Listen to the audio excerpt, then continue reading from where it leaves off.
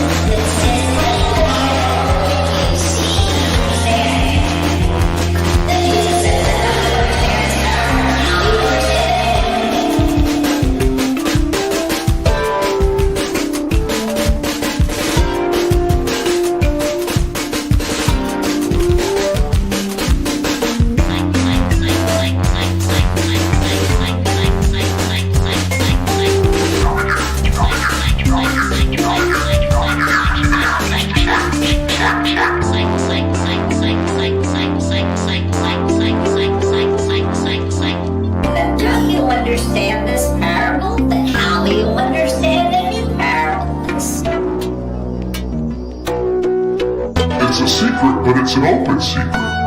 It's plain to all, but only if you see and understand. Then don't you understand this parable? Then how will you understand any parables? It's a secret, but it's an open secret. It's plain to all, but only if you see and understand. Then Jesus said to them, don't you understand this parable? Then how will you understand any parables?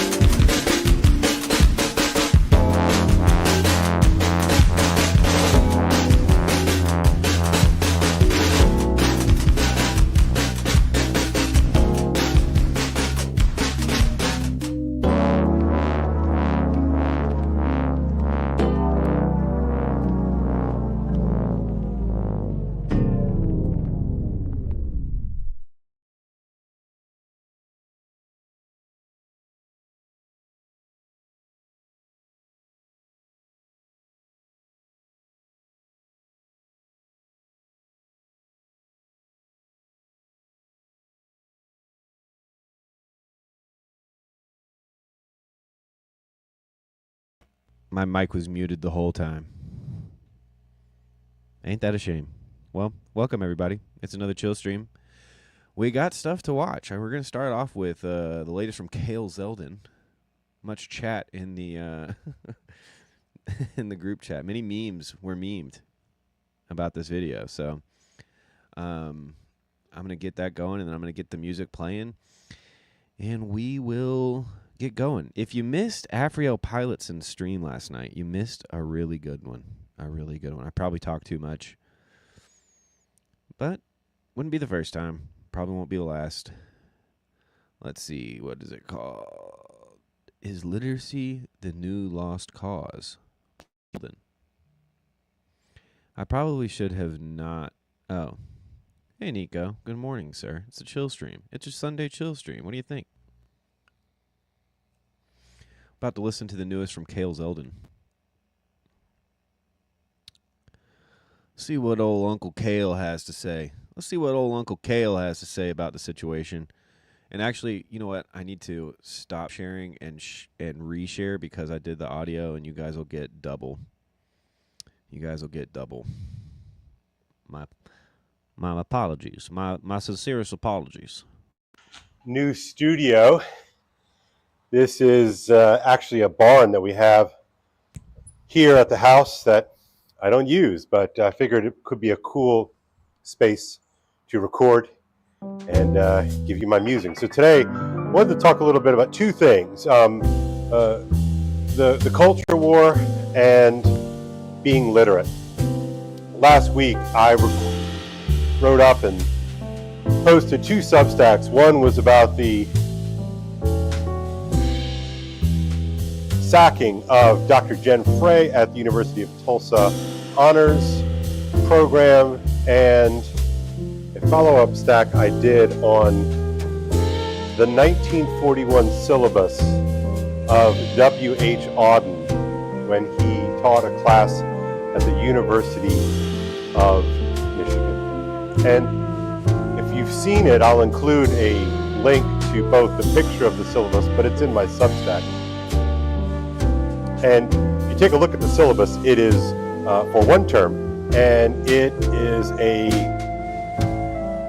bang, bang, bang list of must-reads according to Auden in the specific register of modern alienation. And he takes it as an opportunity to essentially give you a hop, skip, and jump through much of the tradition. Going all the way back to the Greek and Roman classics, all the way up through the Middle Ages and through the Renaissance and the Enlightenment, all the way up until modern times. And the syllabus makes even those of us who read and write for a living chuckle a little bit because it is ambitious, shall we say. I think someone on the internet I saw tallied it up. It's about 6,000 pages of reading, and that's just for the primary sources. It gives you a list of sort of main secondary sources, things like Matthew Arnold and I think Eric Auerbach and a couple of other these big, massive cultural commentators. And so it's substantial. And it occurred to me that a syllabus like that would never be countenanced in 2025, even at our most elite institution. Good morning, Sherry. An ambitious syllabus like Graham. That would be chopped up into I don't know how many different semesters worth of classes, even for a major class. So it just wouldn't happen. And I would argue that this is on purpose. That what was considered ambitious in 1941, not even 100 years later, would be considered asinine and maybe even delusional.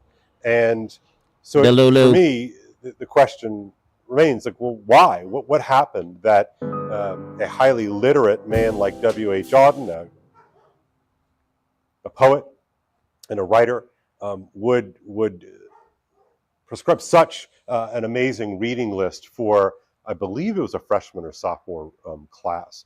And why is it that that was considered, doable, even if a little bit much, to now it is considered by most of us as laughable. And for me, it's not laughable because it's not good. It's laughable because, well, as you can hear the cry from the faculty lounge, that's impossible. They're just going to read the Spark Notes, or they're just going to grok it or chat it or what have you. And they're not wrong. But how do we get to this point where even an English major who in theory wants to study I kind of like this. wants to be part of this living tradition, looks at a list like this and considers it completely ridiculous.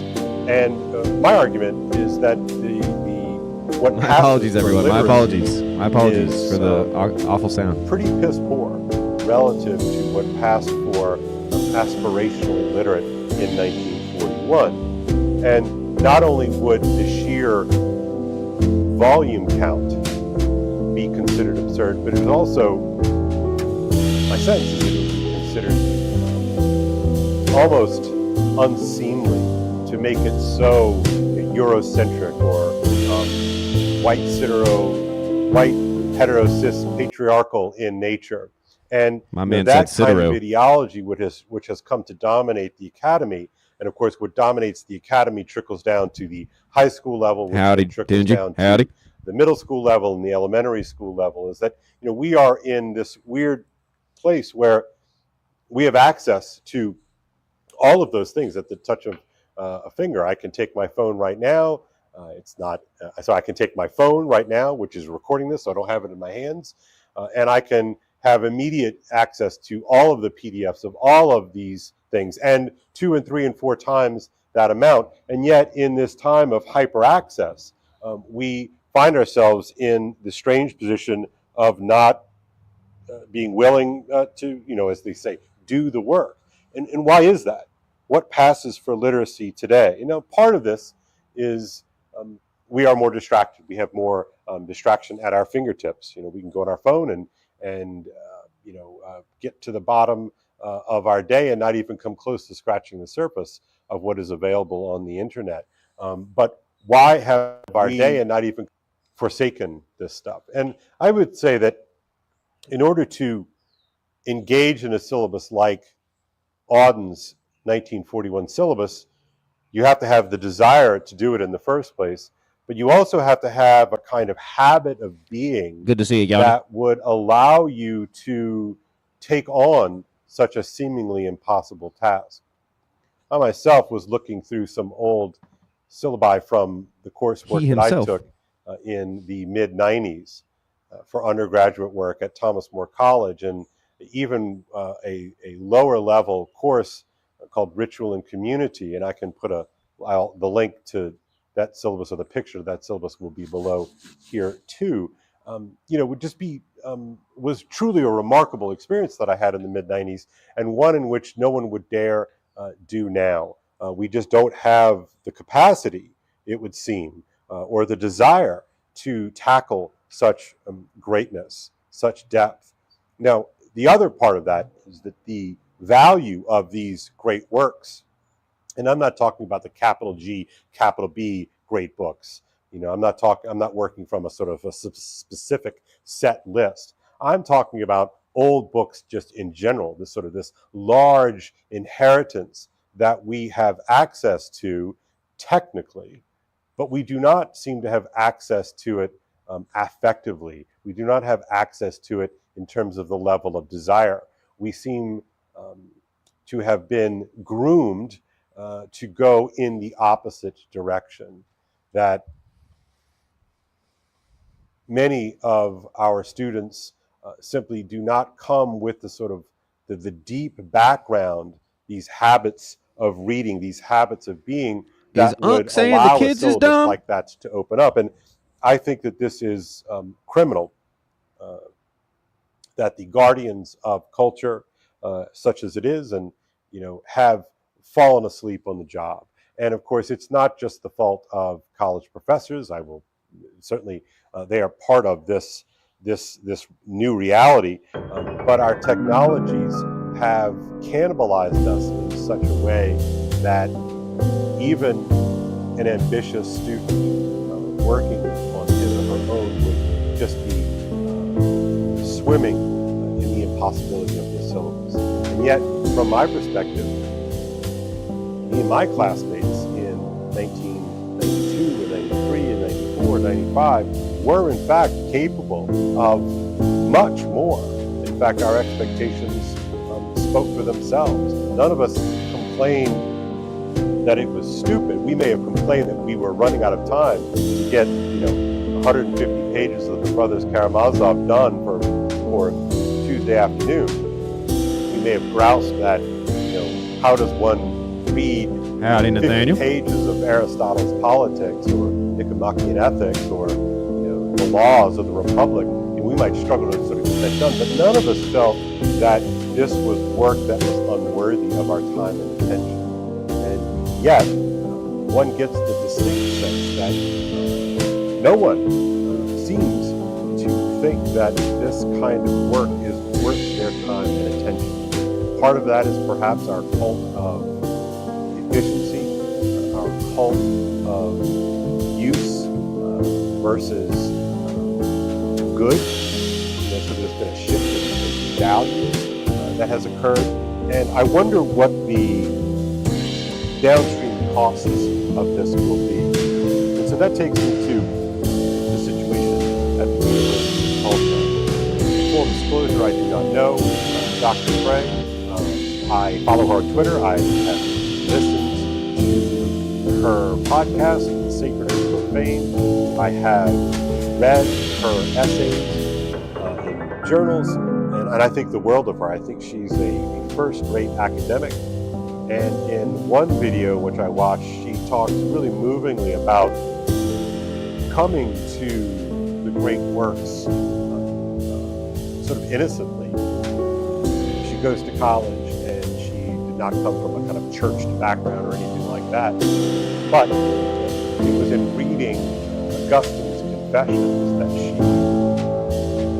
felt convicted that Augustine and everything that Augustine sits upon and everything that Augustine inspires down the line was not only worthy of her intellectual pursuits, but she found in these works a real transformation of person that even led to her eventual conversion as a Catholic. But anyway, that's not really where I want to go right now. The point is that she was converted in a way by a sincere encounter with a sincere professor, with a sincere writer like Augustine of Hippo.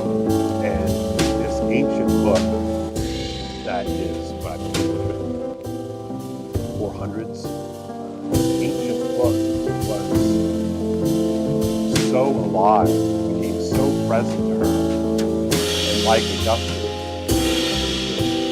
the friendship opened up for her. So at any rate, she was lured away from a position at the University of South Carolina, a tenured position at the University of South Carolina, to run and rebound the University of Tulsa Honors Program. And by all markers, she was extremely successful. She's an attractive person, both intellectually, the normal way to use that word. She's not sour. She is, we might even say, winsome. And because she came to this job seemingly from a position of love, she was ready to share what she had gotten from her professors and her sincere engagement with these great works.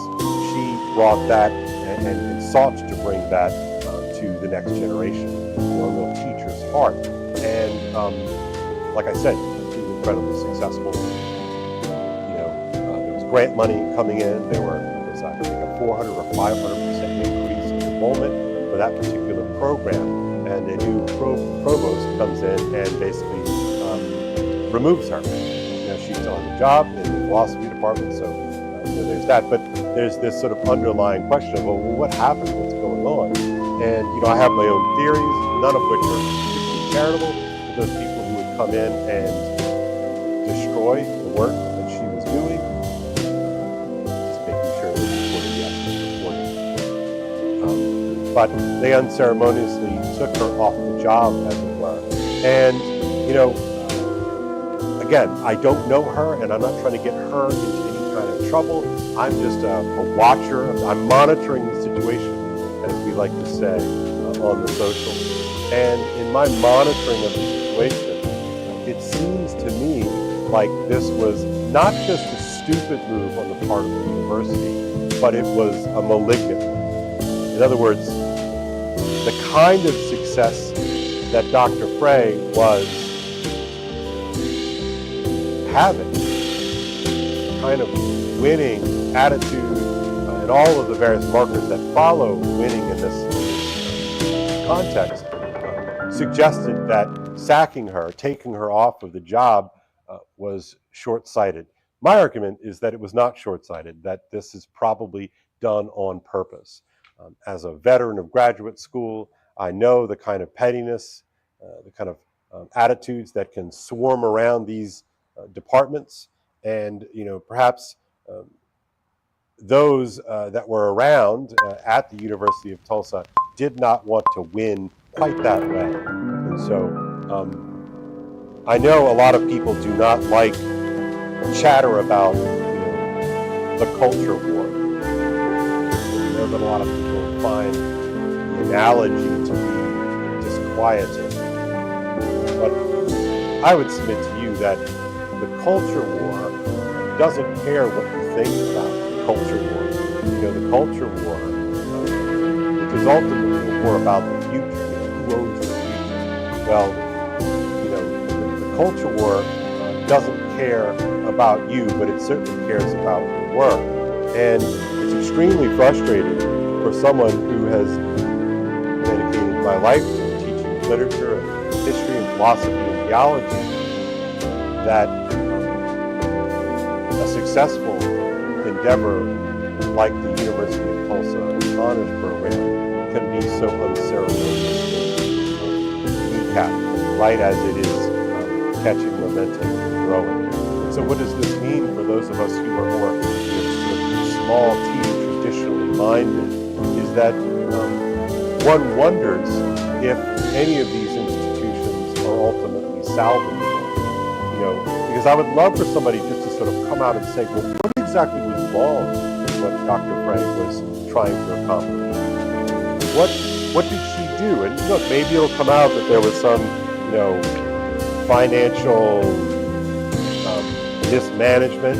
I don't think that's the case, but it's possible. And so I'm looking forward to being corrected in my take here. But what I suspect is that there are those people, and this is sort of the irony of ironies, but there are those people who exist on college faculty and college administration who actually don't want their students to engage in the tradition.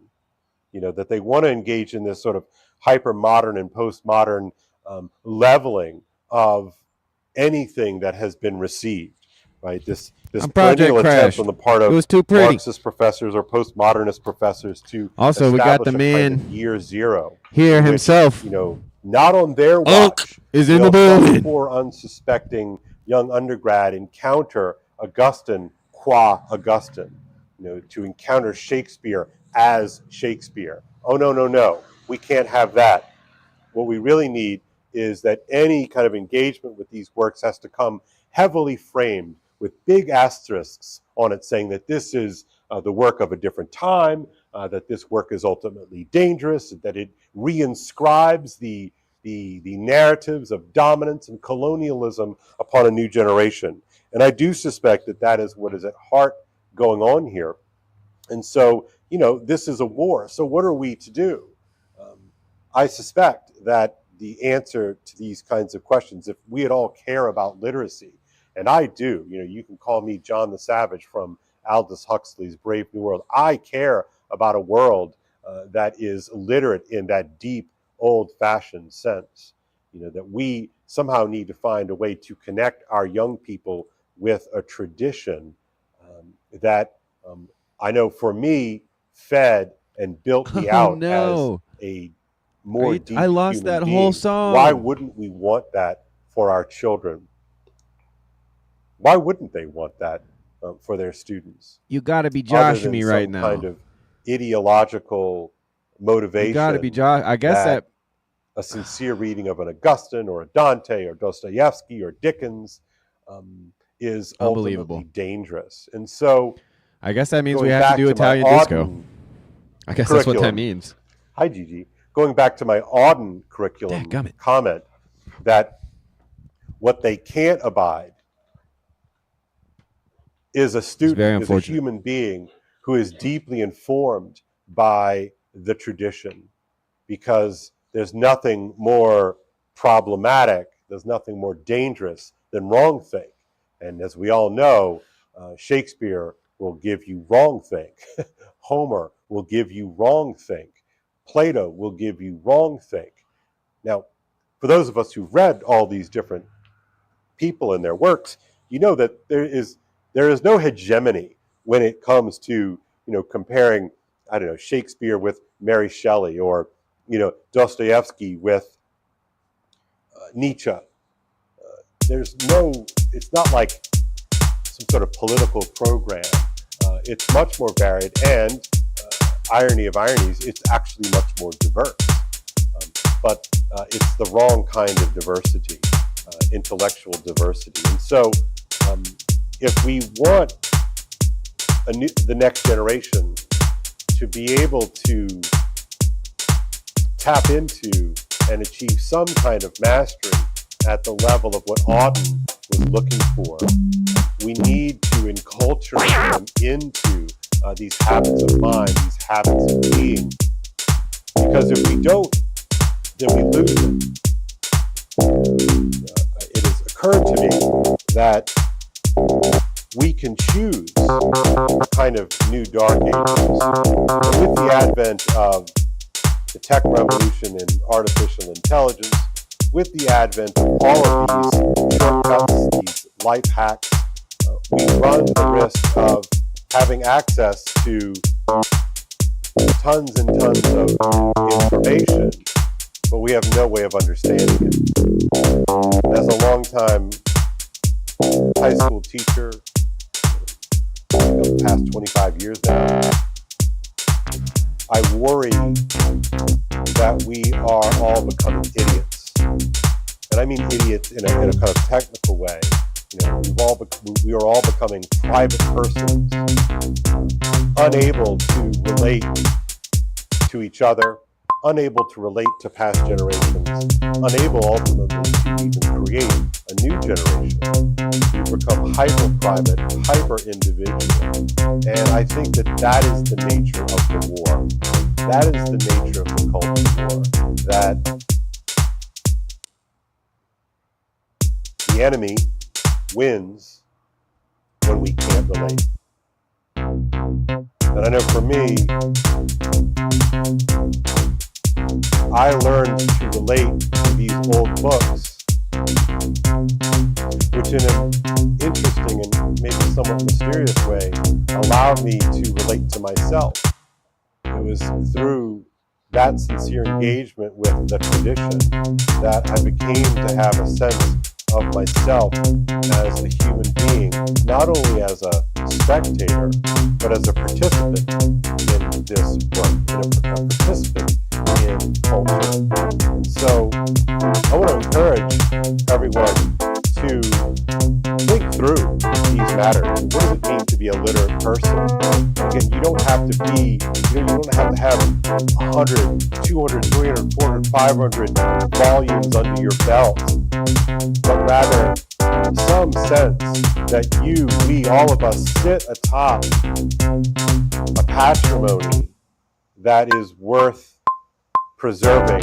And it's a patrimony that requires an incarnational sense of being. It's a patrimony that requires not just information on a flash drive, not just a big building with a lot of books. Those are great things, of course, but that the tradition is somehow a living one. If you shoot a flash drive out into the orbit after the apocalypse in the hopes that it would still have to be preserved, you're not really thinking through what it means to have a living tradition. And so, in order to preserve that living tradition, I think we have to be leaders. Doesn't mean you have to be a professional writer. But for instance, I know that having Hamlet floating around in my head, having Raskolnikov floating around in my head, having Elizabeth Bennet floating around in my head, builds me out as a more full, more alive human being. And there are forces amongst us, those people who are in theory tasked with preserving the tradition, who do not seem to share that wish, they do not share that desire to pass on those. So, as I say on X all the time, Tole Leje, take and read. Take and read, my friends. It's not too late. It's not too late. Cheers, God bless, like and subscribe, all those sorts of things. Bye now. All right, that was cool. That was a great little video, KO. You looked great in it too. Now I think we're gonna get into some meat and potatoes. Let's see. I gotta find it first. It should be easy to find. Well, I could sample this and add it to it, which would be pretty cool.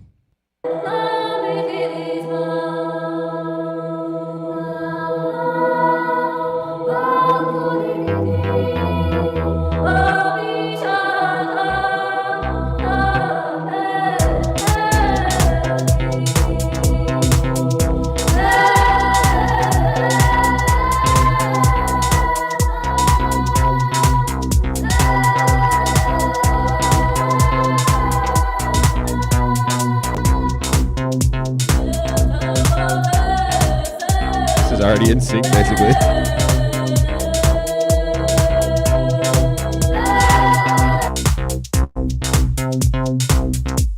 Oh no, what happened?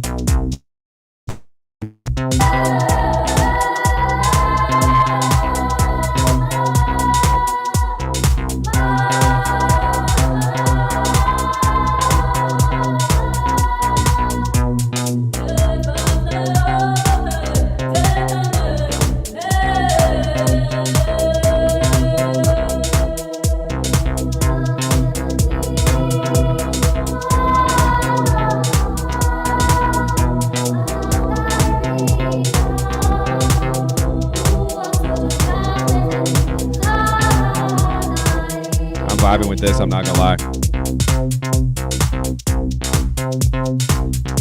Oh, go back.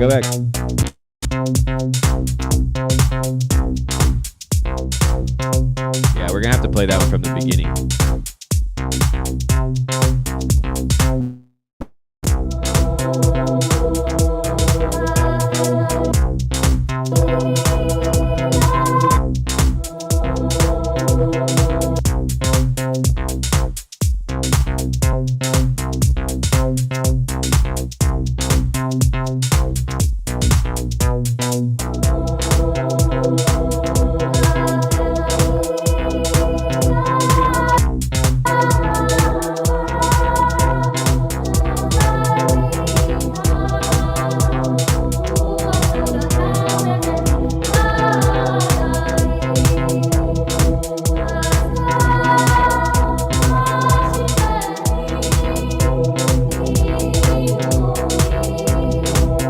Are y'all liking this as much as me? Or am I weird?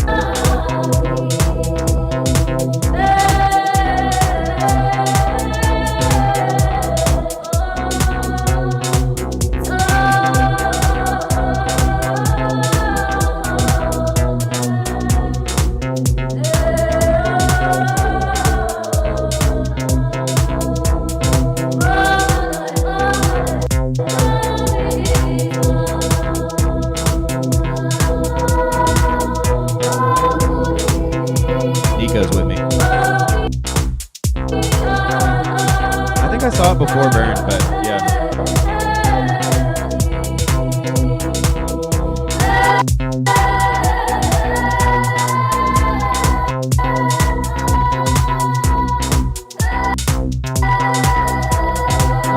barely hanging on.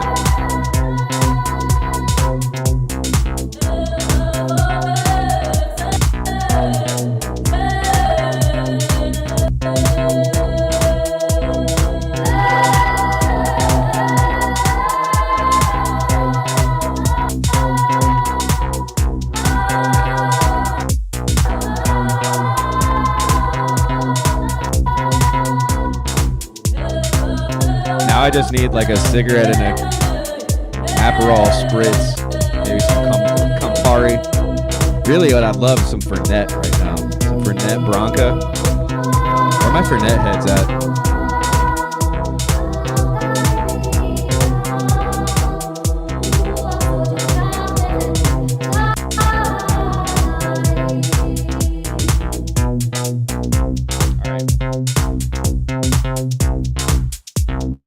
What is?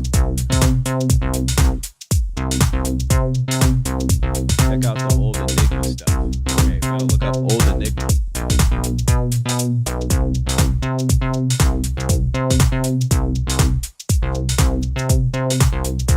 The Epistle of Paul the Apostle to the Romans, chapter 1. Paul, the servant of Jesus Christ, called to be an apostle, separated unto the gospel of God, which he had promised before by his prophets in the Holy Scriptures, concerning his Son Jesus Christ our Lord, who was made of the seed of David according to the flesh, and declared to be the Son of God with power, according to the Spirit of holiness, by the resurrection from the dead, by whom we have received grace and apostleship for obedience to the faith among all nations for his name, among whom are ye also, the called of Jesus Christ. To all that be in Rome, elect of God, called to be saints. Grace to you and peace from God our Father and the Lord Jesus Christ.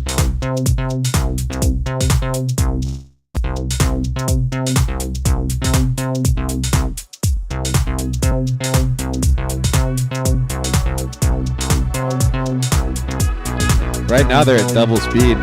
That might work.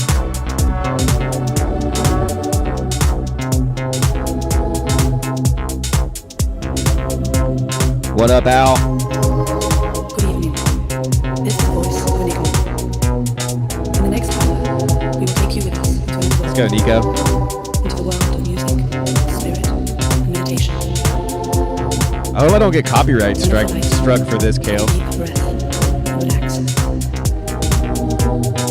Start to move slowly, very slowly. Let the rhythm be your guiding light.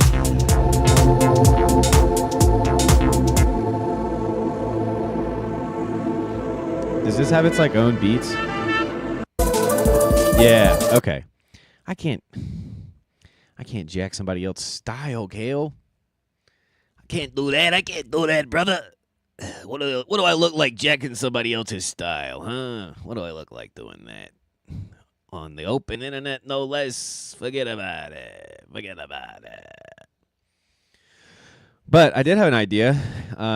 Let me know if you guys do this. Things are more or less over for us Christians in terms of living in But a it's this. things are more or less over for us Christians in terms of living in a Christianized society. But if we are going to maintain our authentic Christian faith under these conditions, then we have to change. This is really happening now. Rod Dreher is a provocative conservative writer the and music? cultural critic, known for his piercing commentary on Get the that post-Christian anxiety left. author up. of landmark books like Not on the Benedict chill stream. We option. laugh at that Live kind of not thing by on the chill stream. lies. and Living in Wonder. Dreher champions a countercultural Christianity Is this that made by resists AI? secularism with rootedness, tradition, and moral Who clarity. made this? I think it's no accident, Matt, that the first generation that really dealt with transgenderism was the first generation who were raised on the internet. Some conservatives are like, well, Trump's in power, wokeness is over. Oh, no, it's I was not. about to ask you that. What's the state of wokeness? The whole What's the migration state of issue in wokeness? Islam is so massive in Europe in ways The that year Americans is just don't hear about. 2015. Occultism. What's the clergy state of has to be ready wokeness? for that, and they're not. Everywhere I go now, you're hearing people start to buzz saying civil war is coming. When you're facing something like totalitarianism, the most important quality is courage. music If is enough really people see irritating what me, you're doing, but it's then funny. eventually the system will fall. Spooky music to have. Thank you so much for watching Pints for the Quietness. Before we get into the interview, I'd like to ask you to please consider subscribing. Over 58% of people who watch this show regularly are still not subscribed, so please do it. It's a quick, free, easy way to support the channel. We really appreciate it. We Rod really Dreher, appreciate it. thank you very much for coming on the show. Oh, it's a pleasure. I've been wanting to come here for years, and you finally invited me. Yeah. Well, you didn't come from Hungary. No, I came from well, I did come to the U.S. from Hungary, but I'm in the U.S. on a promotional tour for a documentary that Angel Studios has out about my book, Live Not by Lies. So I've been popping around here, there, and everywhere, and I went to visit Father Dwight Longenecker's great parish, Our Lady of the Rosary in Greenville, South Carolina. And I talked to them about the Benedict option. I said, you guys are doing it. You don't need to hear anything from me. All you need to hear from me is encouragement that this is the kind of place that all Christians scrolling need. Through a parish that is vigorously orthodox but not angry about it. This is a long conversation. That it celebrates the joy of the faith in community, has a classical Christian school attached to it. It is a real lighthouse, that parish. Yeah. Father Dwight. Let's go here. The Roman Catholic Church built the West. The survival of the West and the thriving of the West depends more than anything else on the health of the Catholic Church. Hello, Mark Jackson. So anything I can do to help it be healthier and stronger, I want to do. At the same time, when people want to be Orthodox, I help them do that too. But here's something interesting, Matt. When I was a Catholic, I was so combative as a Catholic, I would try to convince people, you need to be Catholic. I think maybe when one or two people became Catholic because of that. After I became Orthodox, I said, I don't have any authority to tell anybody anything because I famously flamed out as a Catholic. I'm just going to live my life, and if people want to know what God has done for me as an Orthodox Christian, I'll tell them. I get emails all the time from people saying, me and my family are Orthodox now because of you. And it's taught me something really important about evangelism.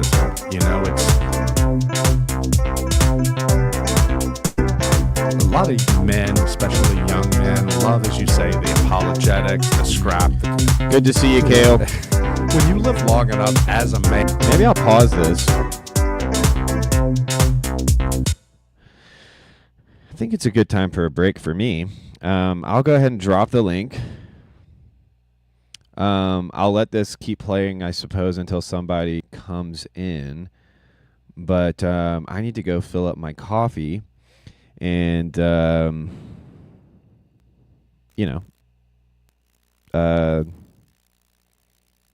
the restroom, perhaps.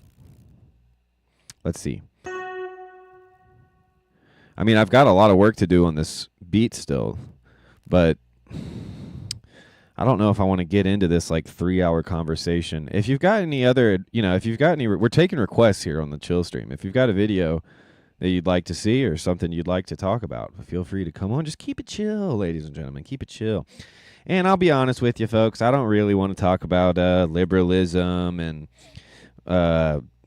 post-war consensus and all of that stuff. That seems quite boring. Seems well covered. I know we've all got our opinions on things. What could we talk about? I don't know. I'm open to suggestion. But I dropped the link, and now I want to double check and see if I can find the. Oh wait, Nico, we might be in business. I might have found it. The more chill beat. I might have found it.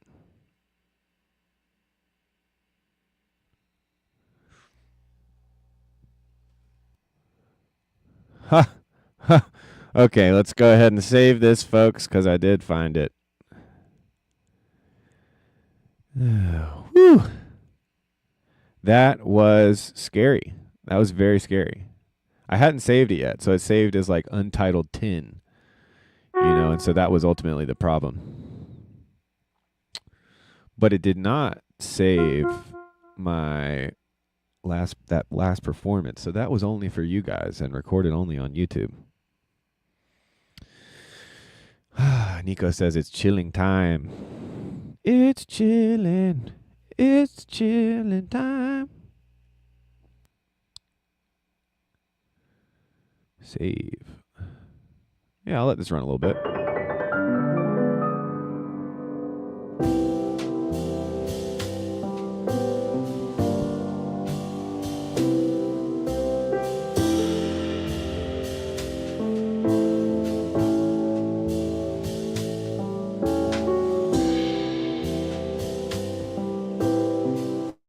The Epistle of Paul the Apostle to the Romans, chapter 1. Paul, a servant of Jesus Christ, called to be an apostle, separated unto the gospel of God, which he had promised afore by his prophets in the Holy Scriptures, concerning his Son Jesus Christ our Lord, which was made of the seed of David according to the flesh, and declared to be the Son of God with power, according to the Spirit of holiness, by the resurrection from the dead, by whom we have received grace and apostleship for obedience to the faith among all nations for his name, among whom are ye also the called of Jesus Christ. To all that be in Rome, beloved of God, called to be saints, grace to you and peace from God our Father and the Lord Jesus Christ. First, I thank my God through Jesus Christ for you all, that your faith is spoken of throughout the whole world. For God is my witness, whom I serve with my spirit in the gospel of his Son, that without ceasing I make mention of you always in my prayers, making request, if by any means now at length I might have a prosperous journey by the will of God to come unto you. For I long to see you, that I may impart unto you some spiritual gift, to the end ye may be established. That is, that I may be comforted together with you by the mutual faith, both of you and me. Now I would not have you ignorant, brethren, that oftentimes I purposed to come unto you, but was let hitherto, that I might have some fruit among you also, even as among other Gentiles. I am debtor both to the Greeks and to the barbarians, both to the wise and to the unwise. So, as much as in me is, I am ready to preach the gospel to you that are at Rome also. For I am not ashamed of the gospel of Christ, for it is the power of God unto salvation to every one that believeth, to the Jew first, and also to the Greek. For therein is the righteousness of God revealed from faith to faith, as it is written, the just shall live by faith. For the wrath of God is revealed from heaven against all ungodliness and unrighteousness of men who hold the truth in unrighteousness, because that which may be known of God is manifest in them, for God hath showed it unto them. For the invisible things of him from the creation of the world are clearly seen, being understood by the things that are made, even his eternal power and Godhead, so that they are without excuse. Because that when they knew God, they glorified him not as God, neither were thankful, but became vain in their imaginations, and their foolish heart was darkened. Professing themselves to be wise, they became fools, and changed the glory of the uncorruptible God into an image made like the corruptible man, and to birds, and four-footed beasts, and creeping things. Wherefore God also gave them up to uncleanness through the lusts of their own hearts, to dishonor their own bodies between themselves, who changed the truth of God into a lie, and worshipped and served the creature more than the Creator, who is blessed forever. Amen. For this cause God gave them up unto vile affections, for even their women did change the natural use into that which is against nature. And likewise also the men, leaving the natural use of the woman, burned in their lust one toward another, men with men, working that which is unseemly, and receiving in themselves that recompense of their error which was meet. And even as they did not like to retain God in their knowledge, God gave them over to a reprobate mind to do those things which are not convenient, being filled with all unrighteousness, fornication, wickedness, covetousness, maliciousness, full of envy, murder, debate, deceit, malignity, whisperers, backbiters, haters of God, despiteful, proud, boasters, inventors of evil things, disobedient to parents, without understanding, covenant breakers, without natural affection, implacable, unmerciful, who, knowing the judgment of God, that they which commit such things are worthy of death, not only do the same, but have pleasure in them that do them. Chapter 2. Therefore thou art inexcusable, O man, whosoever thou art that judgest. For wherein thou judgest another, thou condemnest thyself. For thou that judgest doest the same things. But we are sure that the judgment of God is according to truth against them which commit such things.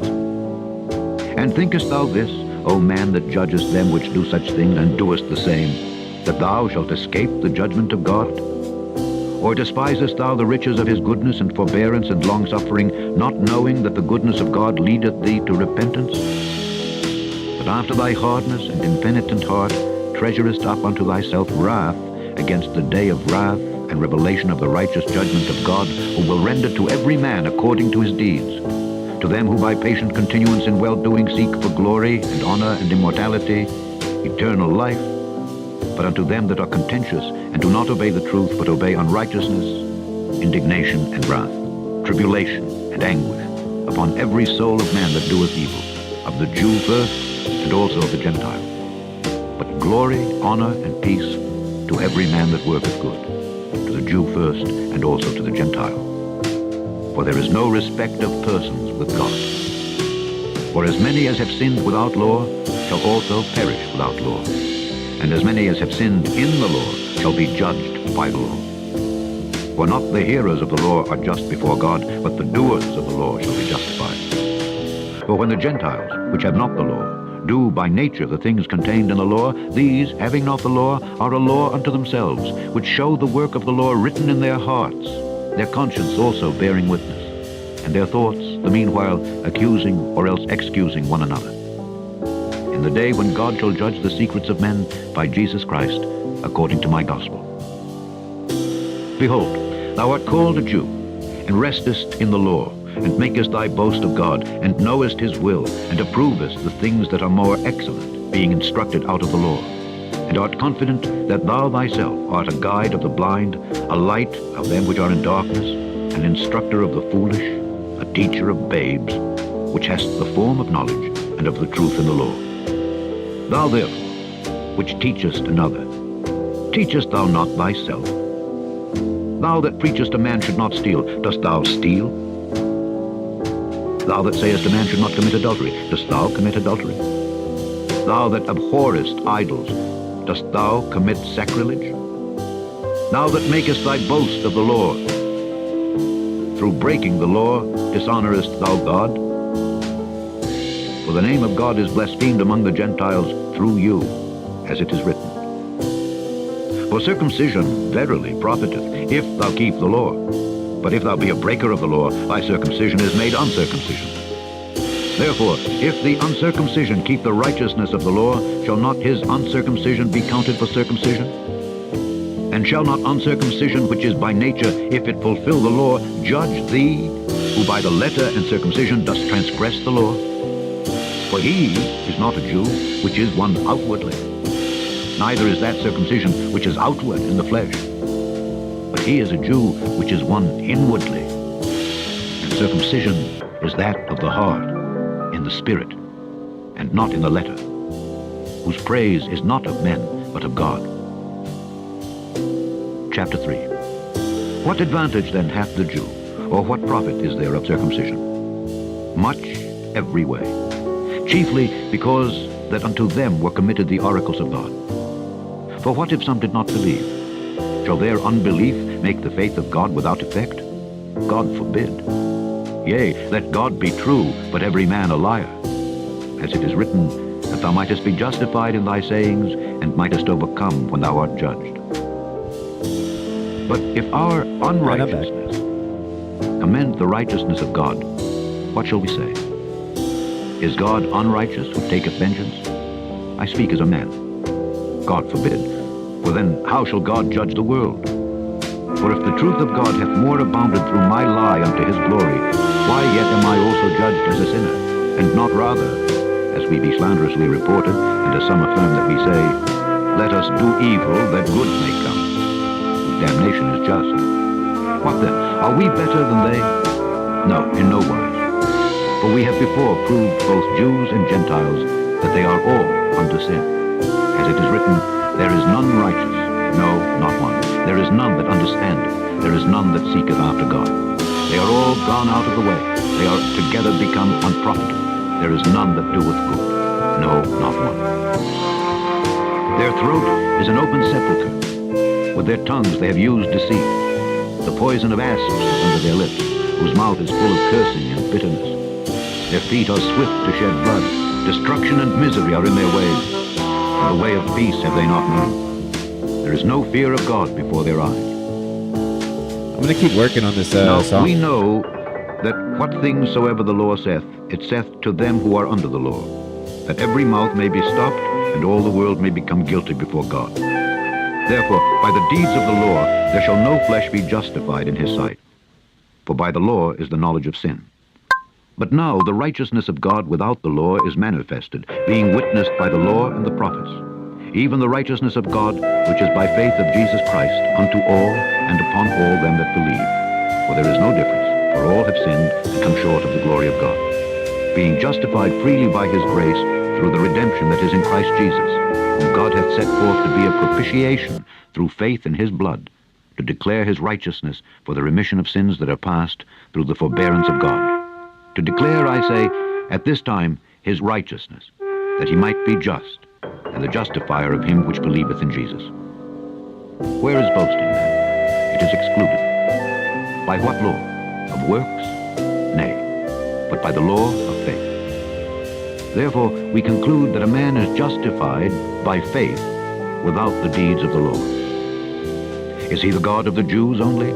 Is he not also of the Gentiles? Yes, of the Gentiles also, seeing it is one God which shall justify the circumcision by faith and uncircumcision through faith. Do we then make void the law through faith? God forbid. Yea, we establish the law. Chapter 4. What shall we say then that Abraham our father, as pertaining to the flesh, hath found?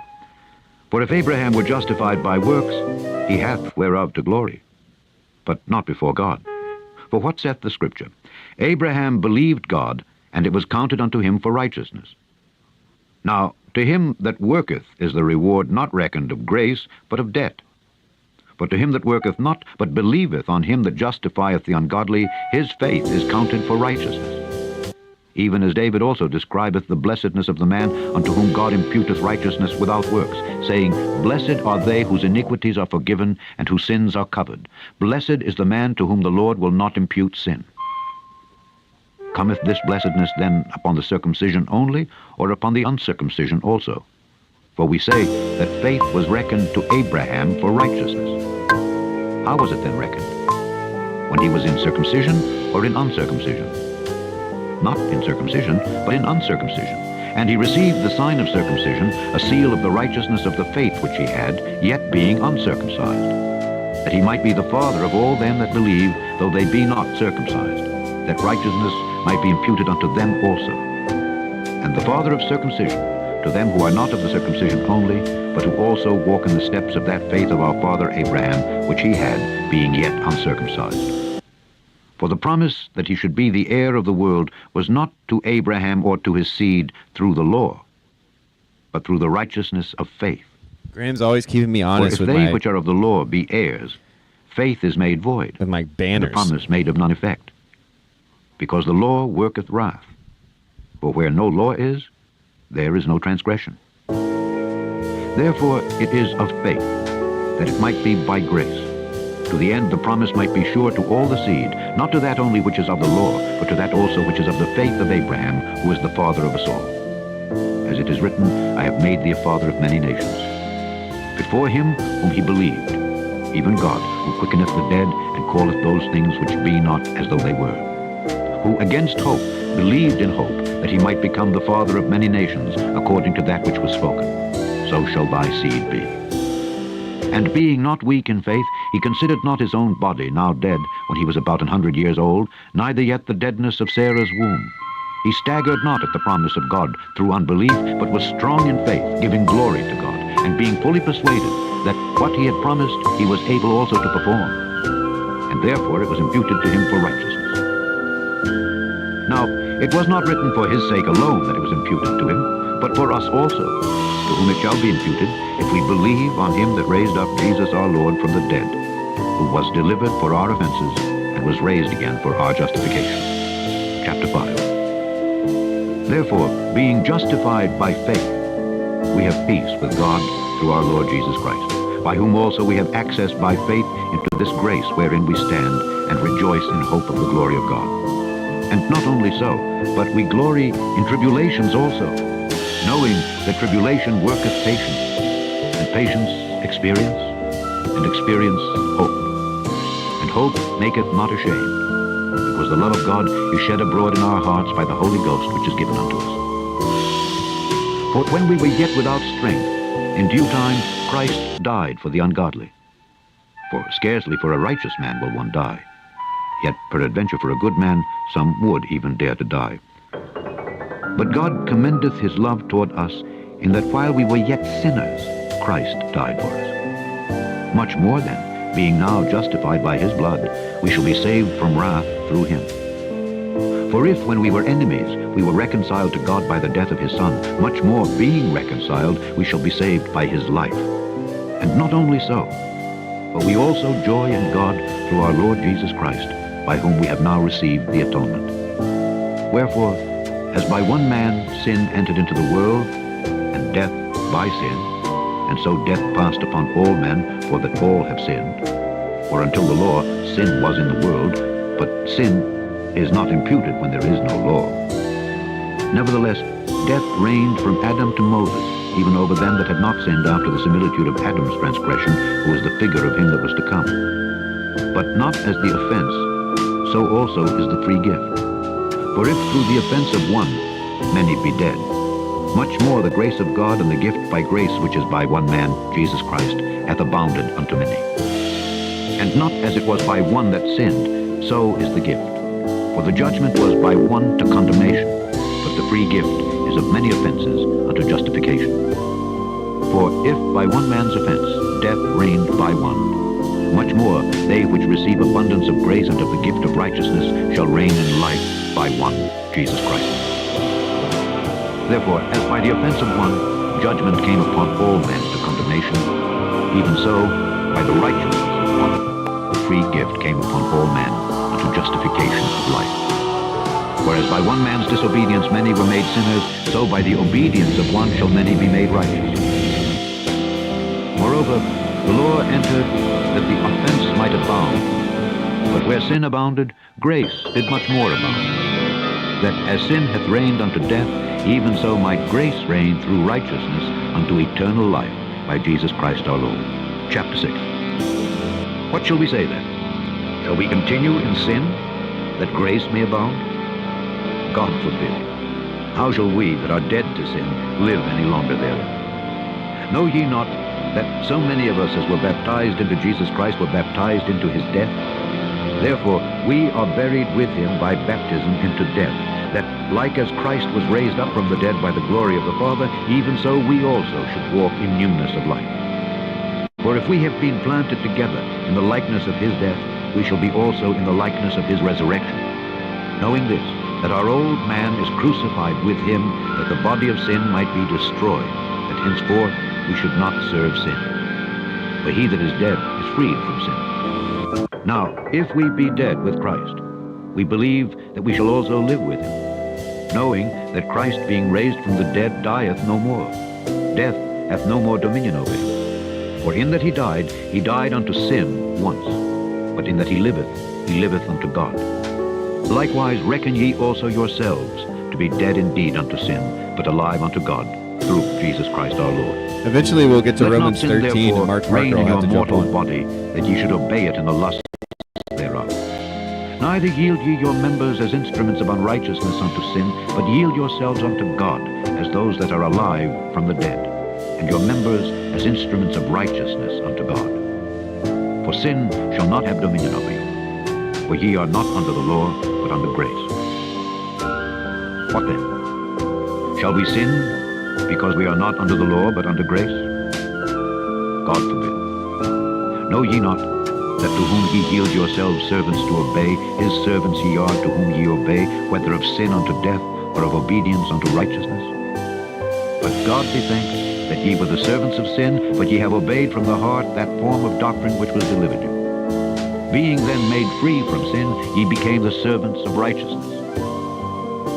I speak after the manner of men, because of the infirmity of your flesh. For as ye have yielded your members servants to uncleanness, and to iniquity unto iniquity, even so now yield your members servants to righteousness. Guys, unto I have to holiness. confess, I love the For when ye Bible. were the servants of sin, ye were free from righteousness. What fruit had ye then in those things whereof ye are now ashamed? For the end of those things is death.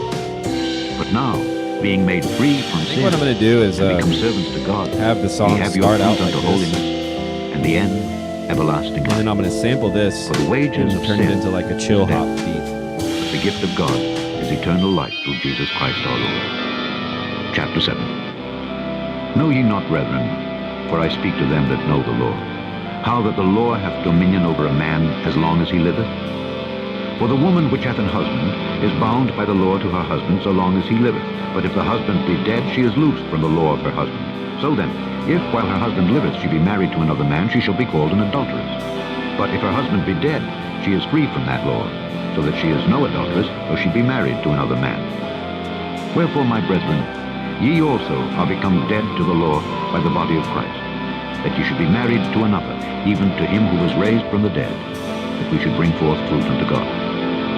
For when we were in the flesh, the motions of sin, which were by the law, did work in our members to bring forth fruit unto death. But now we are delivered from the law, that being dead wherein we were held, that we should serve. I'm not in sure about newness of that, spirit, and not Smith in the history. oldness of the letter. What shall we say then? Is the law sin? God forbid. Nay, I had not known sin but by the law. For I had not known lust, except the law had said, Thou shalt not covet. But sin, taking occasion by the commandment, wrought in me all manner of concupiscence. For without the law, sin was dead. For I was alive without the law once. But when the commandment came, sin revived, and I died. And the commandment, which was ordained to life, I found to be unto death. For sin, taking occasion by the commandment, deceived me, and by it slew me. Wherefore, the law is holy, and the commandment holy, and just and good. Was then that which is good made death unto me? God forbid. But sin, that might appear sin, working death in me by that which is good, that sin by the commandment might become exceeding sinful. For we know that the law is spiritual, but I am carnal, sold under sin. For that which I do, I allow not. For what I would, that do I not, but what I hate, that do I. If then I do that which I would not, I consent unto the law that it is good. Now then, it is no more I that do it, but sin that dwelleth in me. For I know that in me, that is, in my flesh, dwelleth no good thing. For to will is present with me, but how to perform that which is good I find not. For the good that I would, I do not, but the evil which I would not, that I do. Now, if I do Real. that I would not, it is no more I that do it, but sin that dwelleth in me. I find then a Thanks law for hanging out. that when I would do good, evil is present with me. For I delight in the law of God after the inward man, but I see another law in my members, warring against the law of my mind, and bringing me into captivity to the law of sin which is in my members. O wretched man that I am, who shall deliver me from the body of this death? The Lord. I thank God through Jesus Christ our Lord. So then, with the mind, I myself serve the law of God, but with the flesh, the law of sin. Chapter 8. Real. There is therefore now no condemnation to them which are in Christ Jesus, who walk not after the flesh, but after the Spirit. For the law of the Spirit of life in Christ Jesus hath made me free from the law of sin and death. For what the law could not do, in that it was weak through the flesh, God, sending his own Son in the likeness of sinful flesh, and for sin, condemned sin in the flesh, that the righteousness of the law might be fulfilled in us, who walk not after the flesh, but after the Spirit.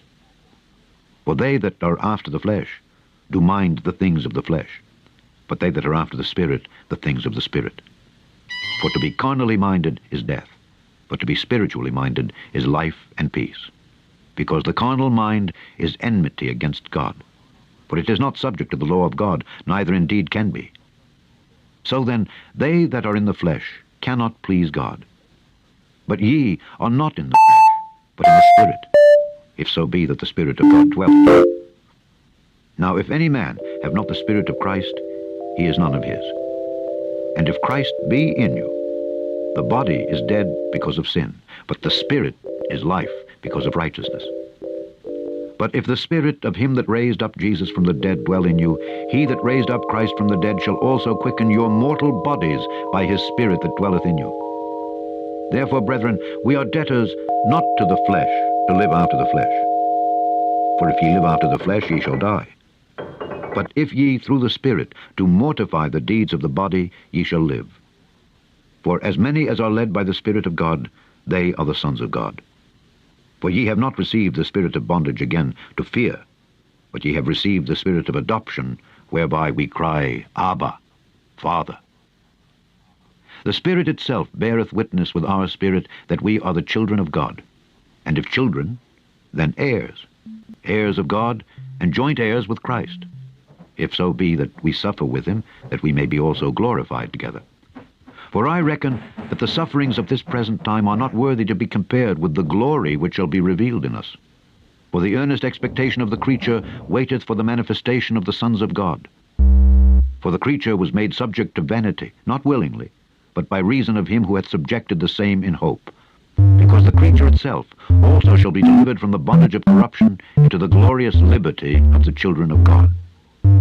For we know that the whole creation groaneth and travaileth in pain together until now. Travaileth. And not only they, but ourselves also, which have the first fruits of the I Spirit, lost all my even viewers. we ourselves groan within ourselves, waiting for the adoption. People don't like the scriptures, and I'm fine with it. I'll push the line with it. We'll keep listening to the book of Romans in King James To wit, the until I have redemption no of our body. viewers left. Or For we until are somebody saved joins the stream. by hope. But hope that is seen is not hope. For what a man seeth, why doth he yet hope for? But if we hope for that we see not, then do we with patience wait for No, it. Smith History, that's a real guy's voice. It is sped up to Likewise, 1.5 the Spirit speed. also helpeth our infirmities. For we know not what we should pray for as we ought. But the Spirit itself maketh intercession for us with groanings which cannot be uttered. And he that searcheth the hearts knoweth what is the mind of the Spirit, because he maketh intercession for the saints according to the will of God. And we know that all things work together for good to them that love God, to them who are the called according to his purpose.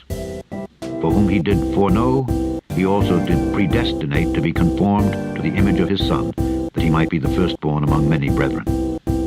Moreover, whom he did predestinate, them he also called. And whom he called, them he also justified. And whom he justified, them he also glorified. What shall we then say to these things? If God be for us, who can be against us? He that spared not his own Son, but delivered him up for us all, how shall he not with him also freely give us all things? Who shall lay anything to the charge of God's elect? It is God that justifieth. Who is he that condemneth? It is Christ that died, yea, rather that is risen again, who is even at the right hand of God, who Yeah, I also maketh love intercession for that us. 50s Who shall to separate us 70s from the love of audio Christ? sound. Shall tribulation, or distress, or persecution, or famine, or nakedness, or peril, or sword? As it is written, For thy sake we are killed all the day long, we are accounted as sheep for the slaughter. Nay, in all these things we are more than conquerors through him that loved us. For I am persuaded that neither death, nor life, nor angels, nor principalities, nor powers, nor things present, nor things to come, nor height, nor depth, nor any other creature shall be able to separate us from the love of God, which is in Christ Jesus our Lord. Chapter 9. I say the truth in Christ. I lie not. My conscience also bearing me witness in the Holy Ghost, that I have great heaviness and continual sorrow in my heart. For I could wish that myself were accursed from Christ for my brethren, my kinsmen according to the flesh, who are Israelites, to whom pertaineth the adoption and the glory and the covenants, and the giving of the law, and the service of God, and the promises, whose are the fathers, and of whom, as concerning the flesh, Christ came, who is over all. God blessed forever. Amen. Not as though the word of God hath taken none effect, for they are not all Israel, which are of Israel. Neither because they are the seed of Abraham are they all children. But in Isaac shall thy seed be called. That is, they which are the children of the flesh, these are not the children of God, but the children of the promise are counted for the seed. For this is the word of promise. At this time will I come, and Sarah Thank shall you have a to son. someone out there. Thank you to And not only someone this, for the but when Rebekah donation. also had Very much conceived appreciate by it. one, even by our Me and my father wife Isaac, are moving for the children being not this yet month. born, I'm probably neither this having is done probably any going to be good my or last evil, that the stream. purpose of God according to election I mean, I might wouldn't be stand, surprised if this is not my of last works, stream but of him that of the calleth. month till I move It into was the said new unto place. her, The elder shall serve the younger. As it is written, Jacob have I loved, but Esau have I hated. What shall we say then? Is there unrighteousness with God? God forbid. For he saith to Moses, I will have mercy on whom I will have mercy, and I will have compassion on whom I will have compassion. So then, it is not of him that willeth, nor of him that runneth, but of God that showeth mercy. For the Scripture saith unto Pharaoh, Even for this same purpose have I raised thee up, that I might show my power in thee, and that my name might be declared throughout all the earth. I will miss you, Nico. I Therefore will hath miss he you. mercy on whom he will have mercy, and whom he will he hardeneth. Thou wilt say then unto me, Why doth he yet find fault? For who hath resisted his Why will? doth he yet find fault? Nay, but, O man, who art thou that repliest against God?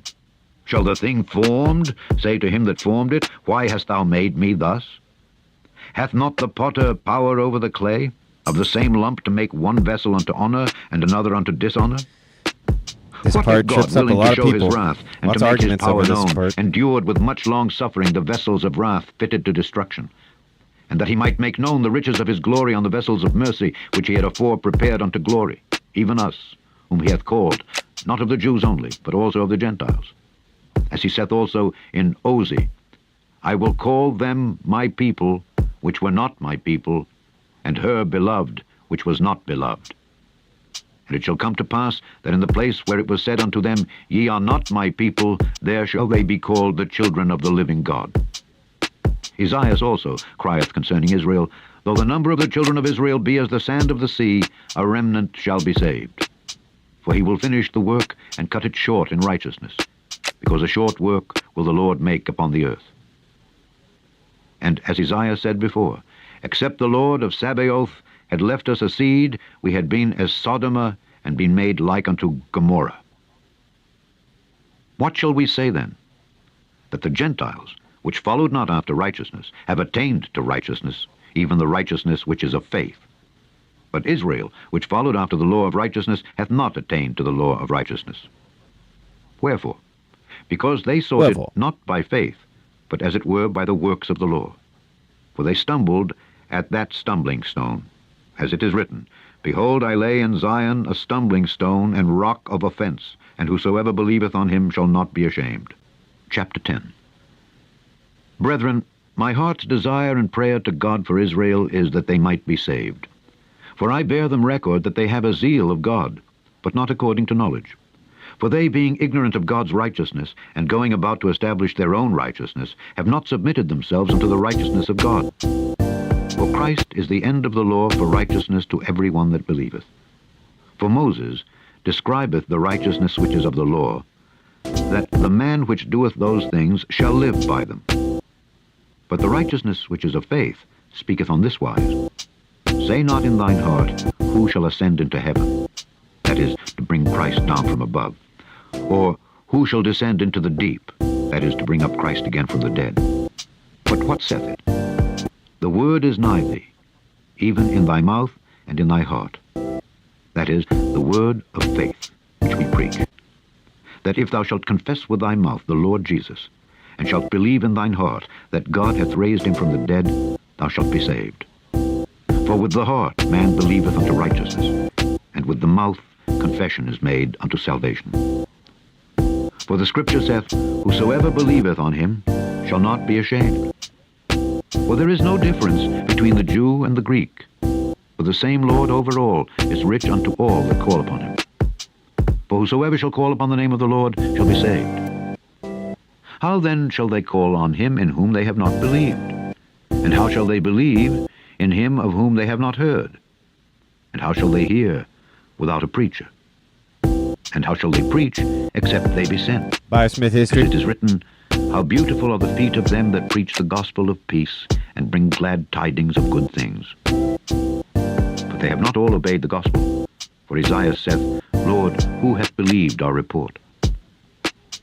So then, faith cometh by hearing, and hearing by the word of God. But I say, have they not heard? Yes, verily, their sound went into all the earth, and their words unto the ends of the world. But I say, did not Israel know? First Moses saith, I will provoke you to jealousy by them that are no people, and by a foolish nation I will anger you. But Isaiah is very bold, and saith, I was found of them that sought me not. I was made manifest unto them that asked not after me. But to Israel he saith, All day long I have stretched forth my hands unto a disobedient and gainsaying people. Chapter 11. I say then, hath God cast away his people? God forbid. For I also am an Israelite of the seed of Abraham, of the tribe of Benjamin. God hath not cast away his people which he foreknew. Wot ye not what the scripture saith of Elias, how he maketh intercession to God against Israel, saying, Lord, they have killed thy prophets, and digged down thine altars, and I am left alone, and they seek my life. But what saith the answer of God unto him? I have reserved to myself 7,000 men who have not bowed the knee to the image of Baal. Even so then, at this present time also, there is a remnant according to the election of grace. And if by grace, then is it no more of works. Otherwise grace is no more grace. But if it be of works, then is it no more grace. Otherwise work is no more work. What then? Israel hath not obtained that which he seeketh for. But the election hath obtained it, and the rest were blinded, according as it is written, God hath given them the spirit of slumber, eyes that they should not see, and ears that they should not hear, unto this day. And David saith, Let their table be made a snare, and a trap, and a stumbling block, and a recompense unto them. Let their eyes be darkened, that they may not see, and bow down their back alway. I say then, have they stumbled that they should fall? God forbid, but rather through their fall salvation is come unto the Gentiles, for to provoke them to jealousy. Now, if the fall of them be the riches of the world, and the diminishing of them the riches of the Gentiles, how much more their fullness? For I speak to you Gentiles, inasmuch as I am the apostle of the Gentiles. I magnify mine office, if by any means I may provoke to emulation them which are my flesh, and might save some of them. For if the casting away of them be the reconciling of the world, what shall the receiving of them be but life from the dead? For if the first fruit be holy, the lump is also holy. And if the root be holy, so are the branches.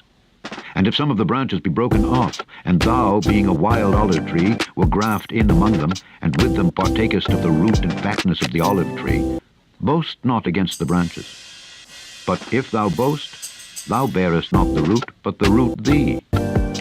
Thou wilt say then, the branches were broken off, that I might be graft in. Well, because of unbelief they were broken off, and thou standest by faith. Be not high-minded, but fear. For if God spared not the natural branches, take heed lest he also spare not thee. Behold therefore the goodness and severity of God. On them which fell, severity, but toward thee goodness, if thou continue in his goodness. Otherwise, thou also shalt be cut off. And they also, if they abide not still in unbelief, shall be graft in. For God is able to graft them in again. For if thou wert cut out of the olive tree which is wild by nature, and were graft contrary to nature into a good olive tree, how much more shall these, which be the natural branches, be graft into their own olive tree? For I would not, brethren, that ye should be ignorant of this mystery, lest ye should be wise in your own conceits, that blindness in part is happened to Israel, until the fullness of the Gentiles be come in. And so all Israel shall be saved. As it is written, there shall come out of Zion the deliverer, and shall turn away ungodliness from Jacob. For this is my covenant unto them when I shall take away their sins. As concerning the gospel, they are enemies for your sakes. But as touching the election, they are beloved for the Father's sakes. For the gifts and calling of God are without repentance. For as ye in times past have not believed God, yet have now obtained mercy through their unbelief, even so have these also now not believed, that through your mercy they also may obtain mercy. For God hath concluded them all in unbelief, that he might have mercy upon all. Oh, the depth of the riches, both of the wisdom and knowledge of God! How unsearchable are his judgments, and his ways past finding out! For who hath known the mind of the Lord? Or who hath been his counselor? Or who hath first given to him, and it shall be recompensed unto him again? For of him, and through him, and to him are all things, to whom be glory forever. Amen. Chapter 12.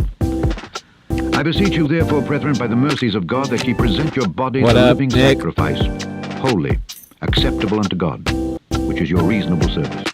And be not conformed to this world, but be ye transformed by the renewing Feel of free your to mind, jump in. that ye may prove what is The that good water's and fine. acceptable People have been and perfect nervous will today, of God. and so I put on the Holy Scriptures. For I say, through the Some grace people given just unto me, can't handle to every man that is among you, not to think of kidding. They himself probably had more to go to highly than church. he ought to think, Here I am. but to think soberly, according as God hath dealt to every man the measure of faith. For as we have many members in one body, and all members have not the same office, so we, being many, are one body in Christ, and every one members one of another.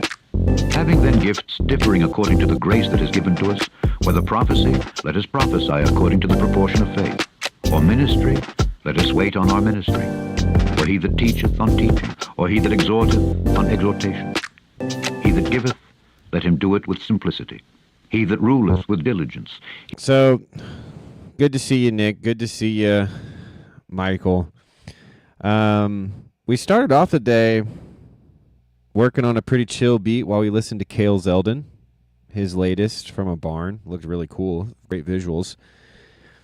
And then tried to go into some Rodrier and Matt Frad.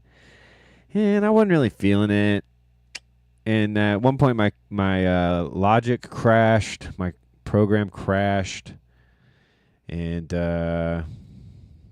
corner catastrophe. What is this? What do you mean? What is this? What are you talking about? The usual. Has there been a catastrophe?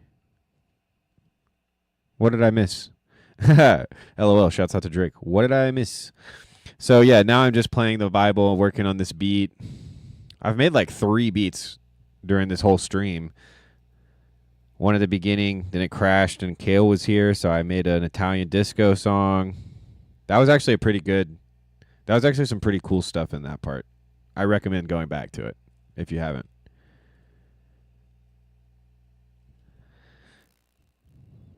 LOL. LOL. But yeah, feel free to click the link. Come on. I'm down to chit chat. But I'm probably going to do this as long as, well, I'm not going to put any time limits on it, but I'm happy just chilling. Working on this beat, listening to the Bible. If you guys have any recommendations, I will be your TLCJ. If you guys want to watch something, just let me know in the comments. If you want to send me something via Discord, those who I trust know where to find me. So yeah, feel free to recommend. In the meantime, I'm going to keep working on this beat. You can also feel free to hop on if you've got something you want to talk to me about. But yeah, I'm not really feeling the whole Luke thing. I will say another PSA. I'm going to be moving soon. So this is probably the last stream of July for me. If I'm going to be a good little boy, I need to start packing up and get everything going. But okay, cool, Michael. Well, I'm here. We're chilling. We're chilling.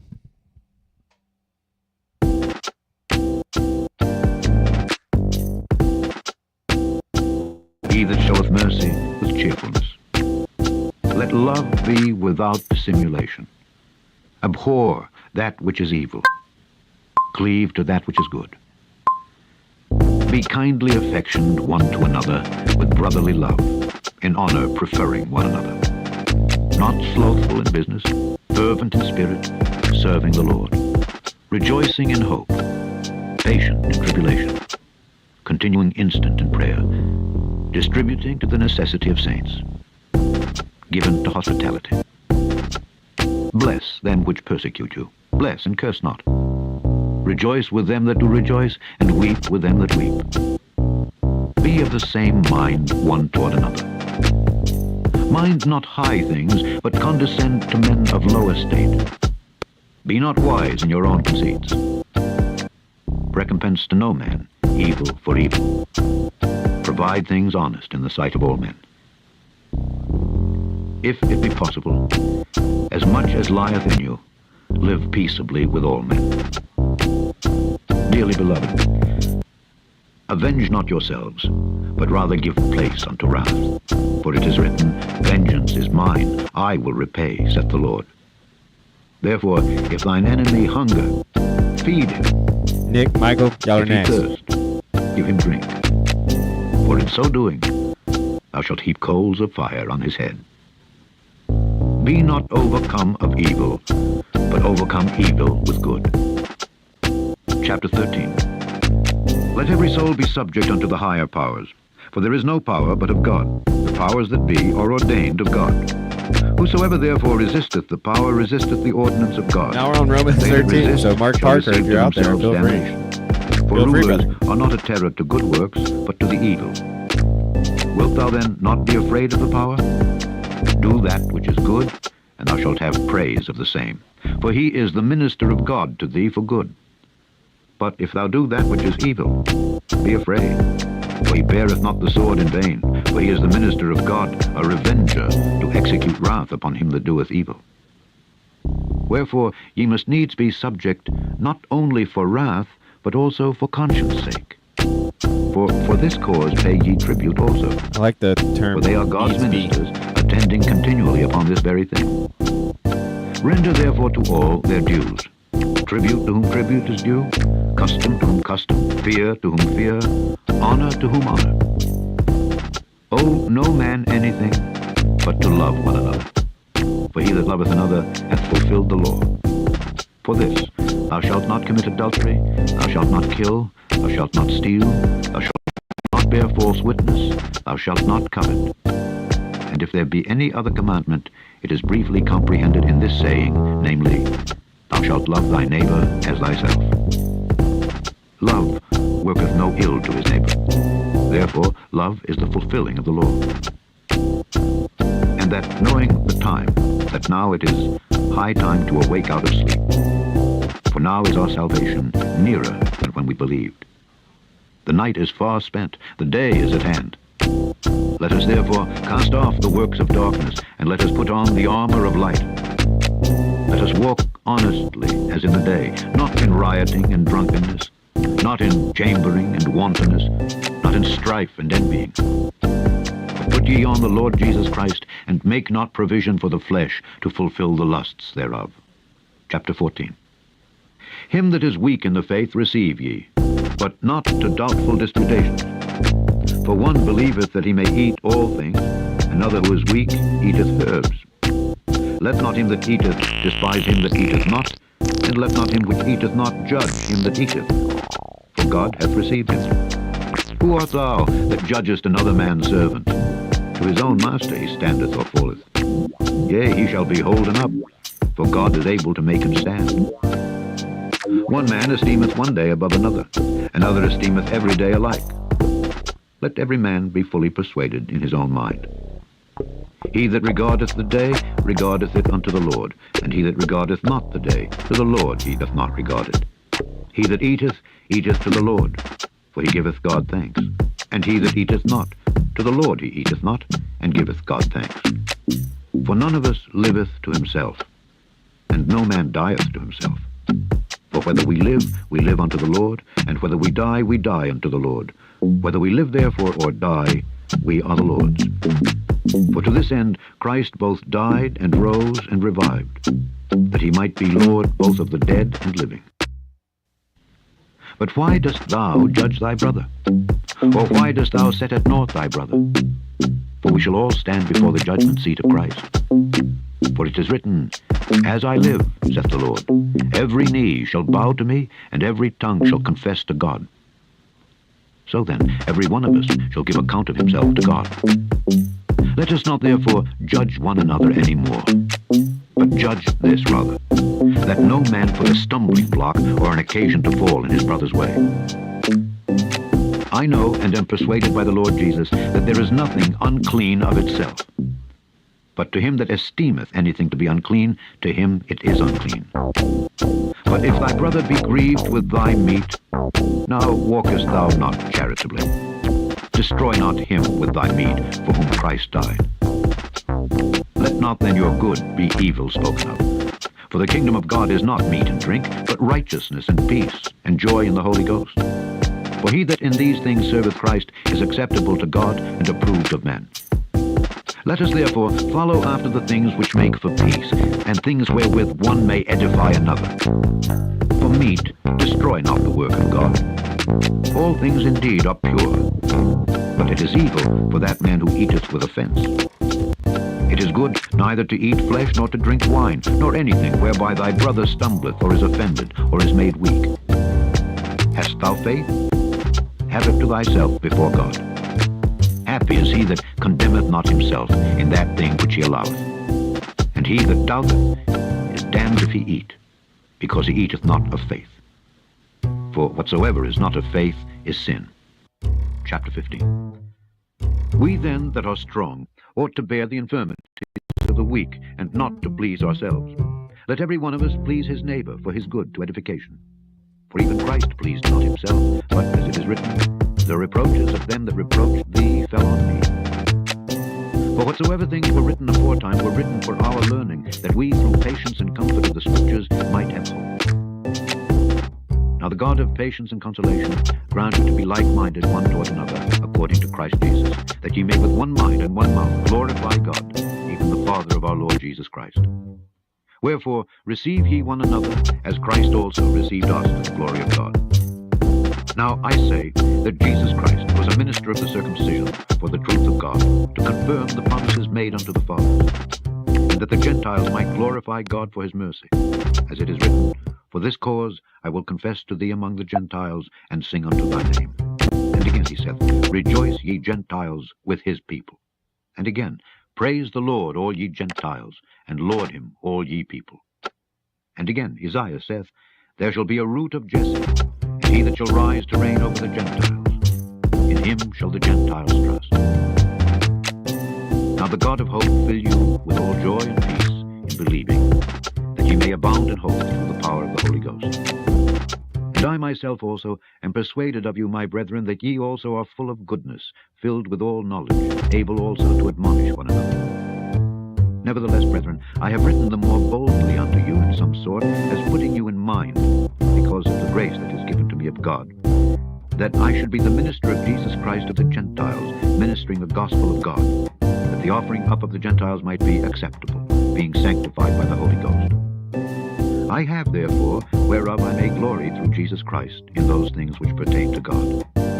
For I will not dare to speak of any of those things which Christ hath not wrought by me, to make the Gentiles obedient by word and deed, through mighty signs and wonders, by the power of the Spirit of God. So that from Jerusalem and round about unto Illyricum I have fully preached the gospel of Christ.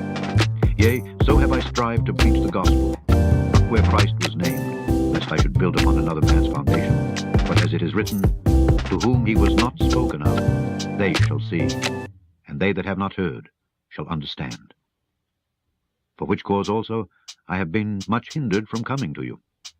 But now, having no more place in these parts, and having a great desire these many years to come unto you, whensoever I take my journey into Spain, I will come to you. For I trust to see you in my journey, and to be brought on my way thitherward by you, if first I be somewhat filled with your company. Dang, But we're now getting I towards go the unto end. Jerusalem to minister unto the saints, for it hath pleased them of Macedonia and Achaia to make a certain contribution for the poor saints which are at Jerusalem. It hath pleased them verily, and their debtors they are. For if the Gentiles have been made partakers of their spiritual things, their duty is also to minister unto them in carnal things. When therefore I have performed this, and have sealed to them this route, I will come by you into Spain. And I am sure that when I come unto you, I shall come in the fullness of the blessing of the gospel of Christ. Now I beseech you, brethren, for the Lord Jesus Christ's sake, and for the love of the Spirit, that ye strive together with me in your prayers to God for me, that I may be delivered from them that do not believe in Judea, and that my service which I have for Jerusalem may be accepted of the saints, that I may come unto you with joy by the will of God, and may with you be refreshed. Now the God of peace be with you all. Amen. Chapter 16. I commend unto you Phoebe our sister, which is a servant of the church which is at Cenchrea, that ye receive her in the Lord as becometh saints, and that ye assist her in whatsoever business she hath need of you, for she hath been a succourer of many, and of myself also. Greet Priscilla and Aquila, my helpers in Christ Jesus, who have for my life laid down their own necks, unto whom not only I give thanks, but also all the churches of the Gentiles. Likewise greet the church that is in their house. Salute my well-beloved Epaenetus, who is the first fruits of Achaia unto Christ. Greet Mary, who bestowed much labor. The general epistle of James. Salute Andronicus and Junior. Chapter 1. James, a servant of God and of the Lord Jesus Christ, to the 12 tribes which are scattered abroad. And so we go on to greeting. James. My brethren, count it all joy when ye fall into divers temptations, knowing this, that the trying of your faith worketh patience. But let patience have her perfect work, that ye may be perfect and entire, wanting nothing. If any of you lack wisdom, let him ask of God, that giveth to all men liberally and upbraideth not, and it shall be given him. But let him ask in faith, nothing wavering. For he that wavereth is like a wave of the sea, driven with the wind and tossed. For let not that man think that he shall receive anything of the Lord. A double-minded man is unstable in all his ways. Let the brother of low degree rejoice in that he is exalted, but the rich in that he is made low, because as the flower of the grass he shall pass away. For the sun is no sooner risen with a burning heat, but it withereth the grass, and the flower thereof falleth, and the grace of the fashion of it perisheth. So also shall the rich man fade away in his ways. Blessed is the man that endureth temptation. For when he is tried, he shall receive the crown of life, which the Lord hath promised to them that love him. Let no man say when he is tempted, I am tempted of God. For God cannot be tempted with evil, neither tempteth he any man. But every man is tempted when he is drawn away of his own lust, and enticed. Then, when lust hath conceived, it bringeth forth sin. And sin, when it is finished, bringeth forth death. Do not err, my beloved brethren. Every good gift and every perfect gift is from above, and cometh down from the Father of lights, with whom is no variableness, neither shadow of turning. Of his own will begat he us with the word of truth, that we should be a kind of first fruits of his creatures. Wherefore, my beloved brethren, let every man be swift to hear, slow to speak, slow to wrath. For the wrath of man worketh not the righteousness of God. Wherefore lay apart all filthiness and superfluity of naughtiness, and receive with meekness the engrafted word, which is able to save your souls. But be ye doers of the word, and not hearers only, deceiving your own selves. For if any be a hearer of the word, and not a doer, he is like unto a man beholding his natural face in a glass. For he beholdeth himself, and goeth his way, and straightway forgetteth what manner of man he was. But whoso looketh into the perfect law of liberty, and continueth therein, he being not a forgetful hearer, but a doer of the work, this man shall be blessed in his deed. If any man among you seem to be religious, and bridleth not his tongue, but deceiveth his own heart, this man's religion is vain. Pure religion and undefiled before God and the Father is this: to visit the fatherless and widows in their affliction, and to keep himself unspotted from the world. Chapter 2. My brethren, have not the faith of our Lord Jesus Christ, the Lord of glory, with respect of persons. For if there come unto your assembly a man with a gold ring, in goodly apparel, and there come in also a poor man in vile raiment, and ye have respect to him that weareth the gay clothing, and say unto him, Sit thou here in a good place, and say to the poor, Stand thou James there, W. or sit here under my footstool. Are ye not then partial in yourselves, and are become judges of evil thoughts? Hearken, my beloved brethren. Hath not God chosen the poor of this world, rich in faith, and heirs of the kingdom which he hath promised to them that love him? But ye have despised the poor. Do not rich men oppress you, and draw you before the judgment seats? Do not they blaspheme that worthy name by the which ye are called? If ye fulfill the royal law according to the Scripture, Thou shalt love thy neighbor as thyself, ye do well. But if ye have respect to persons, ye commit sin, and are convinced of the law as transgressors. For whosoever shall keep the whole law, and yet offend in one point, he is guilty of all. For he that said, Do not commit adultery, said also, Do not kill. Now if thou commit no adultery, yet if thou kill, thou art become a transgressor of the law. So speak ye, and so do, as they that shall be judged by the law of liberty. For he shall have judgment without mercy that hath showed no mercy, and mercy rejoiceth against judgment. What doth it profit, my brethren, though a man say he hath faith, and have not works? Can faith save him? If a brother or sister be naked and destitute of daily food, and one of you say unto them, Depart in peace, and be ye warmed and filled, notwithstanding ye give them not those things which are needful to the body, what doth it profit? Even so, faith, if it hath not works, is dead, being alone. Yea, a man may say, Thou hast faith, and I have works. Show me thy faith without thy works, and I will show thee my faith by my works. Thou believest that there is one God, thou doest well. The devils also believe, and tremble. But wilt thou know, O vain man, that faith without works is dead? Was not Abraham our father justified by works when he had offered Isaac his son upon the altar?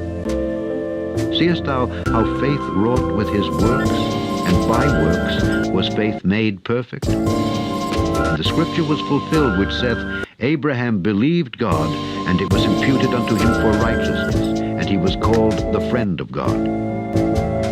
Ye see then how that by works a man is justified, and not by faith only. Likewise also was not Rahab the harlot justified by works when she had received the messengers and had sent them out another way? For as the body without the spirit is dead, so faith without works is dead also. Chapter 3. My brethren, be not many masters, knowing that we shall receive the greater condemnation. For in many things we offend all. If any man offend not in word, the same is a perfect man, and able also to bridle the whole body. Behold, we put bits in the horses' mouths, that they may obey us, and we turn about their whole body. Behold also the ships, which though they be so great, and are driven of fierce winds, yet are they turned about with a very small helm, whithersoever the governor listeth. Even so, the tongue is a little member, and boasteth great things. Behold, how great a matter a little fire kindleth. And the tongue is a fire, a world of iniquity. So is the tongue among our members, that it defileth the whole body, and setteth on fire the course of nature, and it is set on fire of hell. For every kind of beasts, and of birds, and of serpents, and of things in the sea, is tamed, and hath been tamed of mankind. But the tongue can no man tame. It is an unruly evil, full of deadly poison. Therewith bless we God, even the Father, and therewith curse we men, which are made after the similitude of God. Out of the same mouth proceedeth blessing and cursing. My brethren, these things ought not so to be. Doth the fountain send forth at the same place sweet water and bitter? Can the fig tree, my brethren, bear olive berries, either a vine figs? So can no fountain both yield salt water and fresh. Who is a wise man and endued with knowledge among you? Let him show out of a good conversation his works with meekness of wisdom. But if ye have bitter envying and strife in your hearts, glory not, and lie not against the truth. This wisdom descendeth not from above, but is earthly, sensual, devilish. For where envying and strife is, there is confusion and every evil work. But the wisdom that is from above is first pure, then peaceable, gentle, and easy to be entreated, full of mercy and good fruits, without partiality and without hypocrisy. And the fruit of righteousness is sown in peace of them that make peace. Chapter 4. From whence come wars and fightings among you? Come they not hence? Finally, someone came. Mr. Michael Sartori. Welcome, sir. Howdy. How are you? Oh, pretty good. All right. You know. Already did the crazy Sunday morning with the professional Christian wife? Yeah, we did that church thing. She didn't. It was actually pretty nice. Our old pastor came to preach, and he's a pretty chill dude. Like it was when we first found our church here, and just like sitting in that church was a very healing experience because of just I don't know his like vibes, I guess you could say. Yeah, I mean, he's you like know, he's like a gentle guy. yeah, and very like repentant and honest about like his his shortcomings and stuff like that.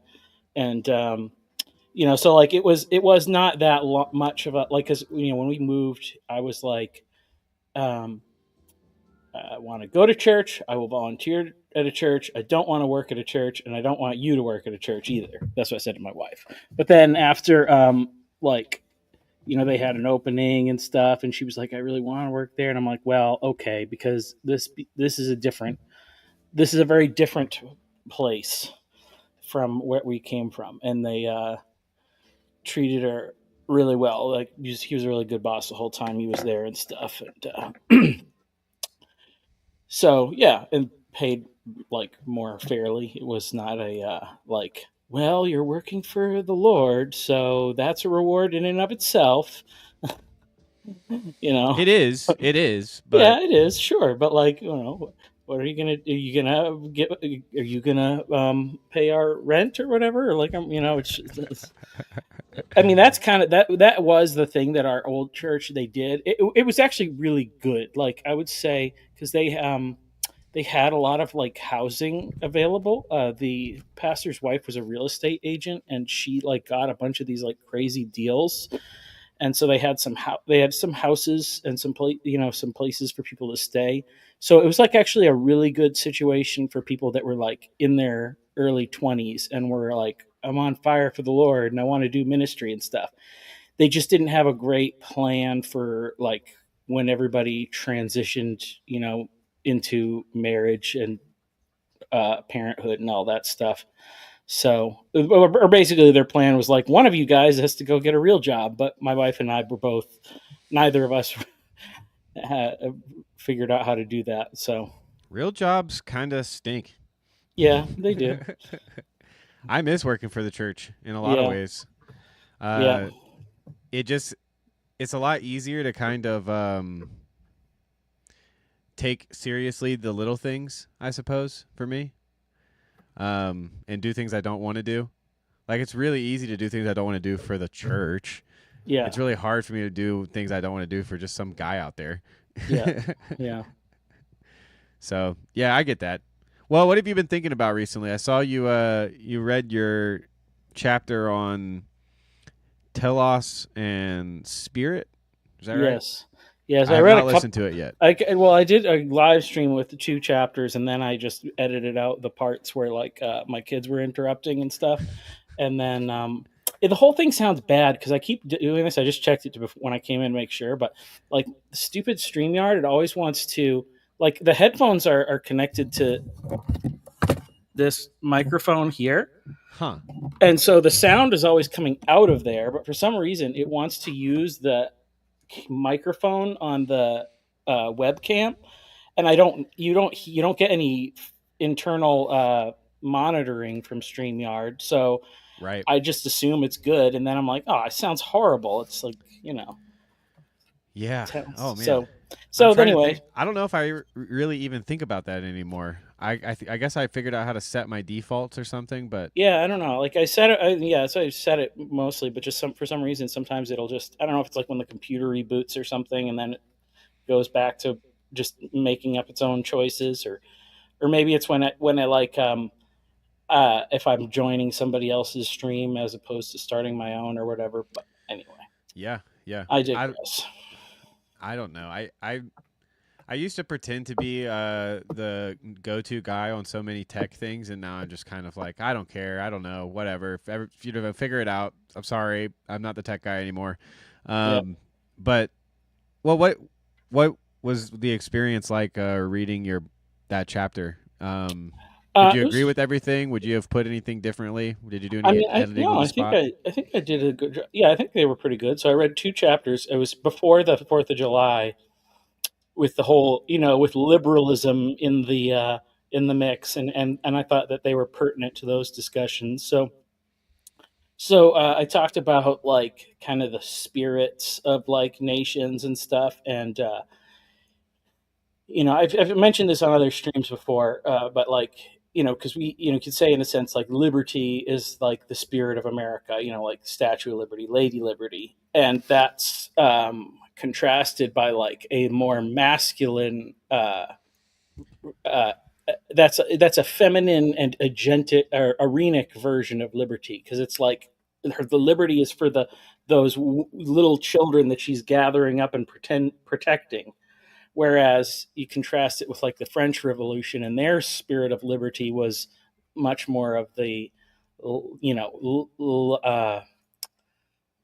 like libertarianism or whatever, but in a selfish way, or those who have the most agency have the most freedom, which is puts the other people at a disadvantage. So that's like a lot of what's contrasted in those things. And then I talk a little bit about the spirits thing, like like there's a spirit like of Wall Street and Hollywood and stuff like that, and like how they move around over time.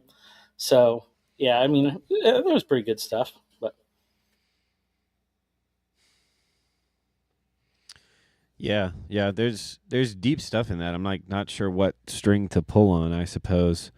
Um is that just like the next chapter that you needed to record the audiobook for, or well, I had recorded them because I just kind of when that conversation.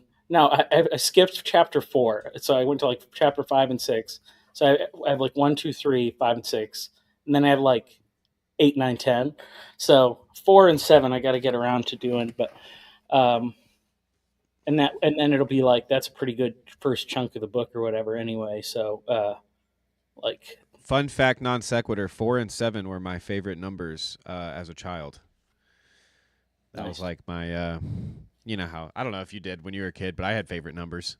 Yeah. So, well, what have you been thinking about recently? Has it been this kind of spirit liberalism stuff? I can't remember the last time I saw you on a. Some of it. Yes, I mean, I do think it's important, like, because I do really think the plurality aspect of things is important. Like, I mean, that's like just a thing I've been opposed to the whole time. It's like, I don't know, just the desire for unity, the desire for unity pushing people towards uniformity.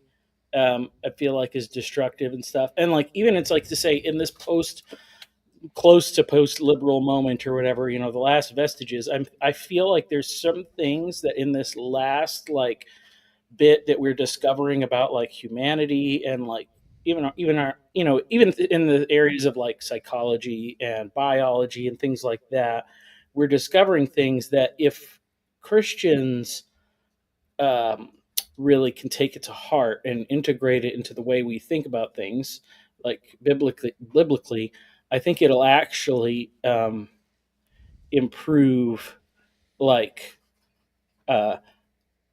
like there's some actually very valuable things to be captured in this moment. And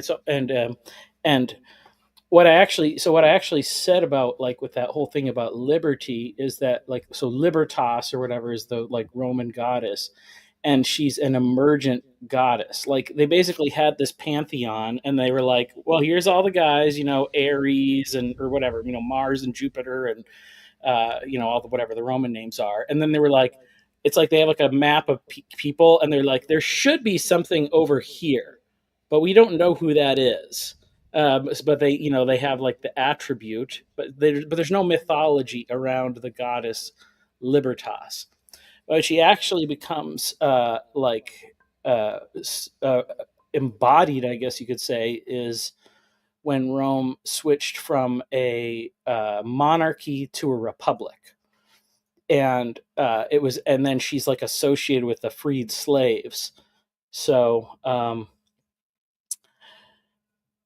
it's an interesting thing. And what I said basically, in a sense, I was talking about in the book, like liberty was present in the time of the Revolution, but in the United States, like we don't get the statue until whatever 1886, I think, because it was late. It was supposed to be 1876, but it's only after like we have freed the slaves, essentially, that liberty it can arrive, can take an embodied form, and so like that's just kind of I mean, I guess you could say even the same thing about Jesus. It's like, people talk about like, why didn't Jesus come like right after Cain and Abel or something? And it's like, well, it wasn't the right time. So, things have to come in the right time.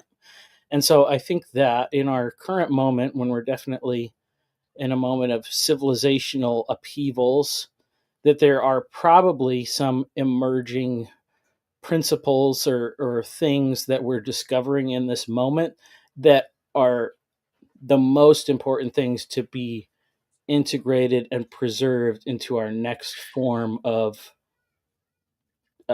cultural civilization.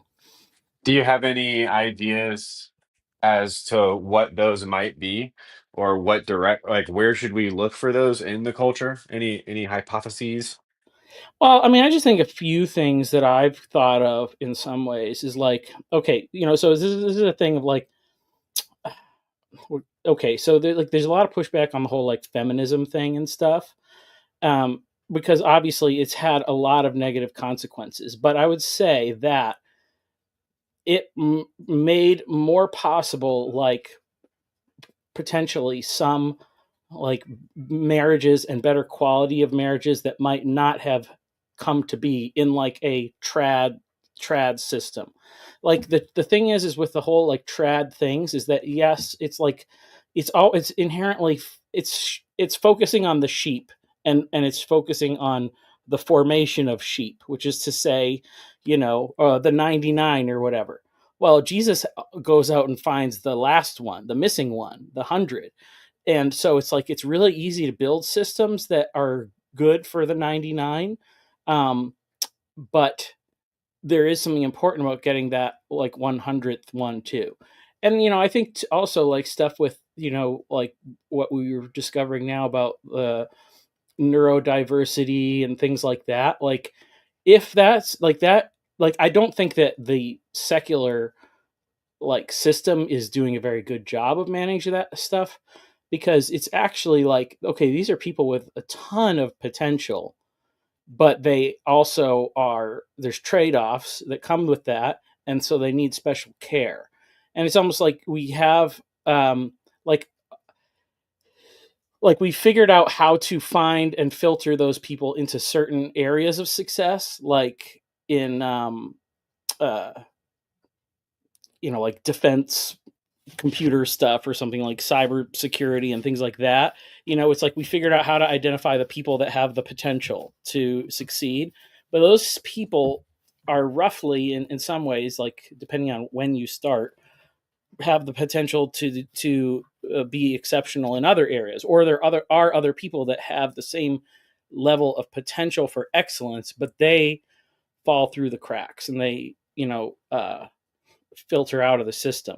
So just the fact of like learning that such a thing exists, and to say like, oh, there's always some population of the culture that has a different way that their brain works, like recognizing that is necessary to properly cultivating the growth.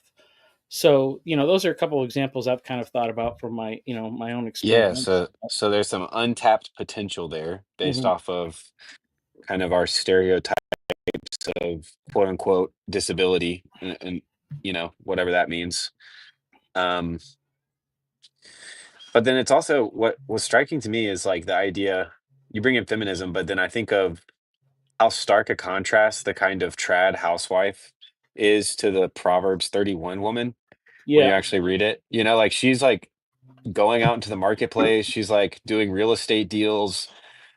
She's like the Proverbs 31 woman or whatever is not a kind of Handmaid's Tale, right? Like it's actually, and that was kind of the like feminism that I was brought up on, I suppose. Like I Hmm. have a very capable and intelligent mother. Um, and so yeah, like I don't, it's very interesting to me, like Well, because Yeah, it brings up like the ideas of like a utopian, but then I like the contrast of that utopian thinking with actually no, bring we're trying to do two things essentially. We're trying to harness the untapped potential of people who are not the system does not work for, shall we say. And then but we're also trying to see the see the good even as it's kind of veiled in maybe hyperbole or well wishing of like the easy life, that there are some jewels to be gained from um traditional wisdom, I suppose. I don't yeah, know, does that track? yes, yes, and so I know what I was going to say. Even that point, especially because thinking about the marriage thing, is like I think there's always been these certain marriages like that have this higher because the thing is like the whole culture of tradition and things like that, and it's like having the very segregated space between the sexes, like there's functional reasons for that. It like keeps a lot of problems from not cropping up, but it also maybe limits some of the potential. Now, what I think is that within those systems, there's always been exceptional examples of that. So this is a pretty cool book I got here. 32 Christians who changed their world, and was not familiar with this one, but let's see her name here. Her name is Katerina Schutz-Zell. So she was pastor's wife and theologian. And like her Okay. husband doesn't really even do anything notable, but like she has this great mind for teaching and stuff, and she has like a correspondence with a lot of other theologians. This is right after, right around the time of Martin Luther, first wave of the Lutheran Reformation in Germany. And essentially it's like, her husband, like in that sort of like patriarchal way or whatever, it's like she needs his like authority to be able to do stuff, but he's not threatened by her talent, so he's like, hey, yeah, I will let you do all that stuff, like, and so he gives her the opportunity, and she really gets to flourish. And like sometimes, that it might be that case that like the woman is more talented than the man in some areas or whatever. That's um incredible. I mean, that's an incredible story because, at the time, the research would have meant like she must have been literate in Greek and yeah, Latin yeah, and Hebrew to some extent, and so it wasn't, it wasn't like she was just pulling up Logos software and, yeah. so that's cool. That's very and, cool. and I mean, it's kind of funny because it's like it's like Malcolm and Simone, and they talk about this, but they also like they talk about like and I think this is true for like really competent people. Like they don't want like they don't there's like something to that whole like cornerstone wet marriage thing, getting married while you're young and all that, but like it doesn't mean that, yeah.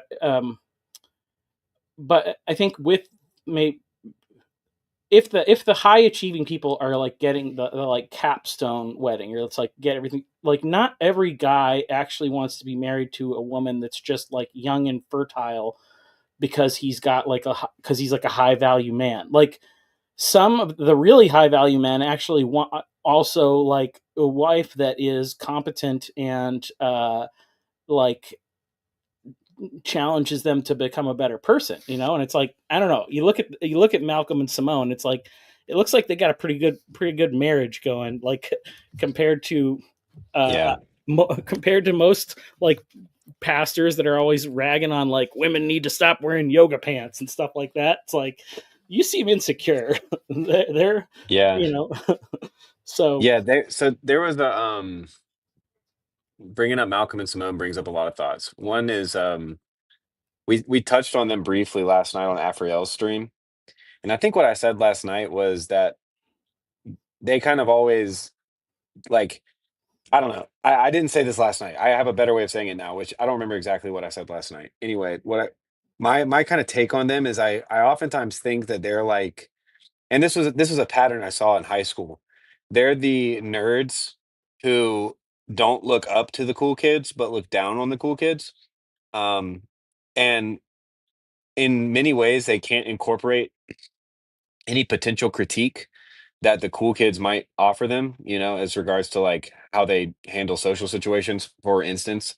Um, but there's a certain like the only thing more arrogant than being in the cool club is like the nerds who think that they're more cool, like that they don't they're above, you know, the kind of low level social politics in high school.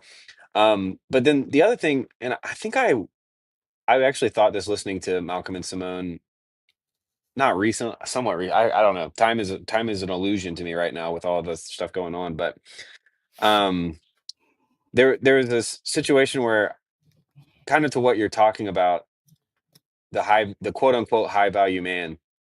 Um Actually, this is a very delicate topic, so maybe I should pause before I go into it. But it's something like the realization of guys our age and younger have this weird upbringing of like second wave feminism, and then a real kind of libertine in the culture, let's say, a libertine view of sex.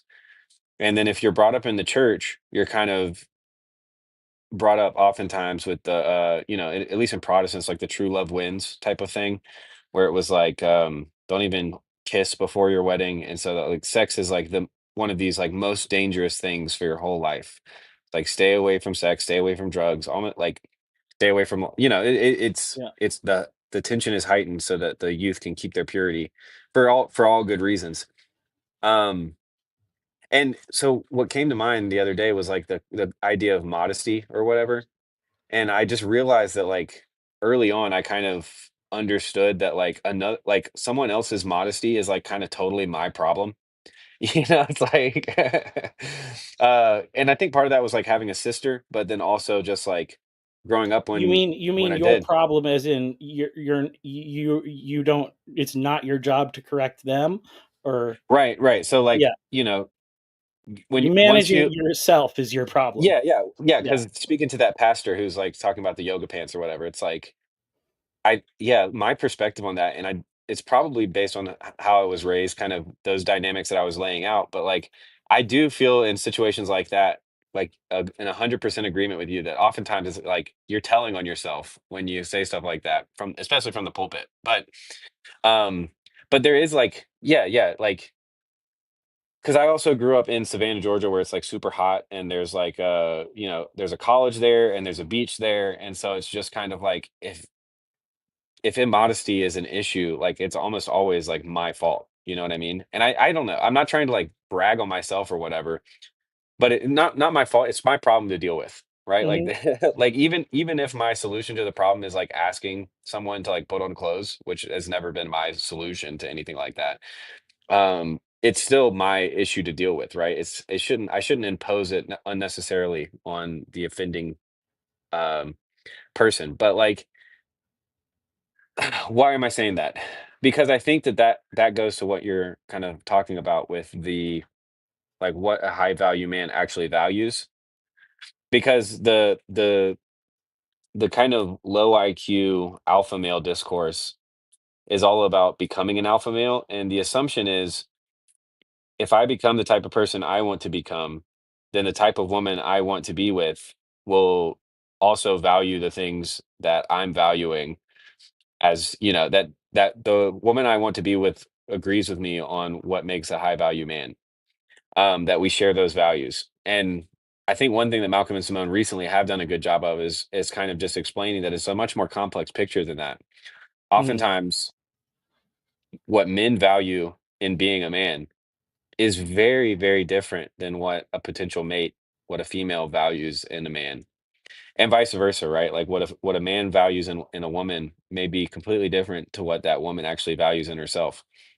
And so there's, I think, a call or a need for just a deepening of the conversation, right? That Oh yeah, for sure. it has to get beyond this kind of, I'm going to make money so that I'm attractive to an attractive woman. Like, that just seems like such an easy trap. And it's so and I even hear it sometimes being justified by people who would call themselves Christians, that, like, that's just like an obvious game that must be played or something. I don't know Yeah. what I said a lot Oh, there. What do you think? so there was a large section of my book that I culled from it. Yes, it could have been even bigger because I was like, you know what? I'm going to put some stuff in here about like men and women. And then I'm like, no way, this is its own book subject. Like you can't just put a little bit of something regarding that in there. Like I think there was like one chapter where it's like marriage should be a goal of like we need to make that like a normative goal for people. And like because evangelicals are always like being single's just as legitimate, can't say marriage is better or whatever, you know. um but yeah, so I went into a lot of that stuff, and like I've kind of been thinking about it because I grew up with I grew up with um my parents, my dad, you know, yeah, my parents never really like pushed like purity culture. Like the Joshua Harris books were in our house, as they were like they just would buy the books that people said like these are the books to buy. Um, I never actually read his first one. I read his second one, which was like when he got married and like he kind of like went like I was too harsh with my first book or it was too extreme. And of course, you know, his whole life, that guy's kind of a disaster. But Right. Yeah. but like very much so to say like at least like, obviously there is a very good thing about the purity, not necessarily the whole of purity culture, but the message of like waiting till marriage is very good, you know, and there's for a whole lot of reasons.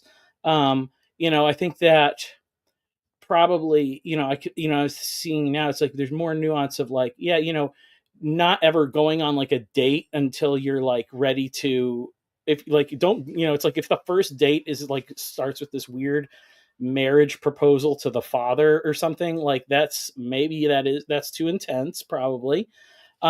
So I had a lot of that. But then I also had like, you know, I saw Hustler in the Woods when I was like 8 with my brother and the older kids from the neighborhood.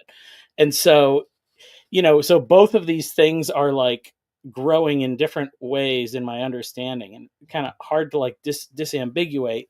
Um, because yeah, like uh the the like militant attitude towards like sex and stuff is like really bad. This is kind of where I landed on after looking at a lot of this stuff. I think that mostly the evangelical church or whatever, or any churches that are like super like hardcore on it, they've kind of adopted a Freudian view of male sexuality, which is to say like men are just wired this way. They can't help it. Like if they have the opportunity, they're gonna take it. They don't try to teach men self-control at all. They basically it's like what's his name, Odysseus, like he's, he wants to be tied up so he can hear the siren's song, but he doesn't want to heed their call or whatever. It's like and it is really bad, like in the boomer view of sex. Like it's like the way that it's dirty but you really want it or whatever. They don't have a very holy view of sex.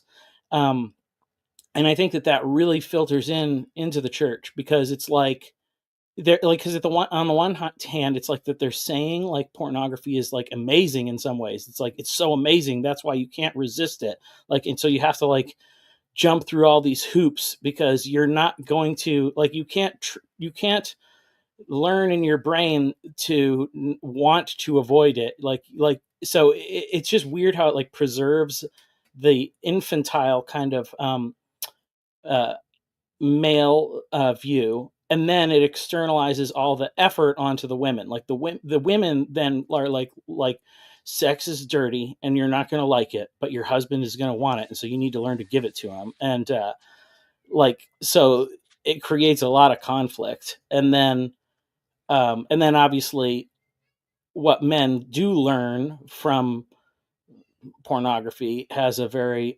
warping effect on like what normal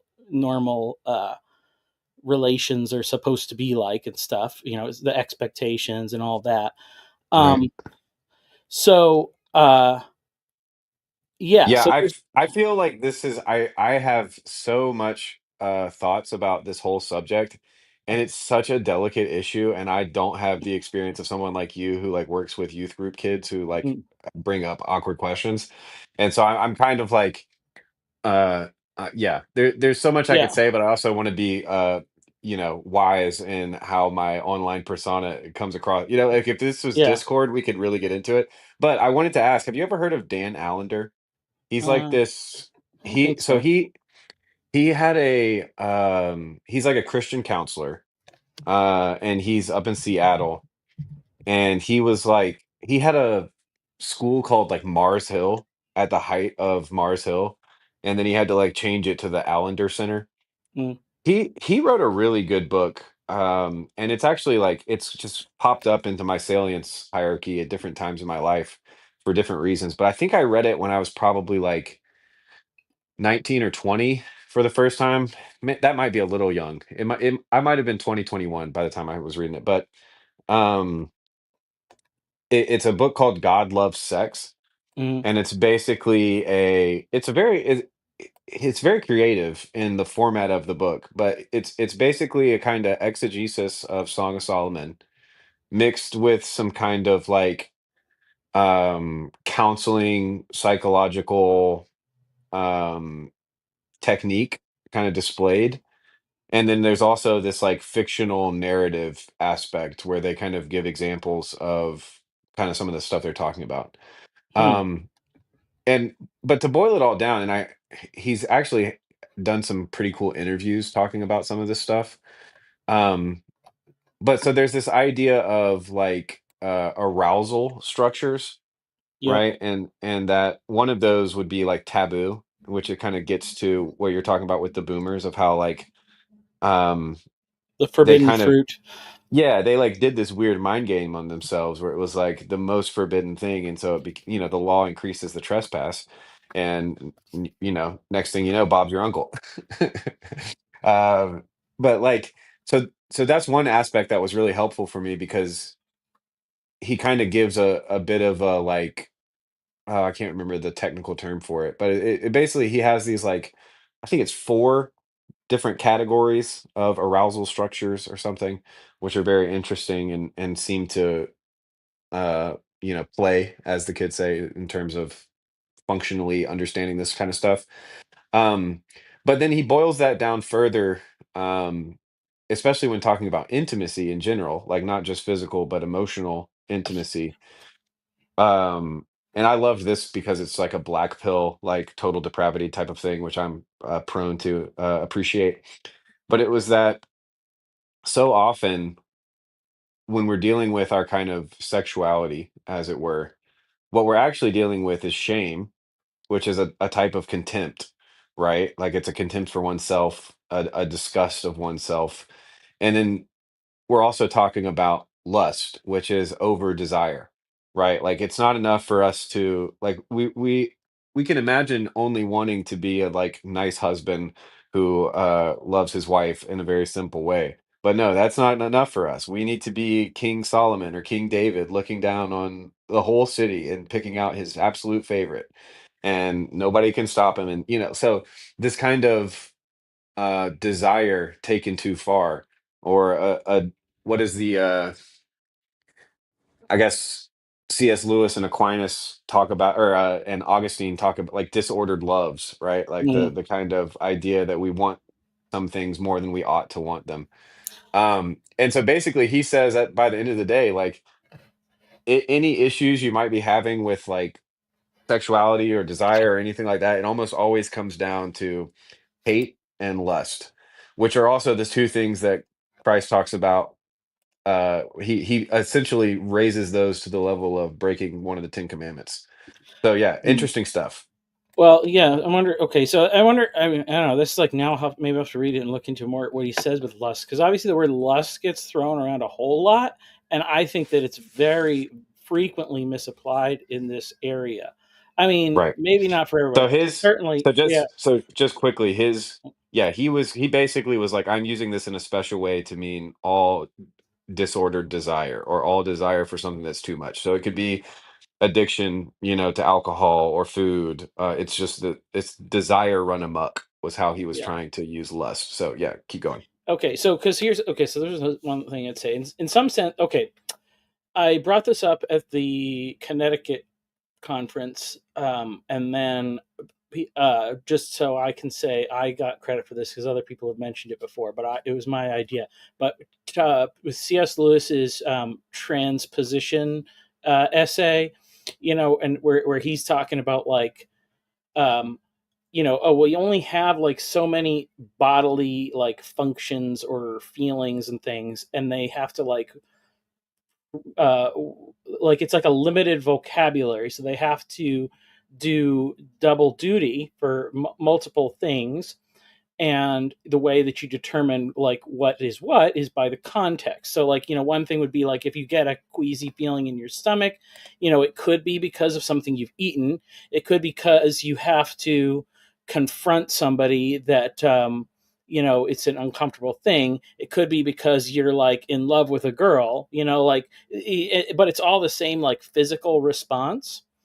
And so what I was saying is that like pornography is such a super stimulus, I think is filling a void. It's addressing, it's being used as a panacea for a wide variety of symptoms. And when churches only talk about it as like a lust issue, it is very basically they're probably mostly heaping more shame on the young men, because that's probably not what the majority of the time what they're specifically addressing, um and this is even Yeah, out. it may be boredom, it may be fatigue, it may be stress, right? Like there's And some, plenty of, yes. yeah. And one of the reasons, and so this is the thing, like, and what is so salient about it is that like it is an expression of beauty. It's the Imago Dei. It's beautiful versions of humanity, like of human beings, beautiful humans with beautiful bodies, like. And so like that is, you are attracted to a very good thing that is mixed in. The stimulus is obviously corrupted, it's a corrupted form of that, but it may be that what you're longing for is the good part that's in there and not the bad part. But we can't disambiguate that very Well, easily. right. And also we'll use the good part to justify the bad part Yeah. to ourselves, And right? I actually think that this is one of the like useful things. I don't think it's exactly right, but I think it's like the desire for like Marian devotion in Orthodoxy and Catholicism. I think it kind of like bypasses a big chunk of that, so that you can, because it gives you the opportunity to like properly or more properly appreciate like feminine beauty, the divine feminine kind of a thing, like that.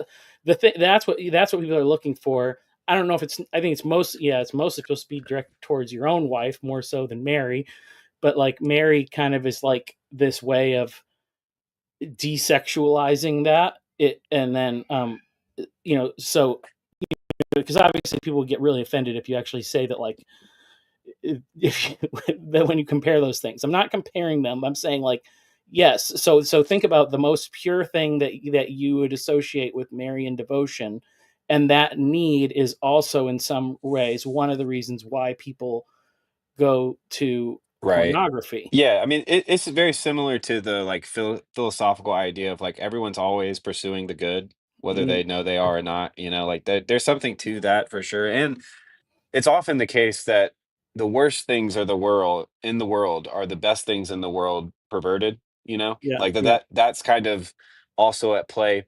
But this is why I think that kind of Allender structure of just narrowing it down to like the two issues are always going to be contempt and lust, right? Like there's, and I'm kind of under the persuasion that it's impossible to kind of enjoy or to like Jan said, to like starman porn. Like I think it's very, very difficult for me at least because I can't imagine like, well, yeah, there's tons of justifications, right? But at the end of the day, it's this this this kind of image came to me at one point because it was like I wanted to tell myself, well, King Solomon had all these concubines, right? And so like this is just like a natural.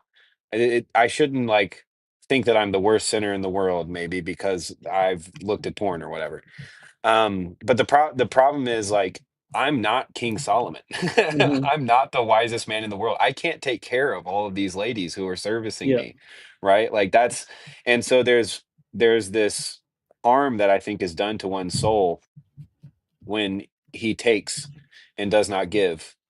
Um, and and it's this the harm is in my perspective like multiplied when it's in this cyborg matrix, me and my screen.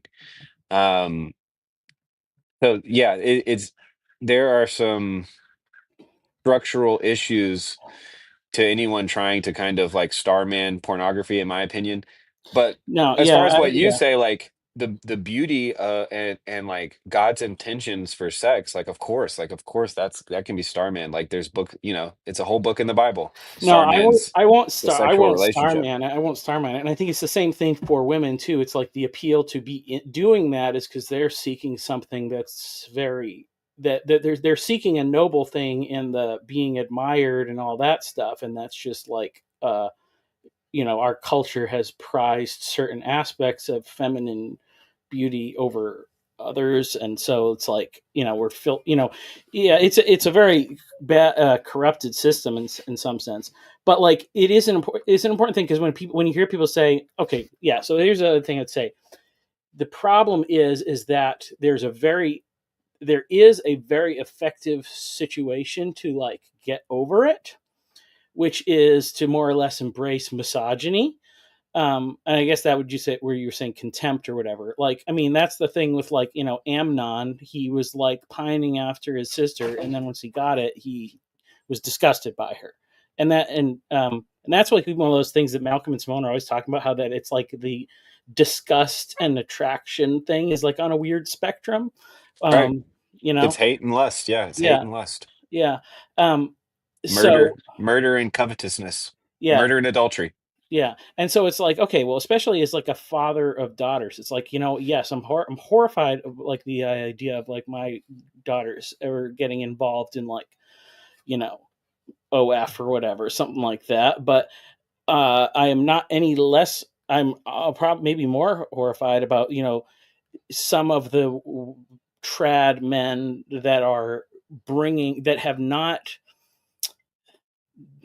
embraced like hatred of women to overcome like their own weaknesses. I mean, and like Yep, yep. No, Islam's the ultimate example of this, because it's like, hold they that thought. literally, Hold that thought. yeah. Before we get down the Islam uh route, I want to welcome to the stage the homie Free Rillion, and I've got to now change the layout here so we can actually see everybody. But this also means I can pop the VNA bubble, which is always a fun, exciting thing to do. So before we get talking about Islam, free willing, can I call you Nick, sir? Can I call you Nick? What say you? Welcome aboard. Thanks, guys. How's it going?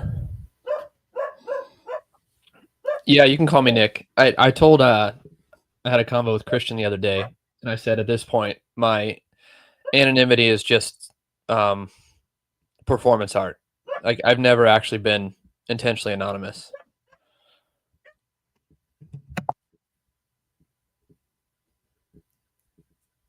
That's pretty funny. I mean, I'm similar. I recently learned that ChatGPT can dox me. But like I said the whole time, even if you know my first and last name, it's going to be very hard to pick me out of the crowd because there's a lot of us like John Smith. But any thoughts on what we've been talking about? The conversation has been wide ranging, and honestly, I've kind of lost the thread here. I know that right now we're talking about kind of sexual dynamics, the dangers and problems with pornography, the female and male relationships. What did you come on to say, or did you just come on to hang? Either way, I'm down. Well, I came on to hang. I once I got the food, I ate with my wife, and she's gonna take a nap, as our youngest naps, and the oldest is at at the grandparents. So I came to hang, but I agree with what you said there. I was listening to the past 5 minutes or so about there's no positive case for porn, and yeah, and that's I mean, I think it gets at like the necessity to like reframe moral law, if you will, because I think like to even talk like that, like there's no positive case for something, sounds like it's almost like in the way our culture frames things, right? I'm not trying to use the L word, like the liberal word, but in like the moral relativistic, like secular world that pretends there's no absolutes. When a Christian says like, "Hey, there's no positive case for any of the sexual rules that any person who grew up in Christianity knows about," but and part of that is, I think, the fault of like people who tried to enforce those rules, which was more about like living the good life instead of being a disciple of Christ. And so I think there was like something was out of order, like in purity culture, but not completely out of order. Because what I'm trying to say is like Chesterton has this image of like the church in the Middle Ages, but it fits like my rules thing here, which is that the image is like there's kids playing in a playground on the top of a mountain. Like there's like this flat on the top of the mountain, and there's a fence around the mountain, because off the side is just this cliff to tumble down the mountain, and that's the point of structure. That's the point of rules. That's the point of institutions or in institutional churches. It's not just there like because arbitrarily like you must obey it. It's there because it allows children to play. And I've never met. I mean, I suppose I have met men or boys who had experienced porn and are doing okay, Well, but let it's me pretty let rare. me let me put I'm not going to be able to starman pornography, but let me push back a little bit on where you took it, which is the kind of the value of rules. Um, what do you make of it? I mean, they call it the world's oldest profession, right? Like at the height of rule-based society, there seems to be this is still a problem, right? And much of the book of Proverbs is kind of like meant to warn you about this problem. Like it's the wisest man in the world and his father both struggled with this problem. So like there this problem seems to me to be older than any type of like tradition. So like what how do we balance how do we yeah, I mean you guys are parents. So this is probably even a much more intense conversation for you guys, but it's like how do you balance for your children, for instance, like what you expose them to, I suppose, or like how you explain things so as to, you know, do you see where I'm going with this? Like there's a sense in which there's an inevitability to the loss of innocence, you could say, when you just kind of have to find out how dirty and grimy the world actually is. And there's something about the rules that never prepare you for that moment. And yeah, so what do you guys make of that? Well, yeah, I mean, I think it's like when you have these, the rule that never that. Okay, maybe you should say like going back to that thing of like a taboo, because like taboos are like the rules that you must never break. But it's like if no one ever breaks them, then they turn into the Chesterton's fence or whatever, and then everybody's like, "Why never break them?" And then you tear it down, and then you have all this stuff. And so, in some sense, it's like you always need to have some amount of well, and this is just it's inevitable anyway. You have to if either you have to break rules or maybe you break rule in like a 1% way, you see somebody else break a rule like in a 50% way, that's very instructive. Like God redeems that, since sin is inevitable in anyways, like there's ways to redeem it. But I mean it's like, obviously like the idea to kind of like shelter your child and give them this like complete isolation thing, and that always backfires. So you have, and especially this is I think a father's job, is in some way you have to figure out how to introduce them to a way of becoming strong and thinking about these things, but you want to do it in a way that minimizes their exposure, so it's like, what, so like with daughters and stuff, it's like, why can't I get this kind of bathing suit? And it's like, my friend has this kind of bathing suit, and I'm like, well, their parents don't have the same standard, and this is why. And you explain this sort of thing and be like, and maybe they don't get it eventually or whatever, but don't make them feel bad, but you try to like lovingly express that stuff. And a little bit of like somebody making a mistake somewhere is going to end up being part of the instructive process. But yeah. Well, one thing that's coming up for me is the necessity for conversations about it or something, and we lost Michael. You kind of look like Tony Hinchcliffe right now, Nick. I don't know if that's a compliment to you or not, but you kind of look Tony Hinchcliffe. Yeah, let me find a hat. I can change it up, man. Amazing, incredible. Not a great role model. No, not a great role model at all. But yeah, so what was coming to mind was actually the oh gosh, my neighbor's motorcycle is That's very a loud. great hat. I love your hat. What was coming to mind was the secular relation therapist Esther Perel. I don't know if you guys have heard her stuff before. I was addicted to her podcast for a while because she would do this like couple counseling, and it was just like straight up relational porn, essentially. Just hearing these crazy folks with their relationship issues. This was before I had friends who were going through their own relationship issues that brought it all a little closer to home. But one thing that she talks about, and she actually connects this to intimacy as well, relational, emotional, and physical, which is the kind of image of a child on a playground where there's this need to, at different times and in different ways, the kid wants to be watched and wants to be close to the parent. And then there's times when the kid wants to go play and wants to be on the other side of the play space as the parent. And if you as a parent, and it's kind of related to attachment styles or whatever, like if you as the parent can't give your child the freedom to go play, then there's going to be some issues down the road with that.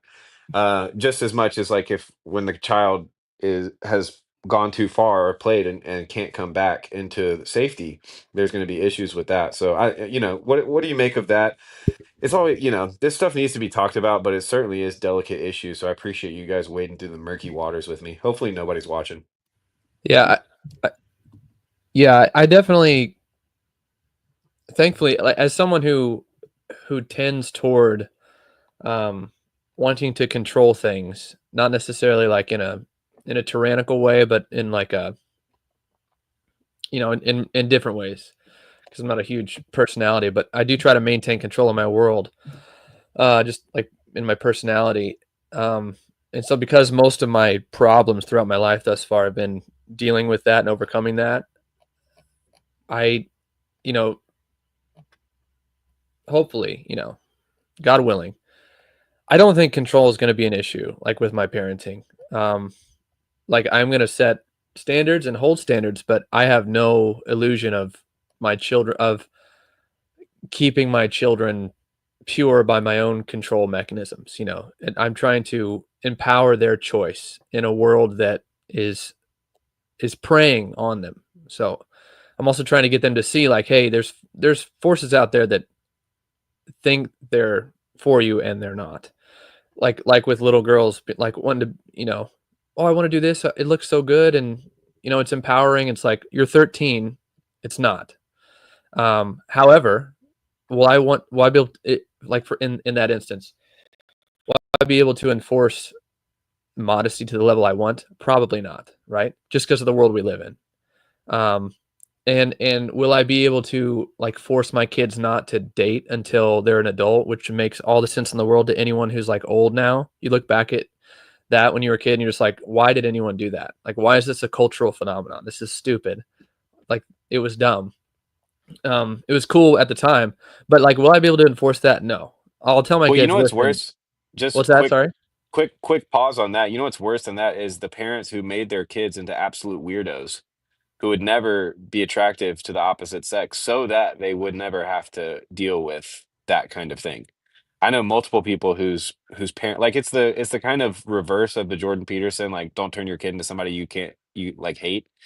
Like I saw multiple sets of parents basically turn their children into absolute weirdos incapable of finding a mate. Huh. Um which is a very dark thought, but yeah, I just not to get too dark, but yeah. Well, keep going. Well, yeah. Now I'm going through my own like role of experiences because I wasn't like fully. I think because I wasn't going to church with my dad. Um, I had a very unique experience. Like it was all from like that pressure. Those pressures came from my mom, and my dad was just mum. Like said zero words about any of these things I'm talking about. Um, but yeah, I mean, if it was family where both parents were like paired up in fear, I can totally imagine the scene or the what you're describing. But what I'm saying is like, will I be able to control that? Probably not. I'll probably be like, kids, I wouldn't date if I were you at this point in your life. Here's why. And I'm not going to try to put too much like any shame on it. Just because they probably will if they're halfway decent, like good looking kids. Like, or not probably. It's just like it's a possibility, I mean, if they take after their dad, it's gonna be Yeah. Well, hard to yeah. avoid. No, I had that weird attachment style and back to that. So it didn't work out for me very well early on. Um, um, I'm just so talking yeah, I mean, pure genetics, pure looks. I have no illusions of control. Thank you. But there's also an element with parents where, just like you mentioned, with some guy who lusts after a lady and then as soon as he gets her is disgusted by her. Children or things below can have a relation to things above where they want this freedom so bad. And then when they get it later in life, they are resentful that they got it so soon. And so, like, yeah, call me old school, That's wise. but even if my kids go their own path and are living with their boyfriend or girlfriend before marriage, and I'm not assuming any of this. I'm not like black pilled on this stuff. I'm just trying to be realistic of what's possible if I have more than one child and I live in the world we live in. They would know we disapprove of it, but then what some parents do is they go, whatever. It's like, no, I'm still gonna probably hold that standard. Like, yeah, you guys are like 20. You homeboy can come visit, but yeah, he does need to go sleep on the couch. So I wanted to introduce that element to the like lust and disgust pairing. There's also something to like the desire for freedom and the Yeah, that's good. long-term lack of respect thing as well. That's good. Yeah, So yeah. And it's also, it works the other way around too. Like, I think that almost like most boomer parents, their like ideal was to say like, my kids will be so grateful for this like hedonistic lifestyle that I've granted to them that yes, we'll be best friends when they're adults. And then dude, I think that I have horror stories from public high school. I was a freshman in high school. I would be over at my buddy's house, and he was like a horn dog and could get all the girls, and so he'd be like messaging on whatever messenger was a thing in the 2000s, and with his girlfriend's mom, who was telling him how to explore her daughter. yeah, yeah. Oh, I mean, uh, the depths of the depravity is always going to be unimaginable to Yeah. some softies like us. But one more thing before you jump in, Michael, Okay. is this is my theory on what like this is kind of my dad's perspective, and I think this is kind of what I would like to be as a father, and I think it might be the ideal, which is to say I would love for my kids to be like he was strict, but I'm grateful for it, or at least I'm hearing that's as like an ideal from you, Nick, is like you would love for your kids to be like, yes, my dad was like pretty strict, but I know he loves me, and I'm really grateful for the boundaries, kind of a thing. Which like I'm personally have a hard time coming up with a better like goal as a father, you know, in terms of that kind of on that very question of like, was I too strict or too lenient? But yeah, Michael, what say you, sir?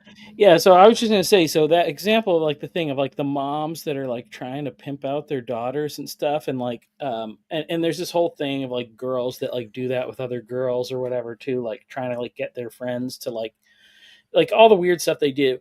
And obviously like weird stuff guys do too. So I think the thing is like this is what I'm saying. Like there is, I think, some value in the moment that we're in, where even though, and well, Christians need to get on, get on board a little bit more, but where we can like have these frank discussions or whatever. Like the framing of like evolutionary psychology, I think, is terrible and dumb because it basically is always just it like says, look, this is these horrendous things people do, therefore that's what we should do, and it's like that doesn't make any sense. But the thing is that I don't like I don't know how much of that stuff has remained more or less hidden like in our nice neat looking cultural traditions, because it's the kind of stuff that would have just always happened like behind the scenes or whatever.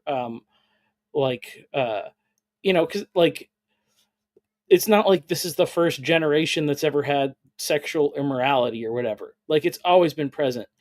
It was probably always a lot more well hidden and in some ways. And so in like so the like sure, maybe there's some people that like there's definitely something to the fact that like having it open and visible is drawing some people into those behaviors, but we're also like really discovering at a deeper level just why those things are bad. Like because and I think this is even like um like some of the like celibacy talk like or whatever, like from whatever in the Middle Ages and stuff, like how much of that was like this is a really easy way to just end a discussion, um because they were or some of the things that they said about like what was like holy or whatever, like when even for married couples, like when you're supposed to uh have sex and things like that. It was like in an attempt to like curb some uh bad behavior that like you probably had a lot of people that were maybe they were following along, but they're doing so out of fear and ignorance or whatever. That's not, I don't think, the way that God wants us to live. So like getting some of these things out, even though it's like messy, like actually getting down to the root of it is good. So like because that's even like what I say that with like Malcolm and Simone, they're trying to like they have some weird presuppositions about stuff, but like what by trying to explore this stuff, like it's funny how they're kind of like getting to a point of like, oh, it's totally fine if you have gay desires, but you have to be rich, and like that's a luxury, you're and they say like their thing is like all non-reproductive sex is sin. So that's their like official view. So they're like, they're like, what does it matter if you have those desires? You should, your duty to your future offspring is to find a good woman and get married and have kids and raise them well. Like, so it's just weird how they like, they're like, even though God's not real or whatever, like we're going to start from this weird place, but like they're getting to Yeah. similar Dude, well, ends. the thing that's funny to me is like I just can't help but hear like a hyper autistic version of like Nietzsche and Heidegger and Joseph Smith, just like all wrapped into one, and with the Malcolms. But yeah, what do we? So, oh no, Phoebus is too sad to join. Come on, Phoebus, why are you sad? We'll lift your spirits. We'll lift your spirits. Um, the thing I wanted to put on the table, I suppose, is like, do you guys think that there has been a failure in the Christian response to kind of these things becoming more common in everyday life? Like there's this sense of like modesty, right? And part of the modesty is we don't really like as Christians. There's like a deep tradition of like the theology of sex. You might could say, and you've got the Catholic like theology of the body stuff. You've got the like Mark Driscoll's, but like there's an interesting thing where I feel like at least for my upbringing and what I kind of understand of a lot of people our age, 30s or so, 30s and 40s, perhaps millennials, that there's this like really difficult relationship with sexuality, both inside and outside of the church. Like on the outside of the church, it's kind of this just like nihilism of like all of our nerve endings have been fried by like too much signal. And then inside of the church, there's this weird thing of like, on the one hand, it seems like there are people who are kind of pretending that they're completely sexually satisfied with their complementarian, um, it's complementarian, but it's also like upper middle class at the very least. And there's this kind of like braggadocio, this is the like my smoking hot wife phenomenon, right? That I'm trying to point to. Um, but then on the other hand, there seems to be like a lack of depth in any of the conversations surrounding sexuality, like to where I feel like I'm like holding secret gems by having this kind of like Dan Allender um, mixed with some Esther Perel. But this is just because I was like high in openness and wanted to learn about all this stuff before I got married. So like, I don't. What do you guys make of the kind of modesty of the church not really talking about these subjects very often, and even like, I guess to bring it as bluntly as possible, it's like the Song of Solomon is not just an allegory. If you think that like you can explain away the book Song of Solomon or Song of Songs by saying, well, obviously it's an allegory. Well, you've just multiplied the work that you have to do now, because there's some crazy stuff in there, like there's some very sensual material in that Old Testament poetry that we're meant to just kind of understand is an allegory for God's love for us, but the metaphors point, and the things that are being used to point are very interesting. So what do you make? What do you make of that? Also, Tayo gets it. Are you wondering if the church should just, like, from the pulpit be more explicit? Not necessarily. I mean, I kind of have a conservative distaste for PG-13 sermons. I think that there's a way that you can kind of proclaim, like, I don't go full into the kind of reformed view that like all preaching is teaching. Like I think that there's a place for proclaiming the gospel, and there's a place for teaching teaching the doctrine. And so, yeah, I'm more so thinking about like premarital counseling, but then also just kind of noting that this is the actual like secret magic, at least of the like Protestant church, right? Like the secret magic is actually all of this stuff about sex that you're not allowed to learn until you're in premarital counseling. Yeah, I think I get what you're saying there. Like, it reminds me, yeah, there's also, I think what you're describing is something that was probably happened like in like coming of age ritual processes, especially for ladies, which is just gone now. And then for dudes in a hell, I mean, most of the examples I have in my mind now are like guys who learn about sexuality from their dads, and it's somewhat tamed, but also they might have a poster in the garage, or a magazine under the mattress or something like that. Whereas all the Christian examples in my mind, because of the tribe I was in, like you're saying, McMo, it was like, yeah, just wait till you're married, follow these rules, and it'll all be good. Which, and this is where I'm going to put my cards out there, guys. I do side with the Catholics and the Orthodox and most major reformed branches and I don't mean like Reformed theology, but just Reformation branches until like a century ago, even less, which is that like, yeah, the telos of marriage is children. Like the telos of sex is children. Like that's what that act is for. It's a reproductive act. In the human institution of marriage, I should say, because even St. Paul points to a higher telos. And and I'm going to bring in Song of Solomon too. But as far as just like, earthly human relationships, the human institution, that if that's the case, then as Tim Keller said in that clip Paul plays, like if you have an urge that goes outside of that, there's a healthy suppression sometimes. You can just go, like, well, Tim Keller says, if you're in the Middle Ages and you have a homosexual urge, you kind of just tell yourself, yeah, I don't need to give into that. Like, I'm going to let that go. But like, if you're at war with a clan and you have an urge to like go beat the crap pulp out of some foreigner, you're going to be like, yeah, okay, maybe I'll do that, which I think is a bit of a straw man for the Middle Ages, but whatever. But he goes, in modern day, if you have that violent urge, you just go, there's no room for that. I'll figure something else out, suppress that. But if you have an urge for same sex, and forgetting about like opinions or church teachings right now, in the modern world, you go, that must be valid. That must be what God gave me, that urge, that desire.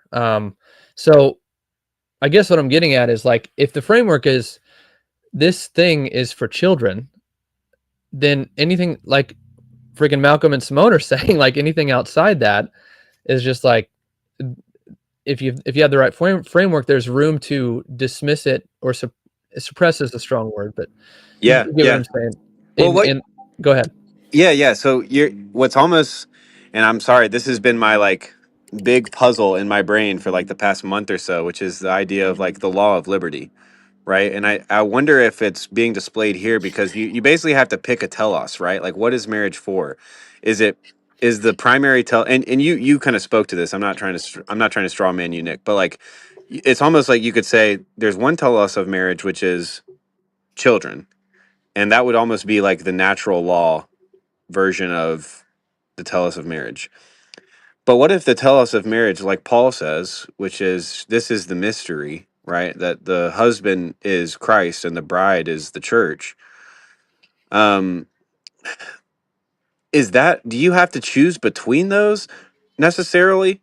Or is there a way in which you can be Christ to the church with also kind of understanding that there's this ongoing process of that means that incorporates, maybe, shall we say, being fruitful and multiplying, right? Maybe this is a second Adam, first Adam type of situation, right? Where first Adam is given, be fruitful and multiply, don't eat from the tree of knowledge of good and evil.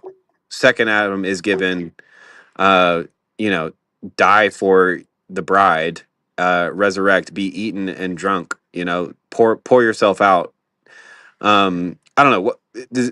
Do you see what I'm putting down? Is that like a dichotomy? Is that a choice we have to make? Is there a way to incorporate the two?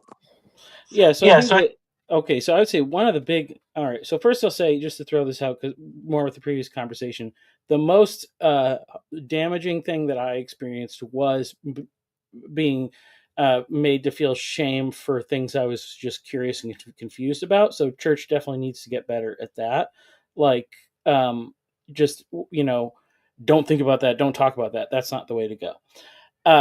My biggest, I think, surprise, and the thing that made me the most upset with kind of the general way that the church talks about this stuff, because I feel like they have adopted somewhat of this secular framework, and especially as how it relates to men and women, was that like, I knew, like, yeah, children's part of marriage. Yeah, you're supposed to have kids someday, but you kind of have this thing of like, you're gonna have this fun time, like, the honeymoon, like the first couple marries is like, that's where you just like that's like, like you're just gonna have lots of sex, and then like you have kids when that starts to get boring or something. Like Can I pause you right there? Sorry. Like, I think that that's huge. I think that kind of like, you keep your chastity until marriage, and then it's like full guns a-blazing. Like this was a very salient meme for me and my cohort growing up. And what it actually ends up being is that you end up with this kind of like unhealthy idea ideal or this kind of expectation. And so what ends up happening is that a lot of Christians in those first couple of years of marriage, they have the crashing down of their expectations, that what they thought was going to, and it's basically the unveiling of the idolatry of marriage as a demon, right? Like it's the unveiling of the idol, which is you thought that this kind of chastity was going to bring you the height of hedonic pleasure, and you've just been proven to be a legalist in a sense, right? Like, do you see what I'm saying? I see what you're saying, and I do want to speak to that, but I want to make sure we're not framing it as if the most successful marriages aren't the result of that, though. Oh, yeah, good point. Yeah. Point. So But Michael, please continue. Okay, so Sorry. and this is part of the problem I say is that the church is very inconsistent with the way that it achieves this goal through men versus women. Because for men, it basically it sort of affirms a weird you don't have self control, so you got to orchestrate a system of accountability so that you can get to the finish line, which is the wedding night. And then it's going to be amazing and whatever. And all of your expectations, which have probably been shaped by things you've seen on videos online, that's what's going to happen. No. But then the way that they teach it to women is that sex is dirty and no man is going to want you if you've ever been with another man. So you need to stay far away from all that stuff and don't cross these lines. And except then when it's your wedding night, and then you have to your mind has to do a flip and you have to like it all of a sudden and be super excited about it because that's what your husband's going to expect. So really probably what they should do is hey, wait until marriage, and then on your wedding night, now your job is to seduce your wife. Don't expect it the first night. You gotta get it, you gotta win that, free and clear, work for it or something.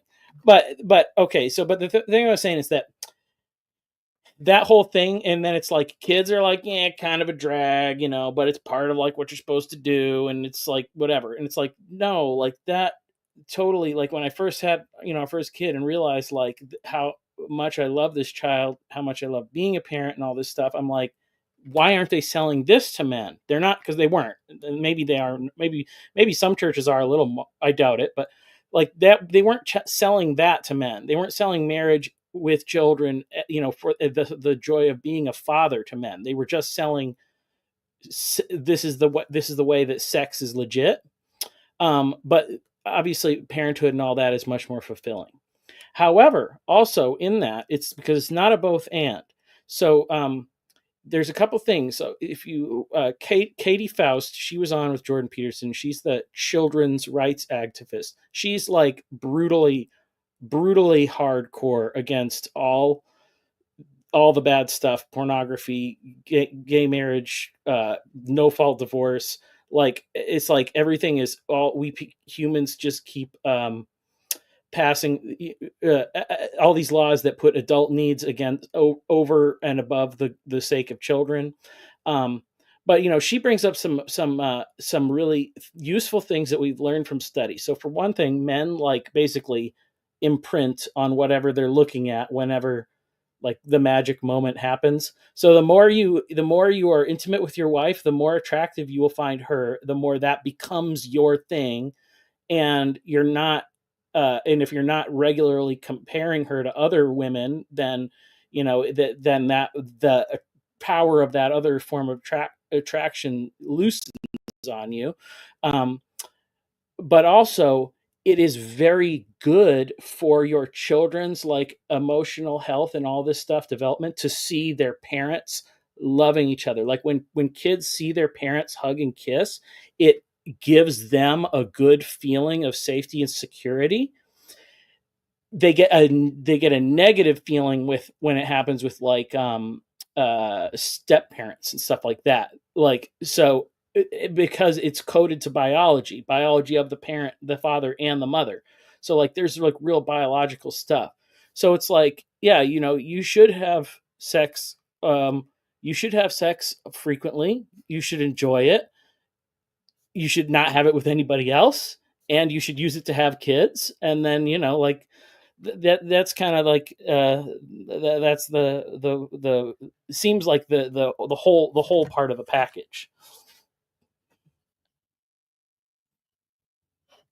Yeah, and that gets to my attempt at reframing sexual morality in general, away from the individual and more to children that aren't here yet, or the children that are here yet, right? Both like literally in the act, or not separating the act. And we can I know Phoebus brought up natural family planning. Like, for the sake of conversation, you could just say not completely separating the marital act from the fruit, right?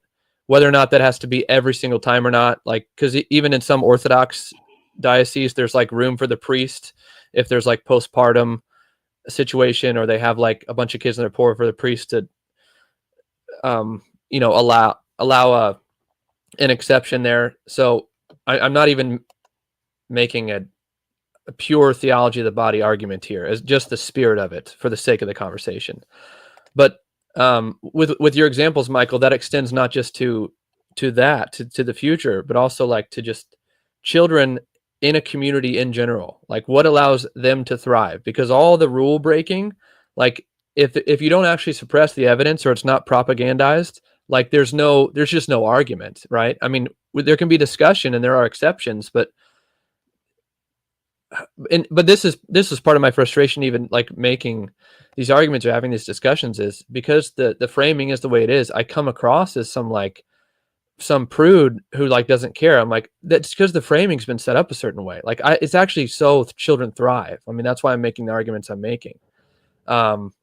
So, but with that, with part of what I'm saying with what Michael says, if the spirit behind it is like fear and control, then you might enforce the right rules, but for all the wrong reasons, and all the wrong things are going to happen. And I think this was the purity culture problem as well, is it wasn't actually towards the right thing. And there was a lot of shame. It's like, dude, you're killing our whole vibe because you went out and sinned. But if your vibe gets killed because someone like sinned, then something might be off with the group. But then also the ways that the culture, like the example you gave, Michael, with how we tell young men, like, let's just get them to the finish line, and we're not even teaching them, like, listen, within marriage, you're going to have self-control. What do you think happens after your wife gives birth? You better be able to shut that thing down, that desire down, for a while. What do you think happens when like your wife needs affection that's not tied to something happening after you give it? Because she won't like it if it always is. She won't. And if you can learn how to give her affection without an expectation, a physical expectation, she will like you more, and your odds of the magic happening will increase. But like, yeah, we don't set boys up, we don't set girls up. So I'm definitely agreeing with like the spirit of giving the rules has been off for sure. Yeah, so there's a bunch of thoughts. Well, that's the thing. So it's like, okay, so the whole like modern thing of like, let's talk about sex all the time, and it's like, yeah, there's too much of that like in the modern sphere or whatever. But like, that's actually really important. Like, that's really helpful within marriages to be able to have those conversations frankly and honestly and stuff like that. And like, and like, for people to figure like out, like, I don't like that or whatever, or I do like that or whatever, and obviously like men, just, need to probably, like, I think every man's probably that's getting married to that, isn't already married, needs to probably realize like the expectations or the things that you've gotten from looking at adult content, you need to put that out of your mind. Like, it may not, it's not about that. It's really not about your needs at all. Like, because if both people are focused on making the other person happy or whatever, like thinking about the other person first, I guess I should say, like, then you can have good, and you talk about it and all that stuff. It's like, yeah, it's not going to be whatever you imagined in your mind. Like, All right, here's a tangent. I wonder what you guys think about. You said needs, right? This is something that me and my wife have talked about, but also I've annoyed pretty much anybody who has ever brought up the idea of like needs, especially as it pertains to marital relations, do we oftentimes, if not always, confuse needs with wants? Am I an idiot because I think that needs are like food and water and prayer, and other people have a much longer list? What do we think about this? Yeah, we're going to get accused of all agreeing here because we're all dudes, but it does speak to a general feminization, and some of it's good, some of it's not, of like, and I won't even say therapy speak like academically, but like therapy speak on the pop level or and even in the church level. It's like, because we were given language, like, because I was in Bethel, right? I was in Reading, this big church mecca of charismatic Christianity, where like all these trends I just experienced them in concentrated form, right? Like personality test, like every single one that trended in the last 15 years, I went through and experienced like as a thing in the moment, but it was just like discussed at every party, every coffee, whatever.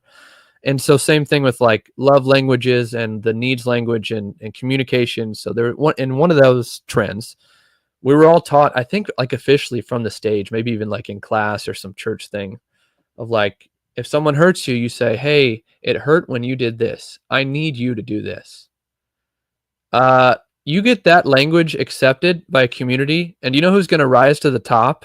Like the worst people, because psychopaths will just, in it's a higher percentage than people want to believe, and even if you're like on the spectrum of that, think what their needs are like completely valid. So that framework, that it presupposes common sense things to say in that script. But so because of that, McMo, I'm completely with you. Like, I don't like the word need at all, unless it's like I'm having an asthma attack and I need an inhaler. But not like, hey, you spoke and it hurt my feelings. I need you to not talk like that next time. Yeah. I hate This that. Anyway. this might be a guy thing. I'm with you. This might be a guy thing. That doesn't make it wrong. Michael, what do you think? Well, okay. I mean, I think that like needs or whatever, like, yeah, it's more pretty. It's not. You'd be surprised what your supposed needs, how long you can go without that and be okay or whatever. I think, but like, I think it also kind of goes back to the thing I was talking about before with like the transposition and stuff and the mixed up signals, like, because maybe you okay, because like, okay, so let's say, because if a guy messes up and looks at stuff online, because and the thing will be that you say, well, it's because he hasn't been intimate with he thinks it's because he hasn't been intimate with his wife in a long time. It may be connected to some aspects of his relationship with his wife, but it may not necessarily be that. Like, you're using it for other things or whatever. So like that, it's very tempting to just use that as like the solution for stuff. Well, you shouldn't have uncontrollable impulses. You have self-control. Like, that's like, yeah, I mean, it's not uncontrollable.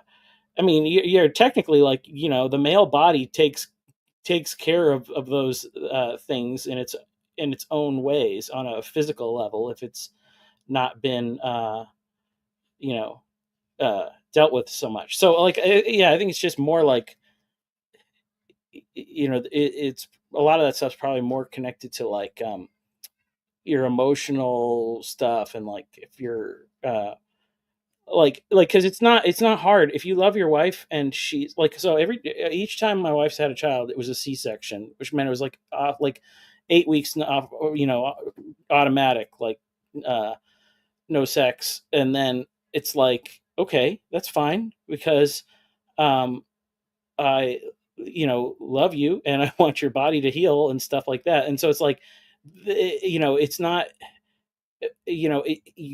just having like conversations about that stuff and having it in a loving context, it's like, it's not, you can go for a long time. You don't have a need that's like clockwork, but it's probably more tied to like your, some other aspect of the relationship that, you're feeling ignored and all that stuff. And so, yeah, I'd probably just get used to that. It's like, yeah, when you have a baby, the baby's the focus for quite a bit. It might take a while before you get back to you and your wife having a special time. And in a lot of ways, the best way that you can get there quicker is probably to make her feel comfortable and secure and like everything's going good, and be helpful. So don't make her do everything.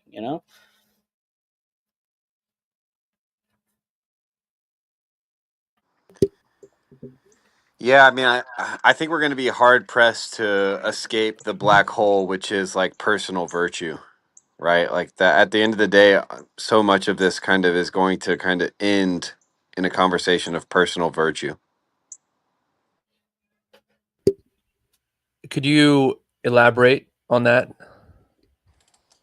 Well, I suppose when I'm thinking of personal virtue, I'm actually thinking of a relationship, right? Like I'm thinking of my relationship with my own actions and how do I change them to be more like I want them to be and less like I don't want them to be, right?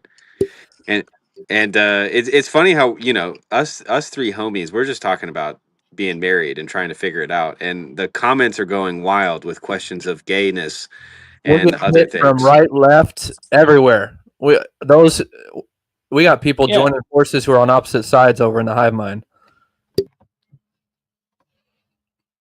Yeah, Well, it's we're just fine. It's like, say, like, fine, just take Malcolm and Simone's stance. If you can afford to to configure your life around doing whatever you want, and it doesn't affect you, fine, good for you. But it's like, that's not the problem we're trying to solve. Yeah, and I guess But they say your responsibility is still to have children. So, we are lambs being led to the slaughter. Having you guys having your faces on the screen too, and the hive mind is just ruthless. They do not respect the courage it takes to come on stream. But I've dropped the link a couple times, and many people are very happy to just keep typing, and they don't want to break the fourth wall. But please continue. I've kind of lost track of where the conversation's gone, but no, it's good. The only thing this isn't a pushback. It's just a thought, a caution that comes to mind when you say that, McMo, is I think, like, so let's say there's like a church council meeting where some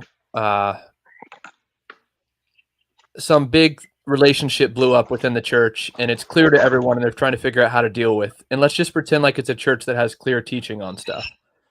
And then like there's a voice, and I'm not saying this would be you, but a voice in the council or whatever who's like, "Listen, man, I think virtue is pretty personal. I think we should all just kind of sit this one out and let the situation ride out." But like one dude left his wife for another lady in the church. You're probably going to enforce a standard, enforce a rule in that community for the sake of everyone else. And so I do think, I don't disagree with you in my own person, and I don't judge. Like, trust me, I have friends and family all over the place, and I have people in my life who I hold back from judging because I'm like, dude, we cannot affect them at all except by like being kind and hoping to form some connection, and then maybe they ask us about where we stand or something like that. yeah, So, yeah. I don't mean it all to kind of point towards the individual as like avoidance of the necessity for some sort of communal agreement. Not at all. It's more so that I think it's inevitable, right? That like you're you, saying you there's no way to actually control the community by the enforced virtue or something like that. Ultimately, it is their responsibility or the individual. I that I might agree with that, but that's not what I'm trying to say. Okay. What I'm trying to say is that the kind of at some point you still come to a confrontation of your will, right? You still come to Romans 7. And whether it's that I want to do what the community doesn't want me to do, or I don't want to do what I do want to do, like that kind of existential crunch is just kind of inevitable. at any point, if there's any law whatsoever, and I tend to believe that the law of, you know, that what can be known of God is made plain to his creatures. But I also want to be a generous host and welcome Mark Parker. Mark, your comments were very spicy. What say you, sir? Welcome aboard. Well, you caught me on a lunch break because I'm trying to actually get real work done in my garage. So sorry about the having to limit myself to comments for the most part. Um, well, which myth should we bust first? I mean, it's one. Malcolm's known are not experts on anything. Yeah, They it's just that you could take their opinion if you like it. just go and talk to anybody and get their opinion. So I don't know why we're citing them. They're just prominent YouTubers with exaggerated egos. um, let's see. I would say one with regard to impulse control. Um, it's very easy to talk virtue from a position of privilege. That is to say, those who are privileged to have self-control can talk virtue all day long. Their level of self-control is their definition of virtue. Flood your system with enough of the right neurochemicals and hormones, and you will become a complete psychopath rather predictably. And some people, Where's the woo? unfortunately, Where's the woo, Mark? Why are we getting black pilled, Mark? I'll, Where's the I'll, woo? I'll, Where's the woo? there's a place for that too, but I just respect people for where they're at and where if they say they can't control X or Y, I'll take them at their word and then move on. The woo comes in terms of ministry, right? I think. It's Well, that's listen. and prayer and Hold on. were Hold on. told Hold on. we were told that Hold on. We we can't don't all talk at have once. we were told that we don't have self-control because we're men and that we are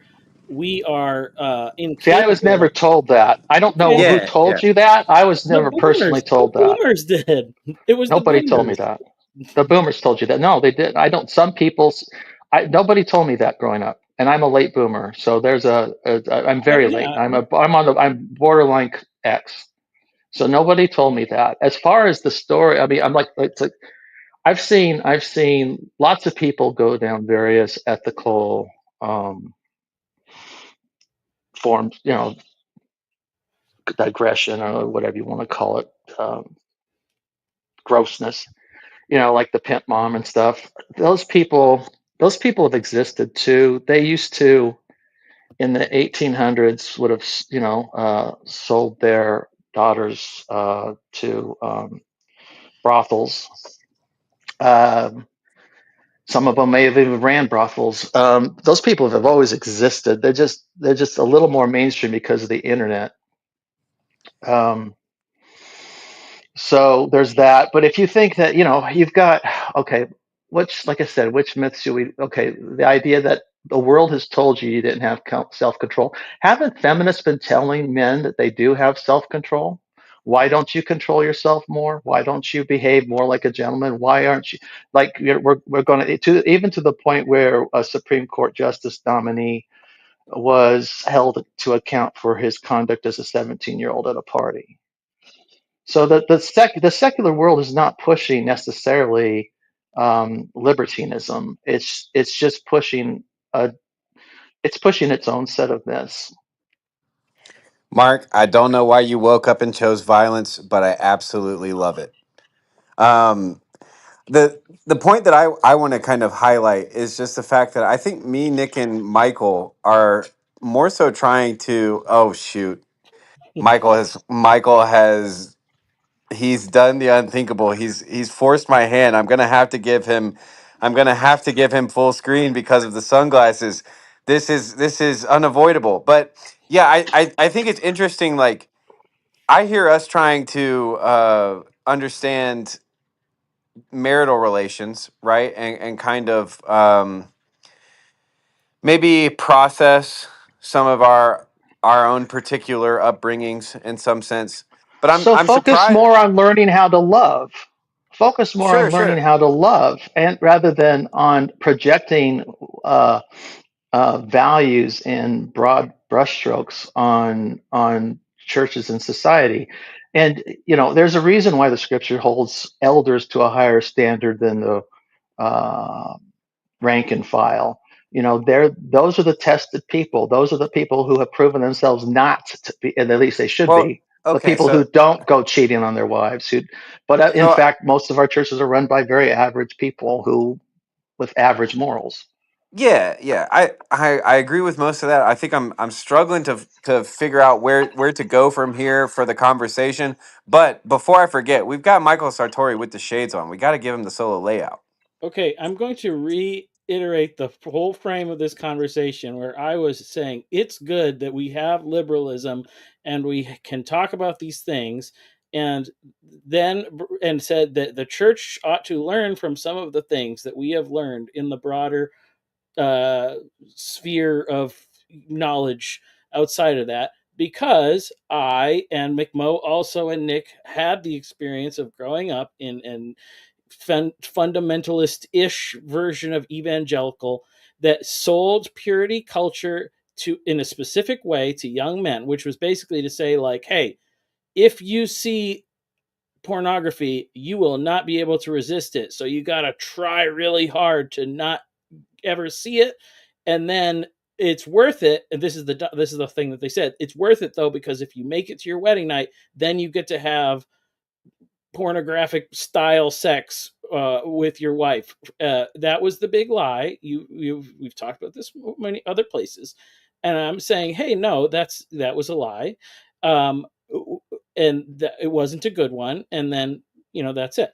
As for all the other things, I had cited and put the link in the private chat for the conversation between Jordan Peterson and Katie Faust. She is the one that you need to have your arguments with about gay marriage or any of those things, because she says that those laws that were passed were violations of the rights of children, and they were done for the sake of adult desires and needs, and that's why they are unjust. And she has a whole natural law defense about it, and so I think it's That's compelling. just But another law. That's an argument. That's just another argument. And a natural law defense is not scientific by okay, necessity. It's not well, that's a All right, philosophical position. time out.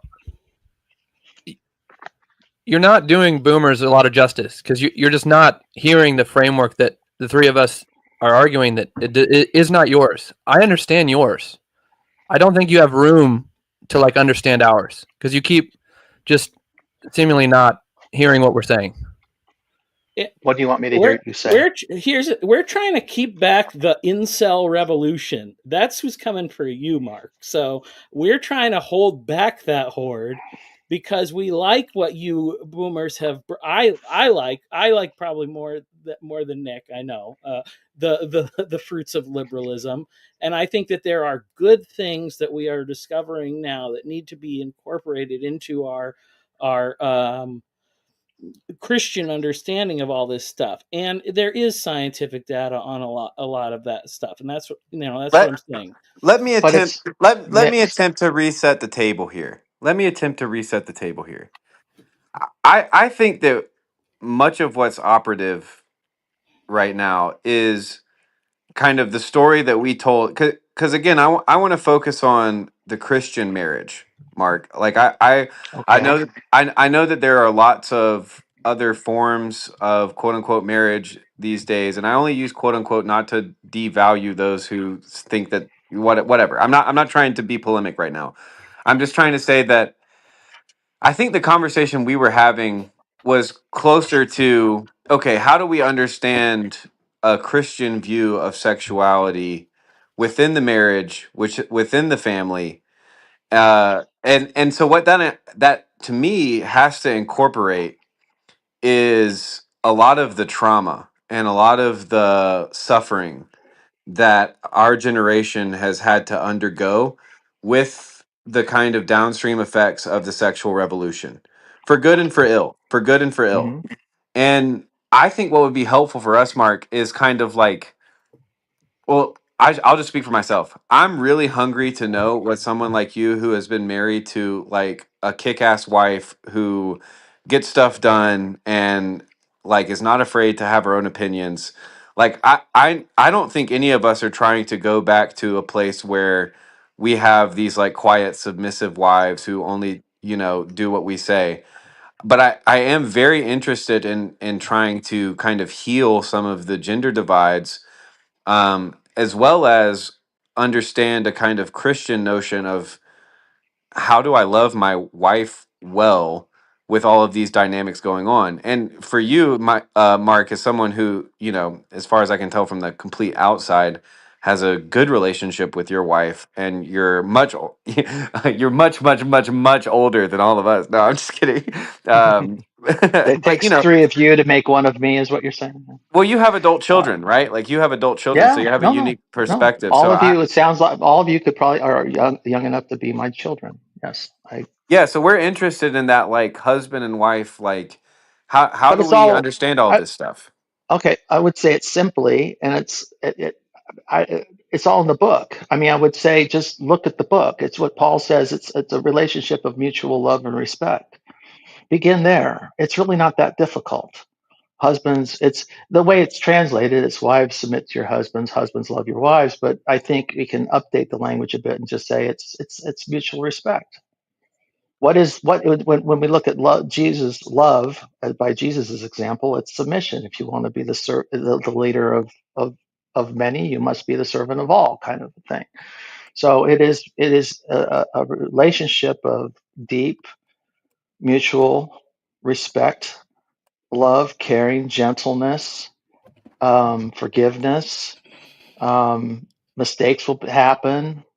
Uh, God willing, they won't be so severe that they damage the relationship irreparably. In modern times, we don't do coercion. We're never going to go, regardless of your alleged incel revolution. There will not be a coercion, at least not formally or officially.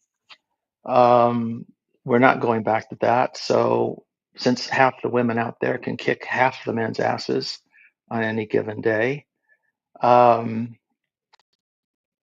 so you're going to have to, all you have to do is just build it on that and work on yourself. Most of your problems are internal. You have a problem with certain kinds of media or literature. Work on you. It's I the agree. world's the world is a complete filth show, and there are unlimited opportunities to get yourself dirty. So work on yourself to the degree that you can, and acknowledge where you have weaknesses and get to know those weaknesses. That's another thing. That's why I think this whole idea of repression as a virtue or virtue building tool is unwise. You need to see your demons plainly and encounter them and really grapple with all of it. And that doesn't mean you just give in to every impulse. I'm saying the opposite. But Yeah. it doesn't happen through sticking your fingers in your ears and saying, I won't look. And closing your eyes. I won't look. What was the old Sergeant Schultz? I don't see. I don't hear. I hear nothing. I see nothing. That doesn't work. It just doesn't work. It just leads to I neuroses. agree. No, I never said people should repress things. I don't think that's. I do think that's right. You shouldn't try to repress things. It- what you need to overcome a desire that is not a healthy desire is a higher desire, a desire for something greater.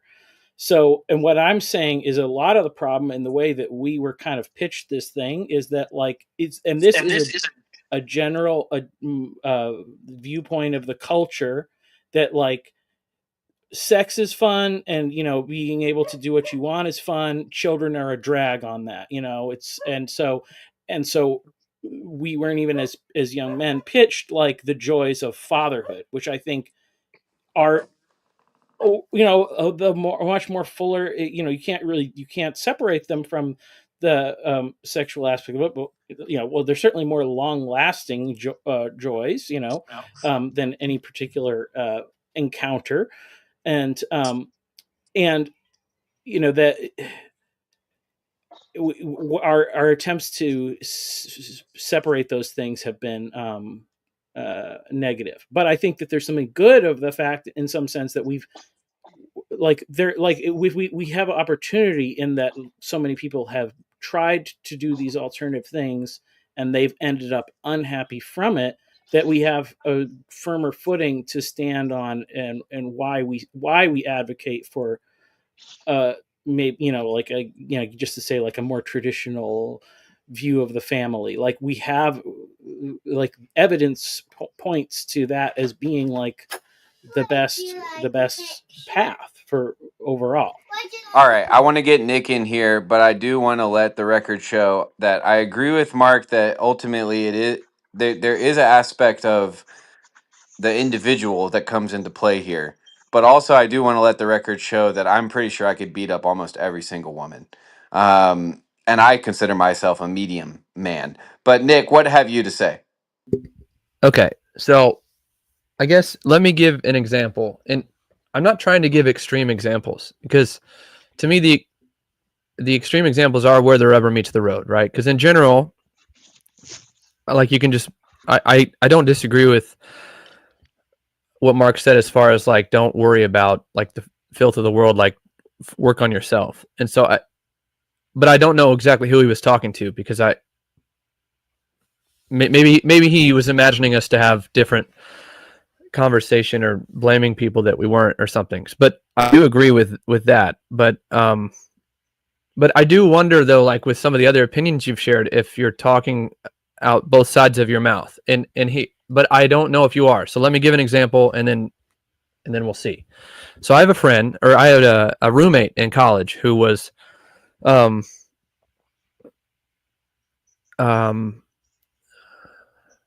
we were in, like, Bible school together, and he used to live the gay lifestyle. And when he was 4, he was the youngest of 3 children. When he was 4, his father left him, moved to San Francisco to pursue the gay lifestyle. And this was in the 90s, late 80s, early 90s. And obviously it destroyed the family.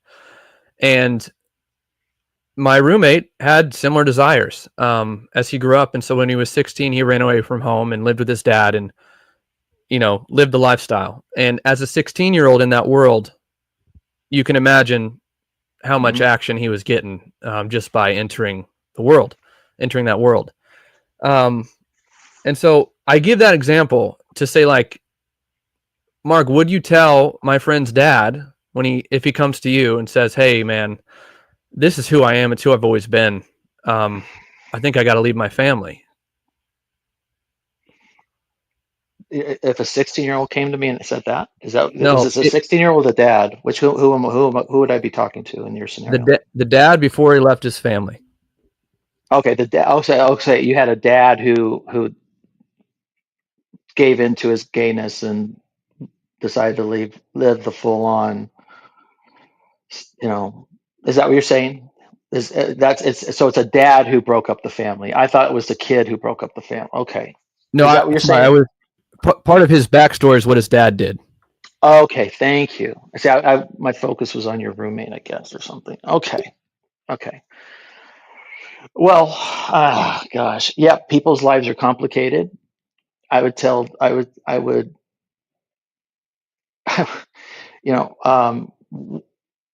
if I had my choice, I'd tell anybody with those impulses not to get married to a woman and make a family like that. With regard to the man, I would say, well, I would always approach it. What kind of man do you want to be in the world? And I would do my best to have him weigh the consequences of his actions, with the understanding that yes, you have these urges, but there's a big difference between having same-sex attraction and living the bathhouse lifestyle that was popular in the 70s and up until HIV killed it. I think it's come back somewhat, I guess, with the drugs, but I don't know any details.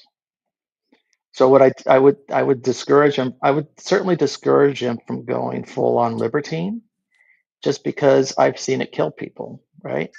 Because I go back far enough when that killed people. And I would say, look at your children, look at your family. Take if to the degree you can, take the noblest path, the most self-sacrificing path for the benefit of your family that you can. And when they're growing, and if you still feel like you have this need, reflect then, and then engage in the same sort of values exercise that I would say that try to hold your family together. And then it's always, again, look at your wife, and if you are going to go off and leave this lifestyle, that doesn't free you of your. I'm very much a one marriage person. Take Jesus very seriously on that. Um, Even if you leave to go off and do your thing, you still are obliged in every way to support this woman. But most people don't who engage in divorce. So, Mark, I think you've so done yeah, an excellent job of playing the philosopher king judge on Nick's case here. And just to be clear, McMo, that wasn't a gotcha. That was a genuine trying to feel out where the invisible fence was. So I I don't appreciate the answer. know. I don't know if that's satisfactory. It seems like an honest, satisfactory answer to you Well, that I try to here, give.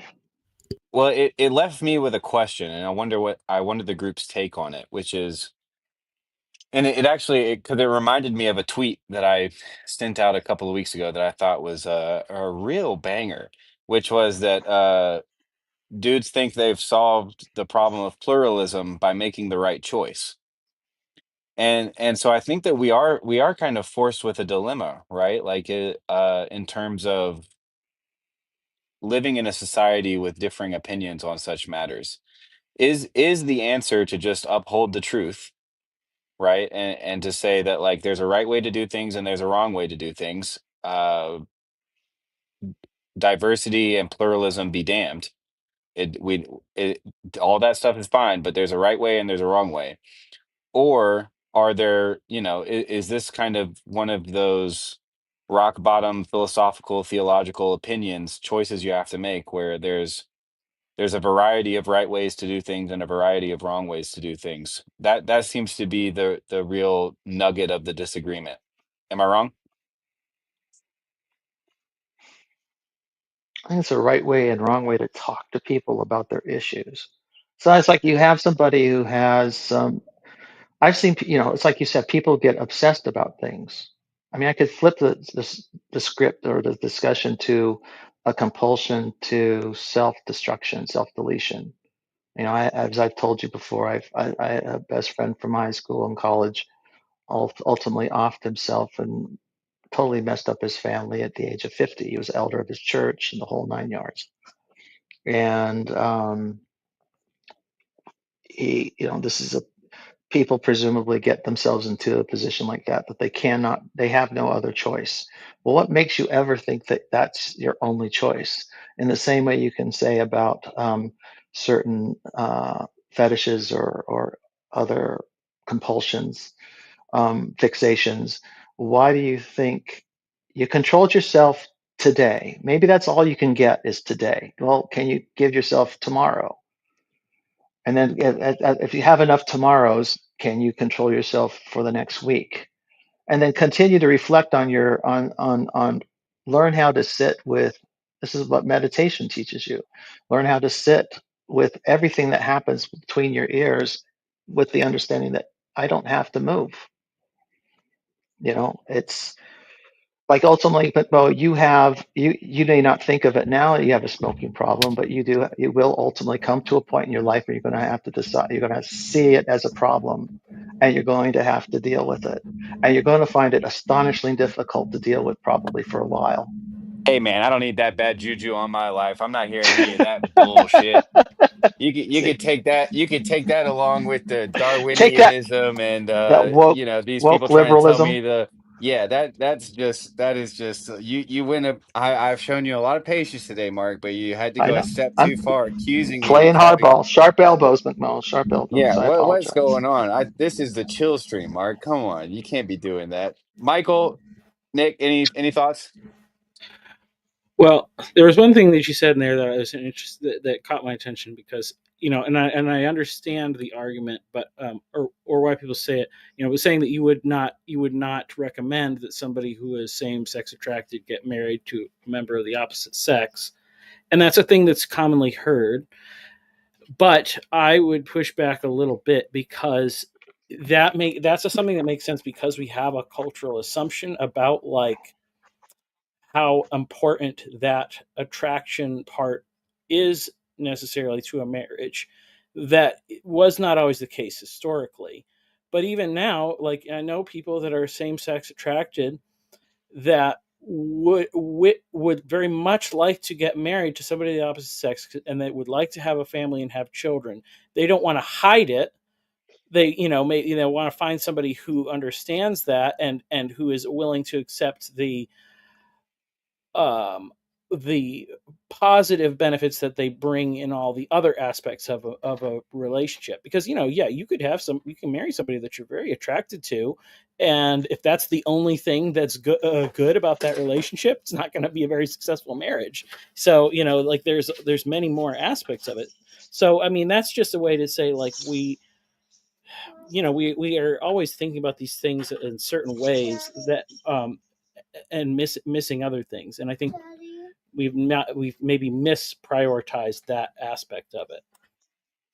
Well, if there's, I guess what I can see what you're saying, and it would be like know yourself. How well do you know yourself? I mean, I guess you're confronted with a couple. You got, man and woman together, and she knows him, and he knows what he really wants, but he can let go of what he really wants and accept her. And if he's prepared to make that kind of commitment, and she's completely aware of his where he's at on that spectrum of desire, then I would say, and they both are confident that they can enter into a lifelong commitment of love, then Yeah. and mutual respect, then I would say, who am I to say no? It's not my job to Yeah. say no. It'd just be like, well, God bless you. I'll, Well, yeah, like anybody, right? I and mean, that's an aspect where the church has, I would say, like the church is not really willing to have those. Part of our bigger culture isn't really our bigger culture doesn't like that idea of like a same-sex attractive person choosing to not participate in that and doing in the other way, but also the church isn't really comfortable with it either, like because it always wants to like absolutize that stuff in somebody's past, be like, oh, you're married to a woman now, you're not gay anymore, and it's like, well, no, well, but I think we've you know moved. I think they've moved on now because of the advance of the LGBTQ plus spectrum approach. It's no longer a binary. yeah. Um, it's much more, and now it's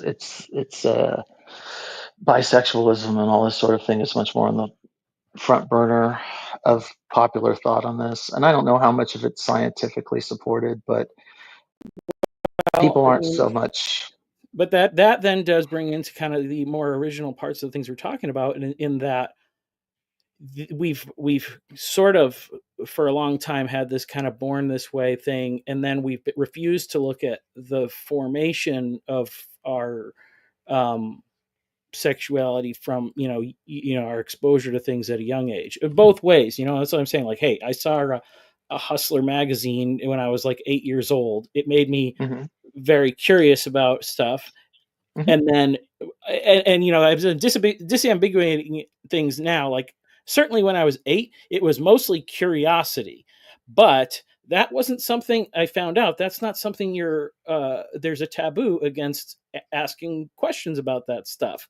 And so then where am I left to go um, to satisfy my curiosities is, well, back, can get on the internet and then find answers there, but But it is a challenging balance to strike, because Yeah.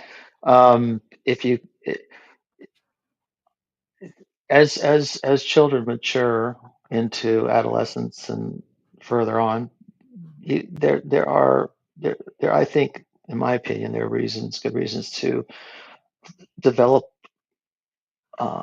senses of privacy, which encourage. I don't want to do things that violate their sense of privacy, that I diminish their sense of self-respect. Um, so by reinforcing, so by not just pushing my way in and saying we're going to talk about anything and everything because you need to know right from wrong. They get to a certain age, it's like when you're ready to talk about it, because that way, when if I'm teaching them boundaries by respecting their boundaries and respecting their privacy, which they'll then turn around and not let other people. Well, if my dad's not going to come crashing through my life, why should I let these strangers do the same thing to me? When you get these problems, oftentimes the parents aren't necessarily the best people. They might be they're the ones who have the best interests of the child at heart, most certainly, most of the time. But that doesn't mean you're necessarily the best person to talk to about this. There might be that's where an uncle figure, an aunt figure plays well into this sort of thing. A mom's best friend, um, somebody else in the church, people that I had a personal hero in my life that wasn't related to my family. Um, it, it, and it was very helpful to have that. And you could talk to that person about things that would be really anxiety inducing to talk, or traumatic even to talk to a parent about. Um, so I, I guess what I'm saying with all that, Michael, is that I think you paint for me a picture of control that I just don't think parents can have without having other things come up that will pop up out of their control, or creating their own problems necessarily. It's it's a rather Yeah. than focus on the problem, the really ugly problem that's scary. I think you can obliquely approach your child and develop their strength of character in other ways, so that even though they may not talk to you about the thing they came across in the woods, they'll have enough substance to themselves, and maybe other relationships that are positive and instructive, that they'll be able to sort it out on their own. Well, Without, yeah, and you you said, may, yeah, and it was contrasted like by my parent, my father telling me that like marriage is wonderful, sex is wonderful in marriage. It's supposed to be a wonderful part of marriage. It is something you're supposed to look forward right, to. And so, right, and so obviously, and that's the message that won out in the end, so, but some of the other, but, and probably if I had felt more comfortable, talking to my parent, my brother was there with me, so it's like I was asking him the questions, and he was kind of like pushing me off. So if I had gone to my father instead, like things would have turned out different. But these are the things that we work through, so it is what it is. right. Well, and that's a lot of these stories are like that, though. I mean, there's a lot of is what it is about sexuality and sex and all that. It's always been haphazard. I mean, there's funny stories that snipers from Afghanistan have talked about, where they'd watch some of these scenes in um, rural settings, and they'd see real horror shows going on within. I mean, they'll camp out on a spot for a week or something until they find their shot, and so they would observe everything. Any Just imagine what might happen in rural Afghanistan between unsophisticated tribal people who just happen to be very deadly, and and there are children and animals around, and just let your imagination roll, and it will. They've reported back that they saw it all, Yeah, and I it know was a guy who worked in a prison in Afghanistan, and yeah, he had some interesting stories to say the least. So going back to the 6th century isn't going to solve our problems. It was really, I'm sure it was just as dysfunctional in medieval Europe as it is in 21st century Afghanistan. No Yeah, guarantees. disagree there, but comment on McMo's tweet, which was a banger, which is that, and if I can, I'll argue against or give the other side of the analogy I gave of the kids playing on top of the mountain and the fence around it being a good thing.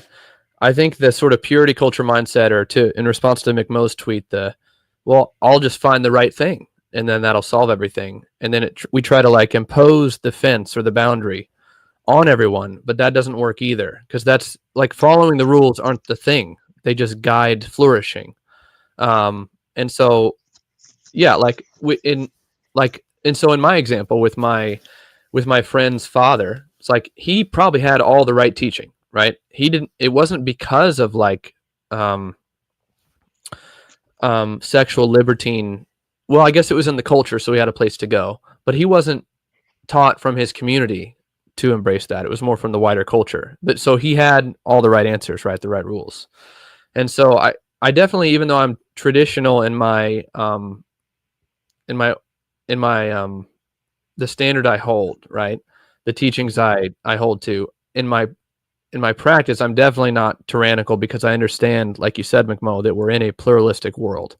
Like, so the examples I gave earlier with my children, it's like I have certain standards for them and certain things I'd like them to do in certain ways, but because of we're not in a tribal society, like we're in a pluralistic society, I'm not pretending that they won't be exposed to things or have things on their menu that I wish weren't on their menu, but my goal is to raise them to hopefully whatever. I do have an opinion on what are the good things on that menu, and so I hope to raise them, though, to have a spirit that chooses that which is good. And so I do have faith in the good, and I think sometimes the person who might hyperimpose the good on their children actually doesn't have faith in it, which is why they're hyper imposing it. So yeah, I just wanted to add the other side of that fence analogy, or the wall, the mountain wall analogy, is that it is a playground, and the wall protects the playground, but the wall is not the playground. Your kids don't flourish just because they don't go sleep around. Your kids flourish. The learning not to sleep around helps them flourish, but the flourishing is other stuff, So could I push back just a little bit on the idea that Yeah, Mark, you go next. You are one man against 1,000, raising the rainbow flag in this Trump's America. So please continue. No, I really like what he's saying. I'm sorry, is that Nick? I'm not even looking at my phone. Yeah.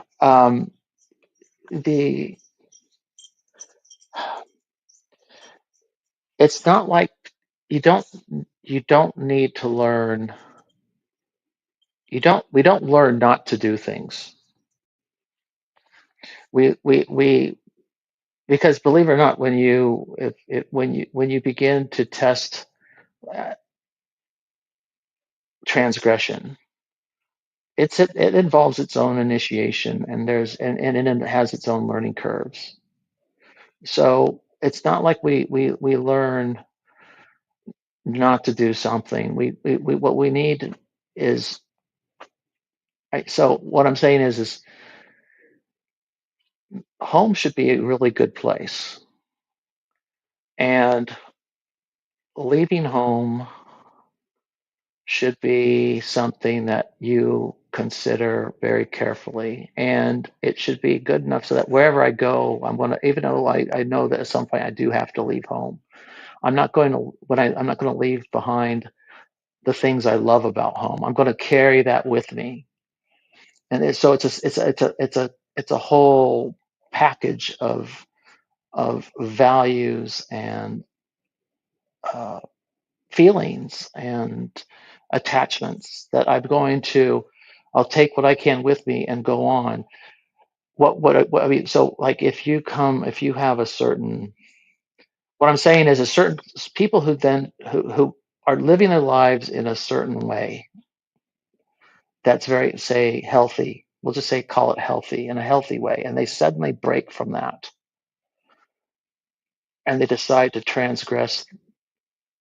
What I'm really interested in, what's going on in your head that you're going to put your family at risk. You're going to put the mental health of your children at risk, your physical well-being. Why are you going to take these? What is going on within you that is driving you into these new strange realms that are high risk and not so much very short-term reward? I mean, it's not like you're even, there's something off.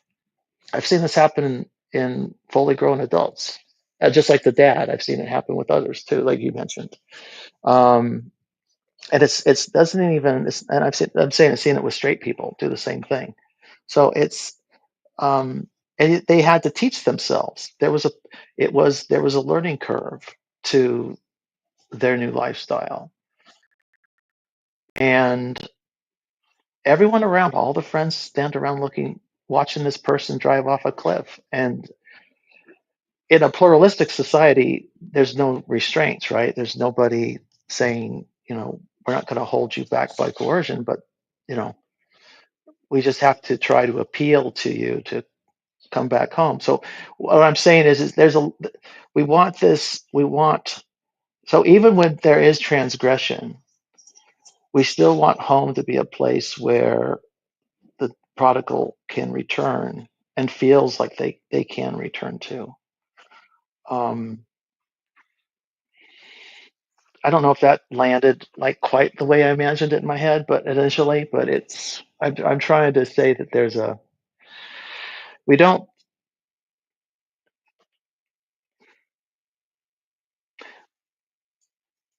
yeah, I'll stop there and see if if that made sense. If it didn't, I apologize for wasting your time. Yeah, no, sorry, go ahead, whoever that was. Go, Nick, go.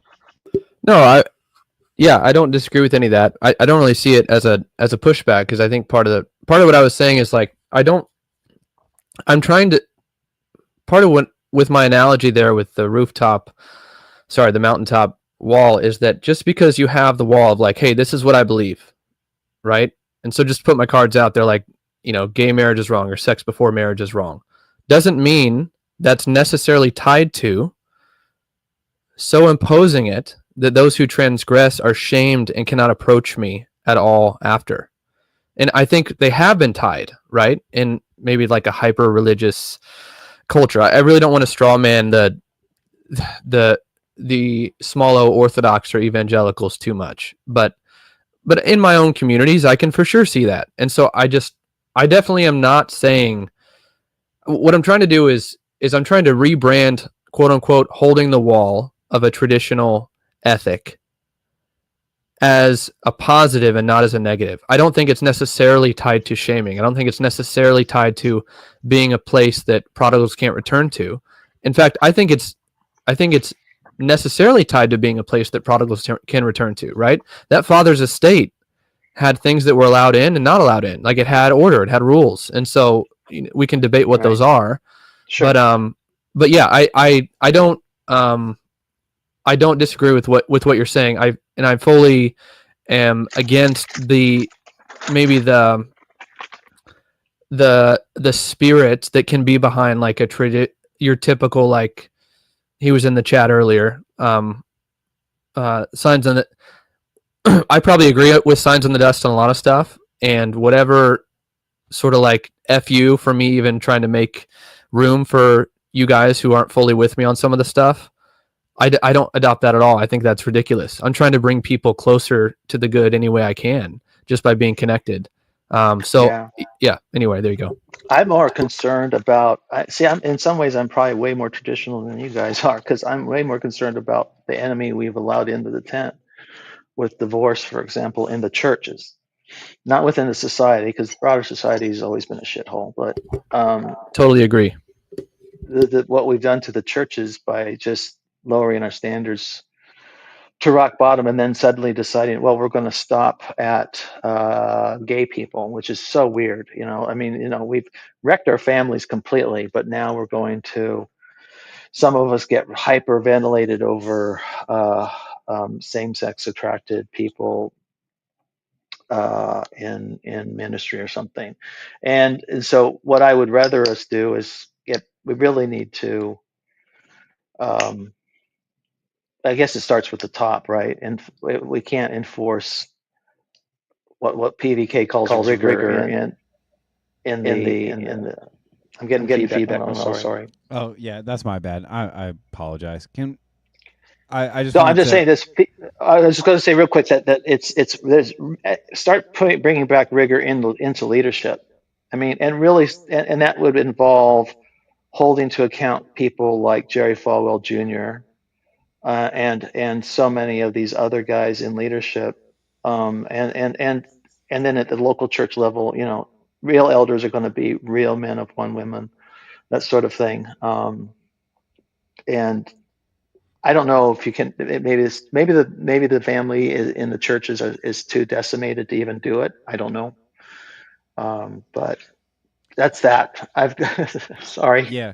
So one thing that's like interesting to me, and I'm welcome Neil. You've won the most interesting background competition. But yeah, it's interesting to me how the topic of homosexuality, the gays, keeps coming up, right? Because I'm not sure that what we're even talking about is on that same kind of battleground of like, are gays allowed or not? I could be wrong about that, but to me it seems like a little bit of a red herring or a non sequitur. Not to like, I'm not saying it's not an important issue. I'm just saying that I'm not sure if it's to the point. Well, I just look at YouTube. I mean, I'm just Christian YouTube is where I get most of my signals on the subject from. That's what I guess I'm reacting to. Has there been an uptick in kind of the anti-gay orthodoxy, small o, or has there been an uptick, or is it just kind of same old? Because I don't really watch Christian YouTube that much. Probably same old, but I don't know. I don't have a lot to judge it. I just say what I experience when I tune in. It's like pretty ugly. I gotcha. Well, Neil, welcome, sir. You definitely have the gayest background of all of us. What have you to say? Sorry, I can barely hear you guys. Hopefully there's not too much background noise. How are you hearing me? You sound great, man. It sounds like you're in a Chuck E. Cheese or something.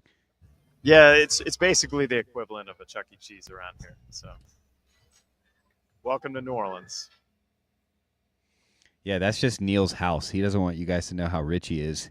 That's actually just his Yeah, playroom. while all you men are out complaining about things, I'm building the playhouse of my kids' dreams. That's the goal. Well, how much of the conversation have you caught, Neil? Are you up to date? Do you know where we're at? I missed the last 15 minutes or so, but I got a lot of the sparring between Mark and Nick and Michael. And Mark has shown himself to be a real formidable opponent in verbal jousting. But this has been a great conversation. I've been enjoying it. Michael, I think you've been the last one to speak. If you've got anything to say, it's probably your turn.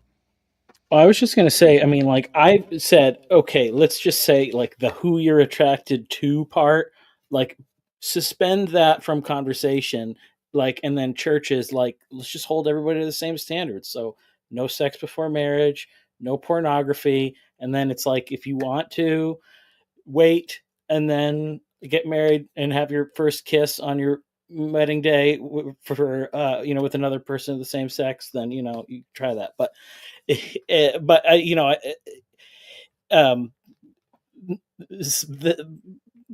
but nobody ever takes that argument seriously for some reason. But anyway, yeah.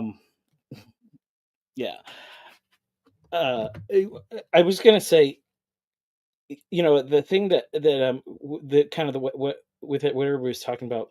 So there was something that Malcolm had said a while ago when he talked to Christian Baxter, or whatever. He said it many times, and it's been a controversial thing, where he said that banning pornography is an aesthetic, is just an aesthetic move or whatever.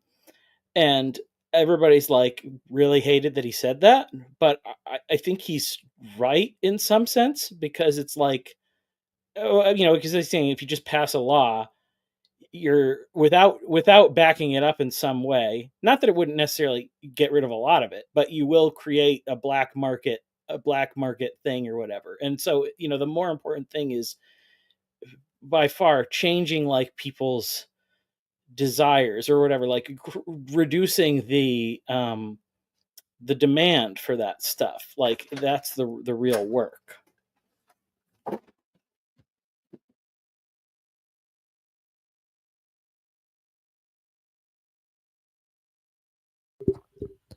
Yeah, I. But I guess like to take that example, like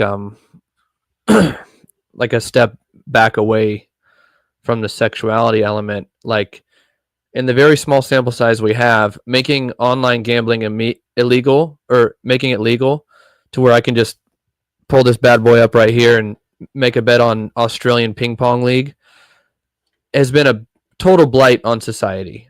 And so, like, in general, I agree with Malcolm's point. Like, churches can't just make a bunch of rules and have a bunch of, and just think they can sort of suppress their way across. But society, like, if it's going to be a matter of like which laws, it's like, yeah, I mean, I think it's in my own household, I need to approach it differently, and I shouldn't obsess too much. But like, if I'm going to make my opinion known to lawmakers, it's like in the same way that online gambling should be illegal.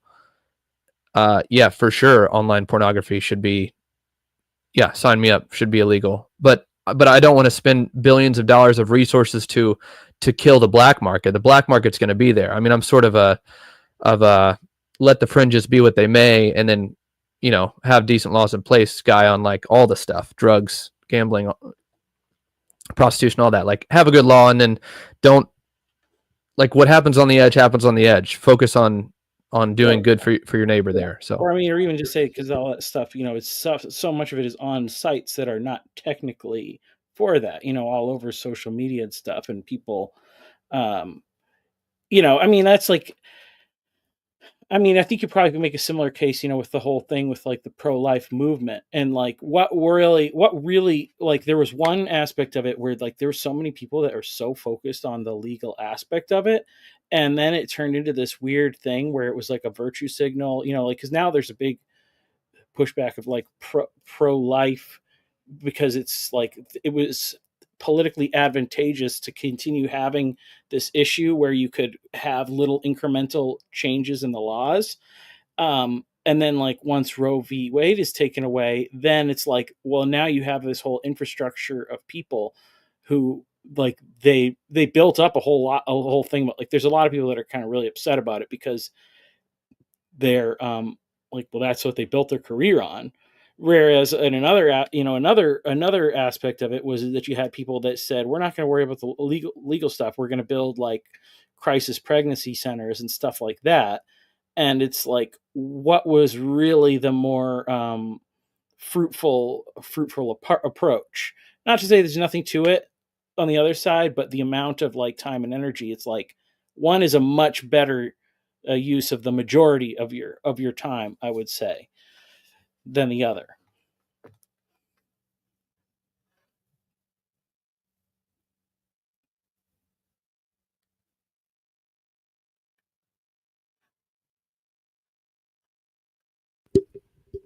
to McMo to respond to earlier with how does it keep coming around to the gays, I was not bringing it up pretending that plurality was going away anytime soon. It was more speaking to like if you're a community raising kids, like for instance, at July 4th, was over at my cousin's house, and like my whole mom's extended family, like my grandma and all my aunts and uncles, so her kids and then their children and their children's children, we're all over there. And then one of my cousins, who doesn't come around for 10 years, is around now because they've got a new gay lover.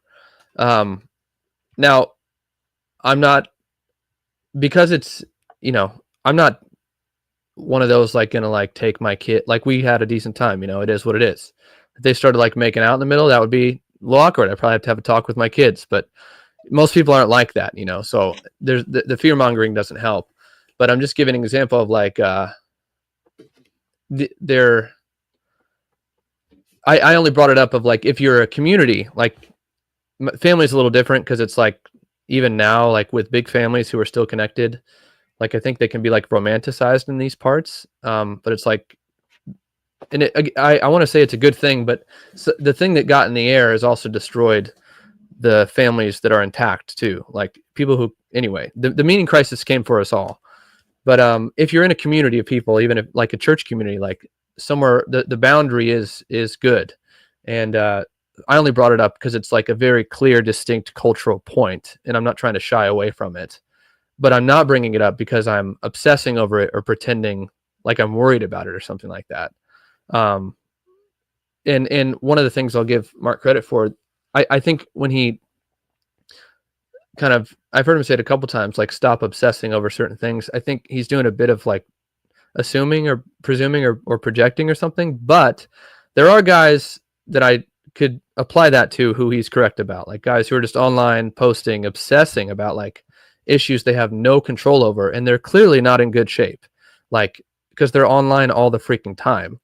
So anyway, that answers a couple questions, but specifically with like why does it keep coming around there, I wasn't trying intentionally to bring it there. It was just like a clear like black and white, as we saw with like the CRC stuff. It did affect like pastoral approach, you know.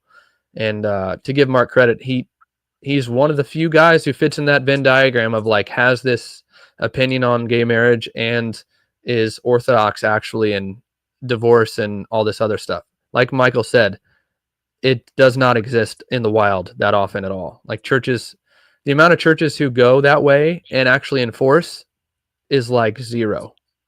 Yeah. Well, But ultimately, I do blame you for bringing up the gays again, and I do not forgive you.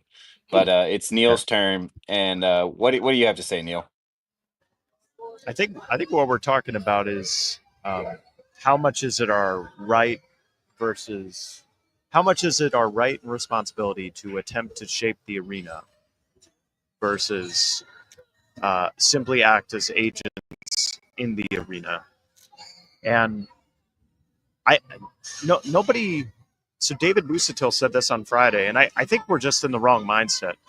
We are so used to the arena being default Christian, de facto Christian. Can you hear me okay? Yes. Okay.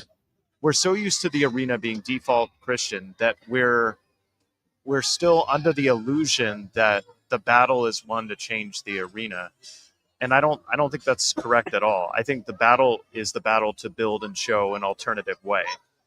And I think it starts first at the level of the individual. I think what you guys were talking about earlier in terms of individual virtue and pursuit of virtue is that's the bedrock of it. That's the bedrock of it. And then that virtue can scale up at different levels into groups. So it's like, can you get to the point where you trust yourself? Can you get to the point where you can trust a few other people? Can you get to the point where you can trust even more people? And so it's really, it's pretty clear to me what we need to do. If you just simply think of the arena as the wilderness or that which is, other.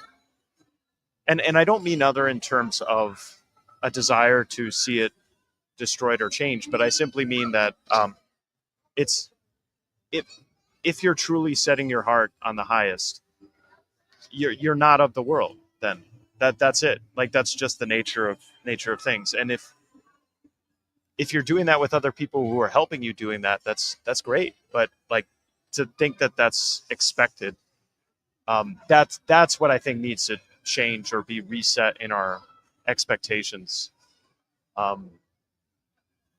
Yeah, I'm gonna give you an example. For 6 years being in the Catholic Church, even if I was in a state of mortal sin, I would still go up and take the Eucharist. Because in my mind, I was like, well, Jesus wants me to have him. in the Eucharist. Jesus wants me to seek Jesus, and every week at Mass I would pray, "What is your will, God? What is your will?" And then at Mass, maybe 2 or 3 weeks ago, it hit me like, "Oh, I can't do this anymore. I can't, like, that's actually God's will. I can't do that. No more. If I'm in a state of mortal sin, can't do it." And that's GG, game over. It's like, there you go. And so you have to scale up what that means at every level, but it has to start at the individual. It has to, and Well, let the world go whichever way it may. Like, the world in 1900 went a different way. Than I wasn't around. Like, yeah. I have so little control over the arena as such. I have like, So what you're saying, Neil, is certainly resonant with me, especially the kind of view on oneself before the Eucharist. I want, like, one distinction I think might be helpful to just note is that for a Catholic kind of soteriology as such, there is a sense that the virtue is the rock bottom. For the Protestant, the virtue is the outworking of the undeserved grace from the Father in some sense, right? And so I don't know, Nick, Michael, do you guys have any? Does that spark anything for you guys on what would be the main differences between a- as it pertains to the conversation we've had, looking at virtue specifically as the rock bottom versus the beginning or as the end? How does that change things for y'all? Let me say just one quick thing to Neil, because I am constantly trying to correct my language, because, and I'm not saying he was talking about me, but it might seem like I am trying to, like, think I can control the arena, and I am not at all. But the arena of me, the individual who has these conversations, and this is a point Pajot has made on one of his, like, controversial podcasts. Basically, like, that the median, the neutral, the arena of our political conversations, and I'm only using this as an example, is so altered by the story we all were collectively believing post World War II, that certain things that might be just like one opinion is now like, wow, you can't believe you have that opinion. And I'm not using any political directionality here for a reason, because I'm really trying not to get it to go that way. But what I am trying to do is, as the arena of me, who's in here having these conversations and having conversations with other people, I can tell the framework that the other person is working in, and it's not the same framework I have. And so the only thing I'm trying to do with any arena changing or framework changing is just within conversations. And at least in a McMill, you and I had a back and forth on X the other day. It's like, I really am not trying to enforce my boundary on anyone. I am trying to get everyone to admit, this is where my invisible fence is. Just stop pretend. I'm not saying anyone here is doing this. Just stop pretending you don't have a fence, or that all fences are valid. Like, let's just be honest. Like, well, here's what I think right now, and here's why I think it. And then we can see how,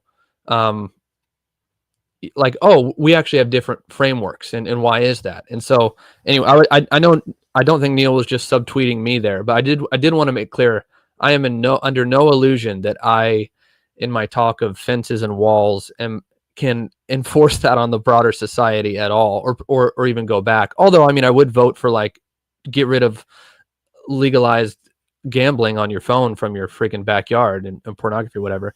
But well, but how much energy should I put in that? So anyway, I just wanted to clarify my goal when I even have that use that language.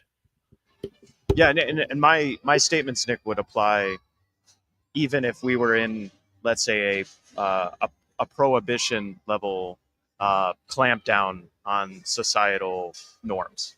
My statements would still apply. Like, the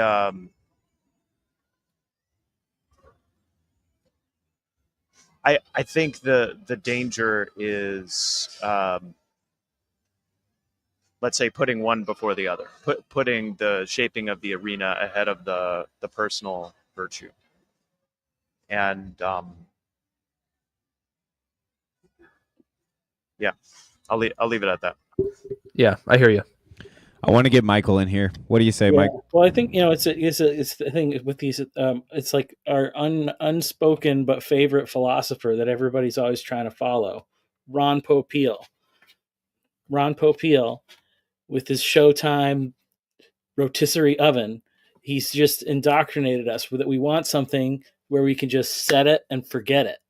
And like that's what we're like, that's the thing that like we're always wanting. That like everybody wants that. Everybody wants the system that they can set it and forget it.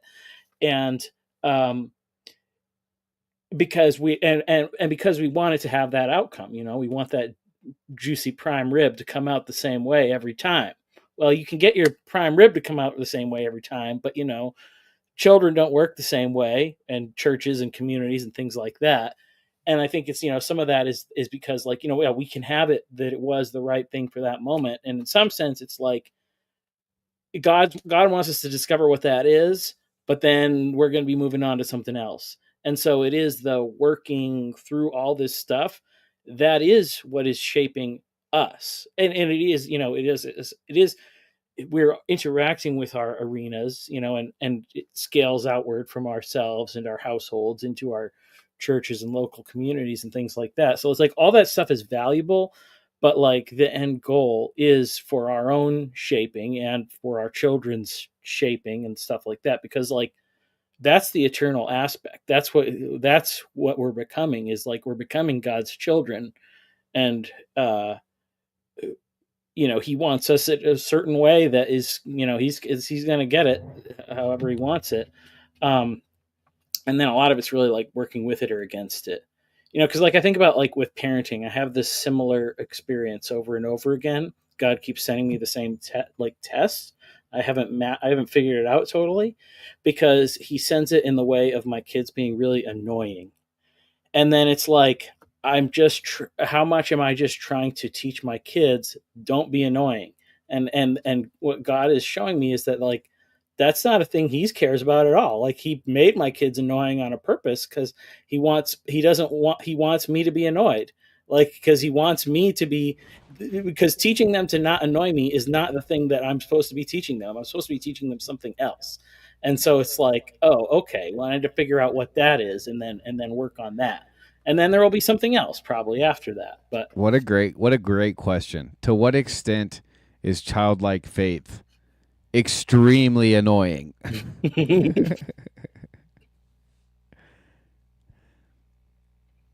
Well, we've lost Nick. Now we can just see the inside of what it looks like a front door. That looks like a front door to me. I'm not a door expert, but I don't see you kind of putting that kind of work into a back door. I'm guessing that's like a screen porch or something, a Three Seasons room. I'm trying to think about areas in the Gospels where Jesus is talking about building the right arena versus preaching to the individual. Because there are a few times, like my mind is going, and I think this is related to the gospel readings today, but seek ye first the kingdom of God and his right. So everything Jesus teaches, almost everything, is focused on the individual choosing other than the world. Except there are a few parables. So the one that comes to my mind is there's a owner of a vineyard, and he built a tower and he built a structure. You guys probably know this parable better than I do, you Protestants, but then he sent a few messengers to say, hey, how's my vineyard going? And they killed the messengers, and those are the prophets. And then he says, I'll send my son. So it's like, is there ever a case, biblically speaking, where there's been like a successfully crafted arena that has just churned out, like devout, holy generation after generation? Or has this just been a really good run in the United States for the last 60 years? And it's like, okay, now we're back to normal baseline. Yeah. In any time period you point to that has that golden age, you're always going to find people in there who had to defy the world. you know, like any golden age you point to, you're probably going to have some saint who had to like forsake that. Like I'm thinking of like people I've read from like the early 20th century now, or like even during Middle Ages, who just talk about the goings on of that time period and how, you know, just the way of the world. Yeah, that's an interesting point, Neil. I think there's always a degree to which in this life you have to forsake the world. Not just a degree, that's just baseline.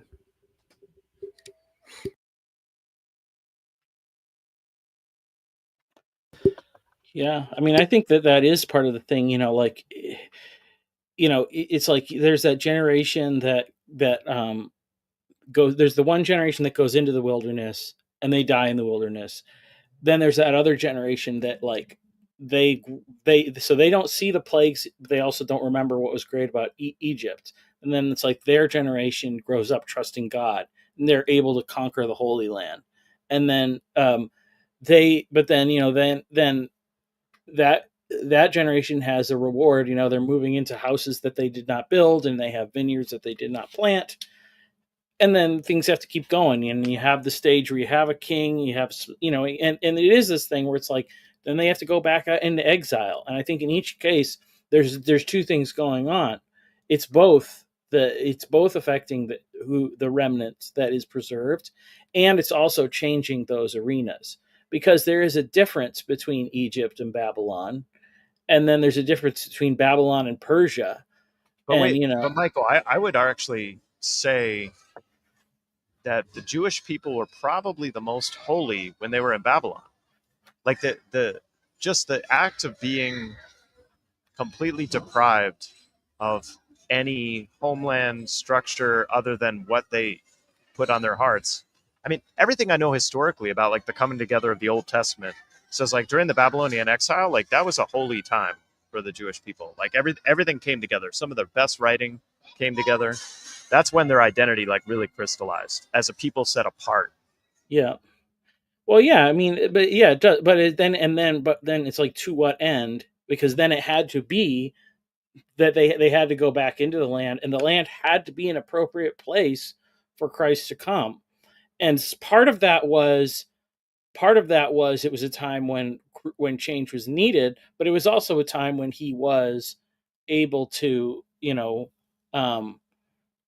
survive, like, with, and obviously like, there's this stuff with like Herod trying to kill him and all that, like, and so there is always like darkness and light, and I think those things kind of move around too, like when you look at like, everything was bad in this one area, and it's like, well, actually there's something really good going on somewhere else, because it's almost, in some ways, it's like, and I would say, yeah, the forces of evil are not omniscient in the same way that God is. So he's probably even like, he's doing some sleight of hand, moving things around. Think about like with Elijah, and he was like, I'm the only one. And then God's like, no, I hid a whole bunch of prophets.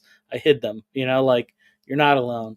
But it's like, oh, so because God hides stuff too. Like, God hides good stuff sometimes, and so maybe even that's just something to think about. Like, well, when we look out and we think like the world's going to hell in a handbasket, we don't know what God's got growing in a secret, and what's hiding. And I think that there's probably a lot of good stuff that we just can't always see.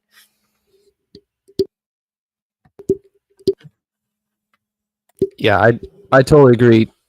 I'm a long-term optimist. Like, even like the people view negatively like the decline of church attendance, but my mom comes from a family of 6 or 8 total, if you include the parents, and they all went to church growing up. And there's all the families in her neighborhood did that too. And it's not like the churches were thriving like when they were full necessarily. Like, so clear, I guess what's viewed as a negative on one chart, I just think of like Christ pruning the vine.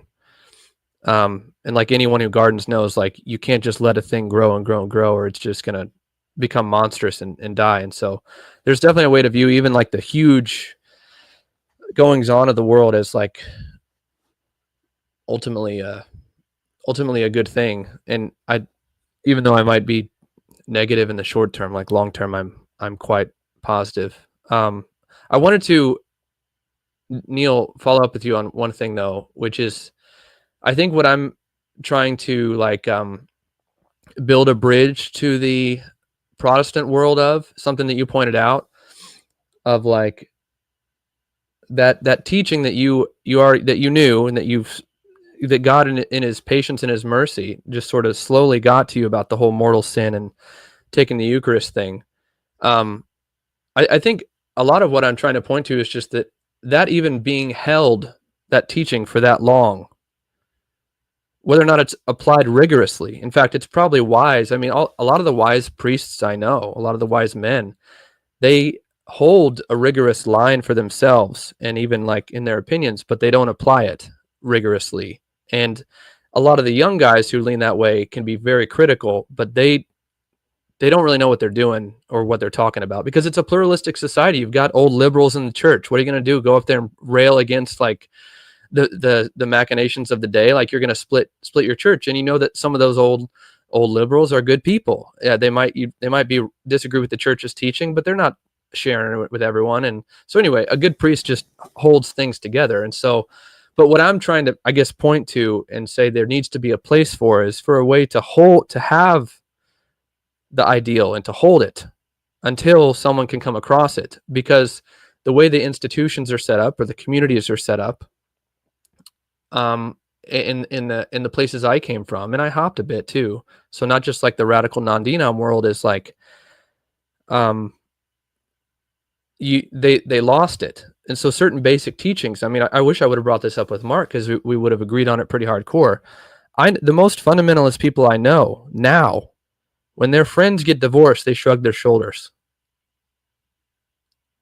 And I finally got my wife, who's a firebrand, on this with me, and she just like, if her mom brings it up to her, she just like lays into her, because which she shouldn't do, but it's because she's being quite hypocritical. And so I guess that's what I'm saying. It's like I don't think you should judge someone who's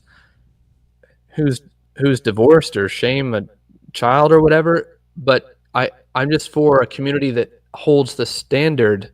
And or even in my own life, like if I would have not had the upbringing I had and come across like a traditional Christian teaching on divorce and taken maybe it's just old fashioned, like being a man of your word, taking my vows seriously. If I wouldn't have had a healthy fear of transgressing that, there are various points at which I don't know what would have happened. And so, well, I'll tell you about a healthy fear I now have, which is the powers of Mrs. Rillian and Mrs. Moe joining forces in Chicago. This is now quite scary to me. If this is the type of energy that Mrs. Rillian is bringing to her own mother, this could get dangerous. There's a long backstory there with the in-laws. But Neil, do you get what I'm saying? And maybe the Protestants here too, of just like, I'm not, obviously it's not just as simple as like, oh, everyone just check with Catholic Answers before you have an opinion, or, everyone check the catechism because, they're not in communion. But there has to be a place to hold the line and then not enforce it too hard, or, but then you only an institution that old even has something like what you're describing, Neil. Anyway, those are just general thoughts of what I'm trying to, I guess, I'm trying to point to a thing that's been good for me, is what I'm trying to do, that I want other people to have. Yeah. Well, I think that's like, I mean, that was sort of somewhat of what I was trying to say with like the set it and forget it thing, is like that the thing we overlook a lot of times, maybe, and even when we want to rely on our traditions in some ways, is that some of the value in that is the struggle that it went through to get there. And so and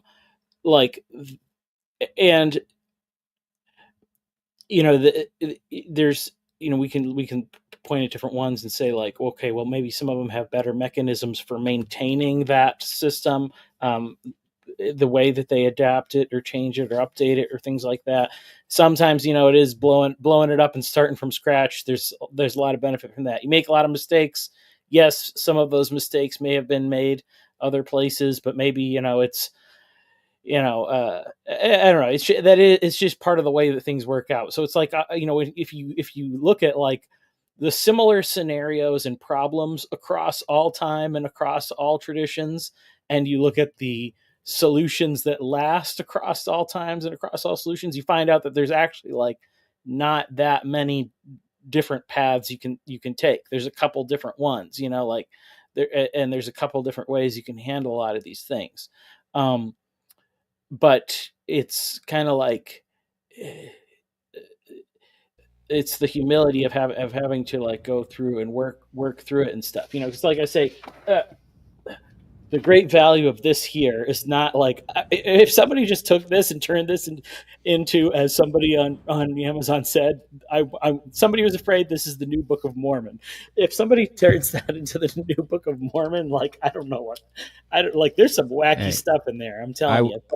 If it's the new Book of Mormon, my only regret is that it doesn't come with a link to my Ko-fi. But I do want us to keep chewing on this. Shoot, did I forget what I was going to say? You were asking for money? Well, yeah, I got distracted by the grift, but it was something that you said, Michael. It was. I almost had it and then I lost it. Well, Neil or Nick, feel free to save me from my floundering here, but in the meantime, I'll try to think about what I was going to say. Yeah, I don't know. I've begun thinking about standards very strangely, like having. Okay, so this standard, meaning the social pressure within my church, would be that when I go up to receive the Eucharist, I simply take it, because then everybody knows me in the church, and I'm just doing the appropriate thing that everybody else is doing. Whereas the stigma is actually in the opposite direction. The stigma is if I go like this, then everybody sees that. And that's why I trust it. All right. That relates to what I was going to say. So are you guys I remembered. Are you guys familiar with Tolstoy's line? I can't remember what book it's from, but he basically is like, all happy families are exactly the same, and all unhappy families are each unhappy in their own way. Are you guys familiar with that? I sometimes think that it's the exact opposite. That all unhappy families are basically the same, and that it's the happy families that actually show the diversity of what is possible. And that relates to what Neil's saying, because there's also that kind of private versus public, what is looked down upon as the as the embarrassing move. What do you guys think? Well, I want to keep talking about that a little bit, because I wouldn't have had this change in mindset unless something struck me unless I had I can't really explain it other than I had an authentic encounter with God. And it wasn't anything intense or significant. It was just an overwhelming realization that oh, you want to do my will? Okay. This is it. And it's just like, oh, that's the one thing I don't want. So of course that's right. Of course that's right. And also it's like there's nothing to be gained from doing it. So then I trust it even more, because obviously it's only downside, all the way down. But the thing is, that can't be enforced. It can only be freely chosen. And so I do think it has to be at bedrock, whoever wants to find me, pick up their cross and come after me.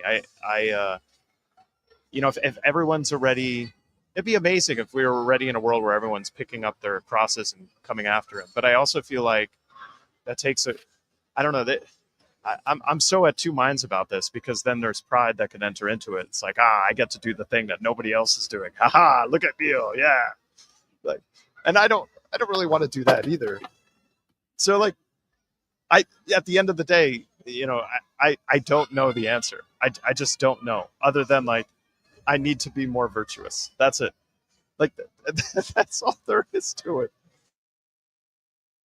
And what's funny though is that like I'm more joyful as a result of this. Like I'm not even close to like a feeling of despair. I'm just like, yep, I know I'm on the right path because there's no answer. I do see what you're saying, and um, yeah, it reminds me of the, speaking of banger tweets, the one I posted in defense of charismatic Christianity a while back,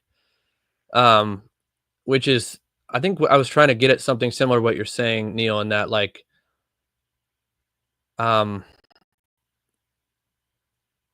you're not going to fix yourself, who is the only agent in the arena you have control over, by like figuring out all the perfect elements of the arena. But basically like that within really like anything, I guess, but any Christian movement is that it seems to me that, however, if I look close enough, there's always a path in that movement that does lead to the cross, which is, as I think Peterson was right to point to, like, is the thing to aim for. It is the thing. I don't think he quite understands how good the answer is when that happens. I think he's sort of like, at best, hoping it's as good as the Christians say. But even in that talk that he had with Pajot when he came back, he was just like, if this is true, why is the world the way it is? Why are Christians the way they are? Very valid question he asked. But I think I think he's right. Like, that is the highest thing to aim. And I think all I was trying to say is, even in my experiences, like in settings that were borderline like prosperity gospel at times, there was still a path in there to the cross. There was always a way for me to use their own catechesis against them, right? Like, so if there was something like dysfunctional in the church, right, or in the way it was going, I could always be like, hey, you guys said this, or I guess in the Protestant world, you can kind of point to like very basic teachings of Christ, But anyway, I just wanted to, as I'm chewing on what you're saying, yeah, I think you're right, and I'm even sort of checking. I'm like quickly like checking my own like things I give energy to. Like, okay, am I doing that? Like, what are my motivations? So anyway, there's some quick thoughts. So let's say like this, it is interesting the way this stuff works out, because let's say like, if we could say what is the fakest and lamest of all forms of Christianity, like Redeemed Zoomer doesn't even want to touch them. It's the Unitarian Universalists, right? Like, this is like something I'm aware of like my whole life or whatever. This is there's one in every town in New England, but you just know like that's a fake church. Like, no church stuff happens in that church or whatever. So like, naturally I'm like, well, I never bothered to really look into it because everybody knows how fake it is or whatever. So then I find this book. I just take this book. This guy founded the town that I grew up in, and he formed it as like a weird utopian community. And he was a Unitarian Universalist. And I'm like, I read another book about his life, and like, he's an incredible saint and an incredible man of virtue and principle, and he was embattled all the time because he was always calling people to live up to biblical standards. And I'm like, how is this guy Unitarian Universalist or whatever? But then you get into it, and it's like what he describes as like the old New England orthodoxy had become so ossified and corrupt, and was slacking in what it was supposed to do to such an extent that you just say like, well, obviously not that. And so then you go off in whatever the opposite is, which was the Unitarian Universalist thing. But and so it's interesting though, because as I read it, it's like, oh, okay, you adopt this kind of wacky theology, which is like it's a theology where you don't have to think about theology at all. You don't have to think about theology if you're a Unitarian Universalist. But then he thinks really, really hard about how people are supposed to live in this world. And he took really hard he used really hard stances against violence. And then this was during, before he took it before, but then right up through the Civil War. And then it was like a lot of people were like, yeah, you're right. Wars are bad and all this stuff. And then it was like, then an opportunity comes where it's like we get to fight one. And then everybody's like, well, obviously we have to fight the war though. And he's like, no, you don't. And he was very much an idealist and stuff. But makes you think and be like, wow, I wonder how many of the people because we've obviously justified it because the North was the better side. The North had to win, whatever. They had the cause of justice. But it's like, oof, did we maybe do a lot of really bad stuff in that justification? Fighting our fellow Americans and stuff. Don't even get me started about sure. Don't even get me started. Okay. Yeah. I mean, well, you know what? Start it up. It's like, what would we have been better off to let the other guys walk away and do their things? Couldn't we have convinced them to come to our cause eventually? Probably yes. If we sold them industrial machinery. I'm not sure if I'm ready. I'm not sure if I'm ready to tackle the post-Civil War consensus. I've barely wrapped my mind around the post-World War II consensus, and I don't know if I'm able to go back that just far. Look up the Gilded Age. You got it. Right, but I mean, that's just the whole thing. Is that's and obviously, it's like we can do this with anything. It's like you walk it, and this is how we think even too, because it's like, let's say I grow up in the Baptist church, and then I go, and it's terrible, but then I go to the Methodist church, and they're great, and so then I'm like, Methodism is the way that has always been the right way, and my opinion is going to be to assume that was always true in all times and in all places, and it's like, probably every tradition has been both the best and the worst in particular times and particular places. And so, but you have, then that's why you kind of have to wrestle through those things yourself. I agree. I agree. Following Christ may take you to some strange places is what I'm saying. I 100% agree with that. I just want to point out this. I welcome Matthew Felty. The TLC is full of Matts, but very interesting to me that you could find this stream through McMo TLC. Very cool. And Neil does note that this is prolific prophylactic prophylicity going on. I'm still bummed that Phlebas hasn't come on. He said he's too sad. I've never seen Phlebas so sad that I couldn't cheer him up with some, some self-deprecation or maybe some Canadian deprecation. But yeah, we're just chilling. This is the Sunday chill stream. The link is in the chat. Maybe I'll post it again. But feel free. These three fellas have been holding down the fort with me all day. We've been here almost 5 hours. I've been here almost 5 hours. So this has become really a marathon stream. So I appreciate you guys joining and watching out there. But okay, so does anybody else have something to say? Should we reset? Should we do a branding break, get some refreshments, and come back? I'm feeling like a break might be nice, but we've got these new folks. Okay. Well, it looks like Matthew's saying channel links would be helpful. I could go for a break. I probably will be my end point here. So, all right. Well, don't take it as me kicking you out. But any final words for you, Michael? Then, this has been a very very good discussion. I think it's good to be able to wrestle with things and try to understand other people and love.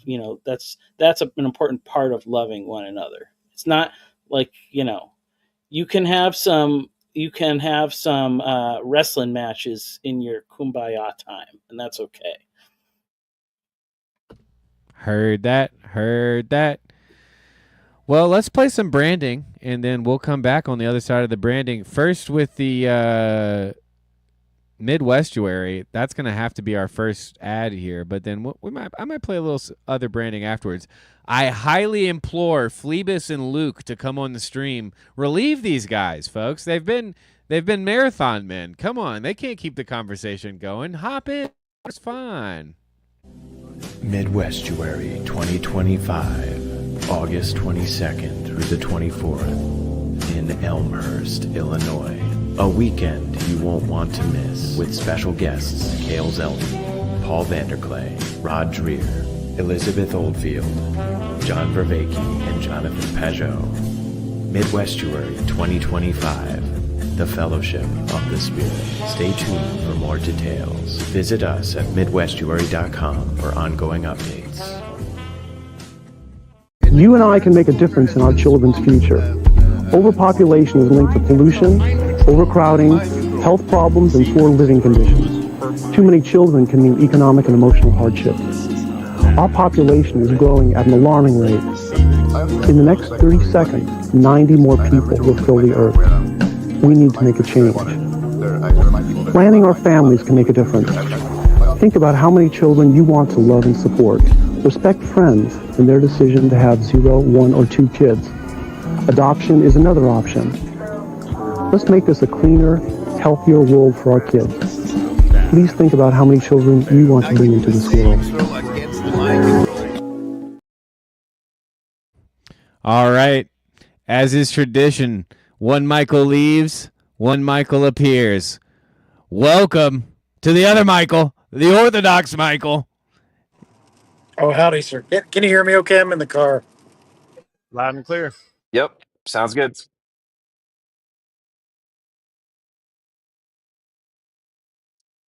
How much of this combo have you caught, Michael? Do you have any thoughts that you wanted to say coming in, or are you just coming to hang, catch the wave a little bit? No, I'm worried that today I woke up and I'm choosing violence. I've thought a lot All of it, right. We can handle and it. I don't know. Like the through line that I hear. Oh,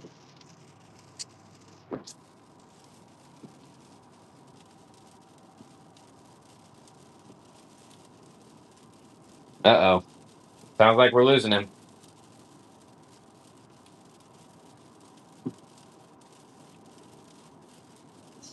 I think a lot of this. I could pivot a little bit. I have some thoughts. I think a lot of what we've been talking about is related to this time of absolute choice, abundance of choice. Let's call it.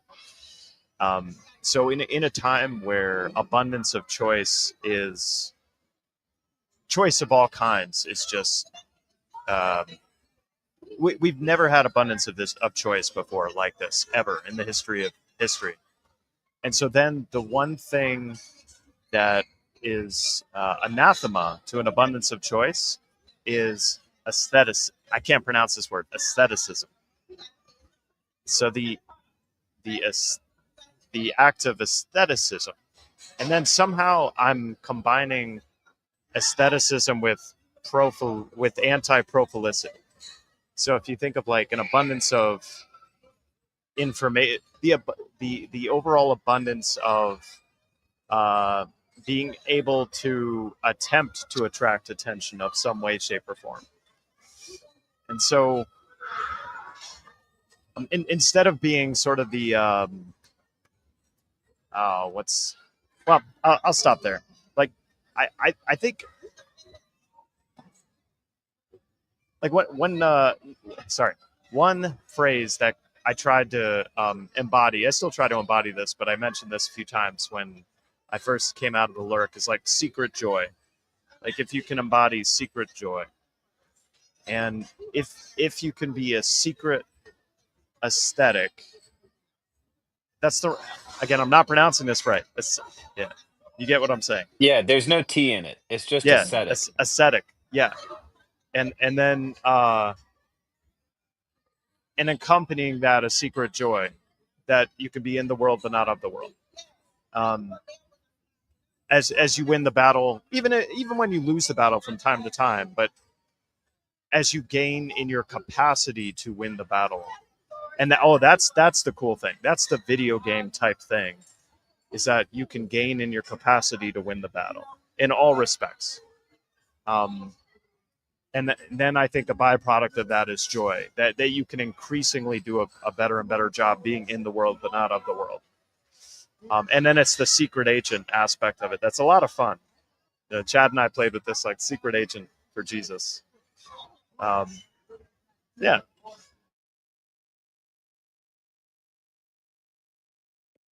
A lot there. A lot there. Since we have Michael back, I want to give him the floor while he's got good signal to unleash the violence.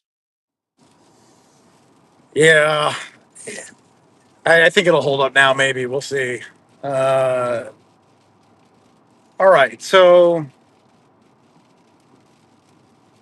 I'm recognizing that part of this is coming on the heels of I decided to hear out a little bit more in the last 2 weeks. Some of the what come across as more polemical sides, whether it's like the debatey folks who get accused of certain kinds of Christian nationalism, what have you, what have you. So uh, I'm talking about like for those that are acquainted, like the Jay Dyer folk, the Andrew Wilson folk. So I'm like 2 weeks into hearing it out, right? Largely coming from a more Petersonian Peugeot frame of reference over the last however many years, corner, all that. And one of the things is, so there's a few things that strike me on how some of these conversations seem to go within our circles. Uh, there is a baseline of being willing to be direct and call bad things bad. It seems to like we're like okay, so if worldviews are unavoidable and we have them, and yes, we want to build bridges, but also be I don't know faithful to where within our own worldviews those boundaries are set. I don't know that being shy about them is as helpful as I once thought. Now, there's an extreme end of that of being of not having any kind of grace or mercy about the way that you present truth. That's totally fair. But it's hard for me to not look at where we've landed, right? And maybe this is just part of me reacting to coming off of, 15 plus years of being like so far and deep into the left and debauchery, so now it's like a counter reaction to it. I'm willing to accept that. But I look at where we're at and I go, man, is it, are we really in a place that, like, would we even recognize a proportioned grace and truth together, or because there's more truth than usual rather than extreme liberation grace, that injecting even a little bit more of directness just looks like tyranny to most? Such a good framing. My gut says that truth is almost always obvious. It's grace that is hard to decipher, right? It's grace that requires discernment. It's forgiveness that requires discernment. The truth is almost like, well, there's a sense in which the truth can be hard to discern, right? But in matters like we're talking about, specifically and especially abstracted away from everyday realities, which also, if you've seen the Andrew Wilson versus Natty debate, I don't recommend it. It's the equivalent of brain rot as far as I can tell. But yeah, I think you bring up some really good points. The only thing I would add is that what I basically just said, which is, yeah, I wonder to what extent we understand what grace looks like, or if we could see it, if we could know we saw it when we saw it. The truth or the kind of hard line, clear boundaries, in some respects, seems the easier path. It seems like the path of least resistance in some I know respects. it. I know it when I'm offered it, or there've been several times in my life where I felt it directly. So take that what it's worth.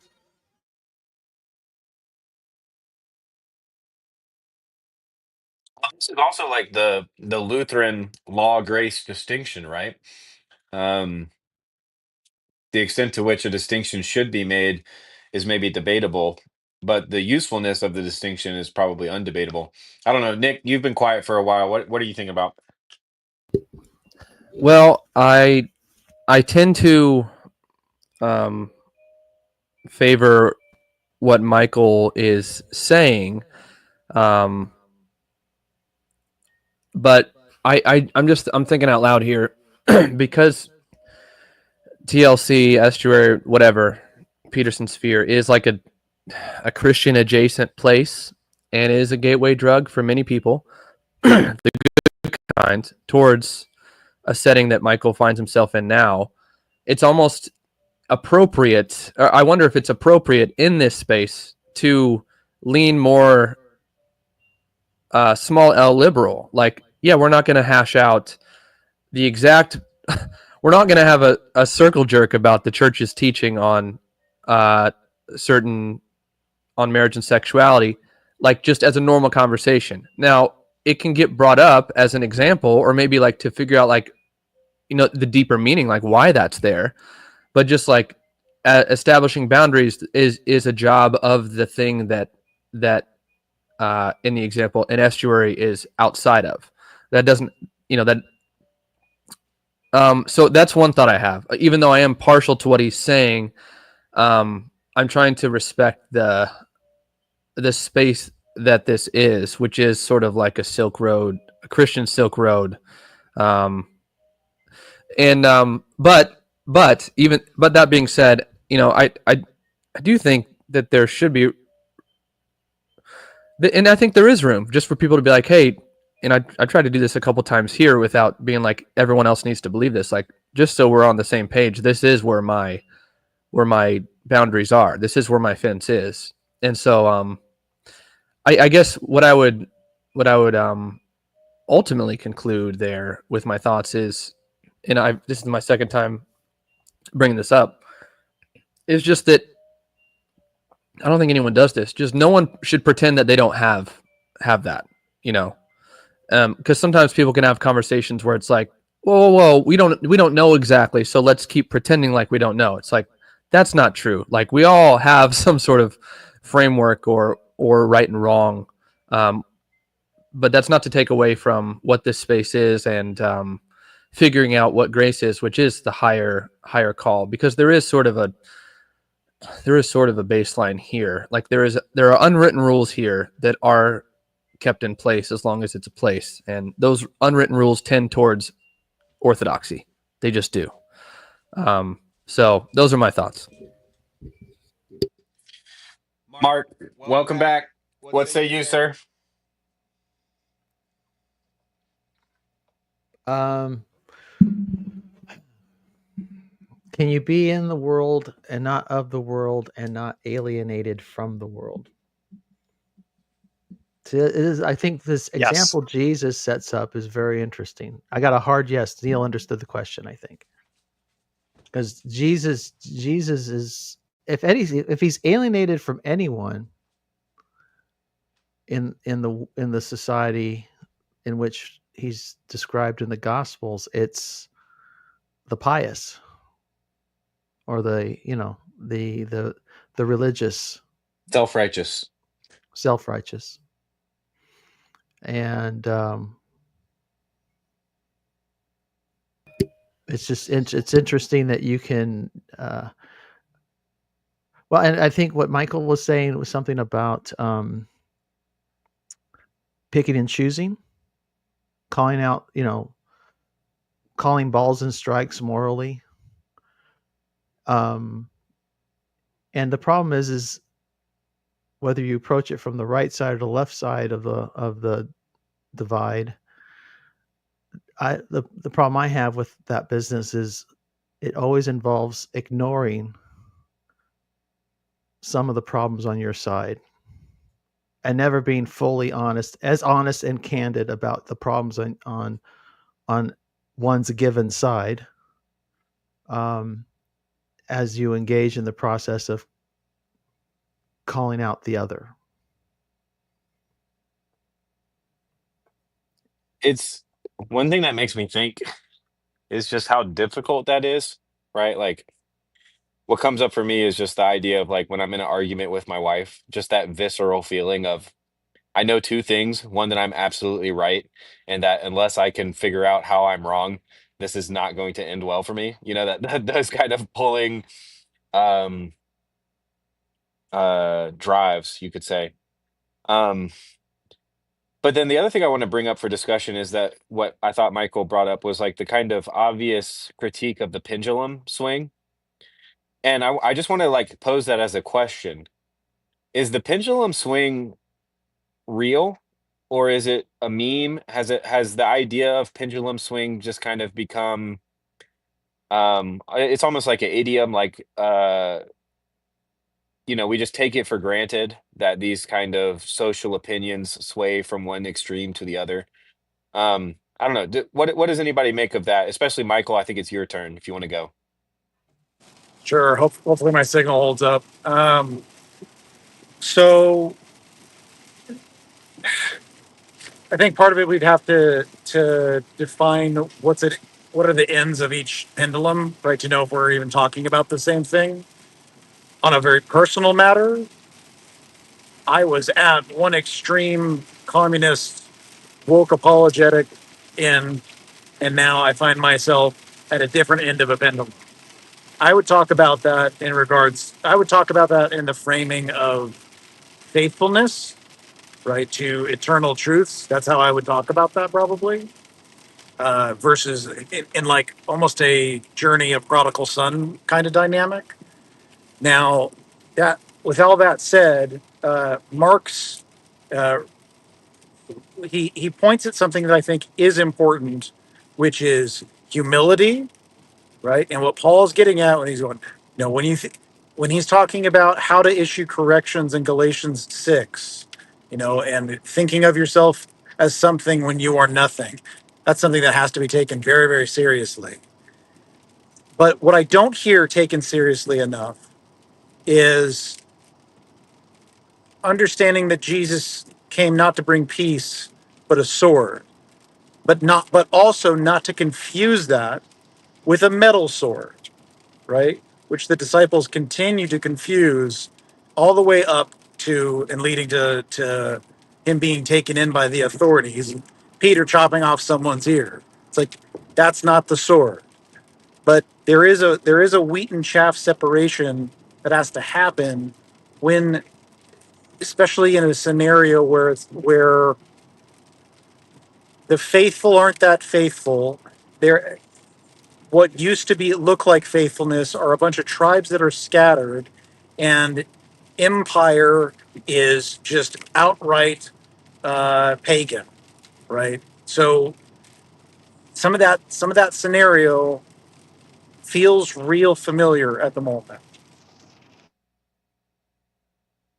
And I to that point, I mean, it is true that Christ was the most harsh on the pious, but if we're accepting a pluralistic secular arena, the most pious in that arena, if that's the one we're living in, is not the trad boys or even like your traditional Christians. It would be a person going to a protest and taking a kneel. And I'm not trying to make this political. I'm just trying to like well, it depends. Piety depends on what the arena is, and Christ was most hard on the pious because he was explicitly preaching to Israel, and so I don't think it's a matter of case that he was just like whoever took the law most seriously. He was upset that they were like they weren't. It kind of fits my wall analogy actually. Like they were hyper obsessed with the wall and no children were playing, which is why he was so upset. That's what I think at least. But anyway, I I like just want to that. make that distinction of the pious or the religious elites. I like that. I want to go back to Neil's response to Mark's question, which is is it possible to be in the world but not of the world, kind of a thing? And Neil's response was a emphatic yes, and Mark noted that signaled that Neil understood his question. So I want to go back to that. Unless you have something else to say, Neil, what made you respond so emphatically in the affirmative to Mark's? You forgot one phrase in my question in the Oh, question though. In the yeah, fill it world, in. in the world, but not of the world, without being alienated from the world. I added a last. Oh, that's Little great. bit. My 2 cents would be that I don't think you can escape the alienation, but that's because of the Kierkegaard in me. But Well, I would Neil, say that's what Christ hacked that. I mean, I would say Jesus was clearly not alienated from the people he ministered to. it's a good point. It's a good point. I do want to leave room for Neil though, because I could talk about that particular point for hours. So I want to give the floor to Neil. It's particularly loud close to me. Hopefully you can hear me okay. I'm just Am I good? hoping we can hear you fine. I'm just hoping that another little squirt goes. Yep, there it is, swinging on the monorail above your head. Incredible. This is one of my most important beliefs in the corner that has not been absorbed by the corner, but I brought it up many, many times. The direction of the relationality matters. We always talk about the relational. And so if I'm forced to define myself based on what everyone else says and everyone else thinks, that really does matter. That matters a lot. Whereas if I'm able to define myself first from the highest, and then by what I am doing, by what's coming out of my mouth, by what's coming out of my actions, not what's going into me, if I'm able to define myself that way, then I can definitely be in the world and not of the world. Because I can be of him, but I can work in the world on his behalf. It all comes down to how you define yourself in relation to the world. Yeah, And the yeah. direction of that relationality. I'm tracking. So the directionality of the relationality. That's a bar. I wonder if it skips to the solution too fast, because I think that what Mark is trying to do. Well, I don't know if you're trying to do this, but the argument of we need to be in the world but not of the world, and yet not alienated from the world. I'm not so sure about the third part, because I think that the point of not being in the world is to be alienated from the world. And I think the point of being in the world is to be in service of the world. And that kind of, I think that the trying to not be alienated from the world is a type of synthesis that is not comfortably afforded to the Christian. I'm not saying it's impossible. Okay, Neil, if you got to go, then good to see you, No, brother. I was waving to Free Rillian. Oh, does Nick have to? Oh, there's a baby on screen.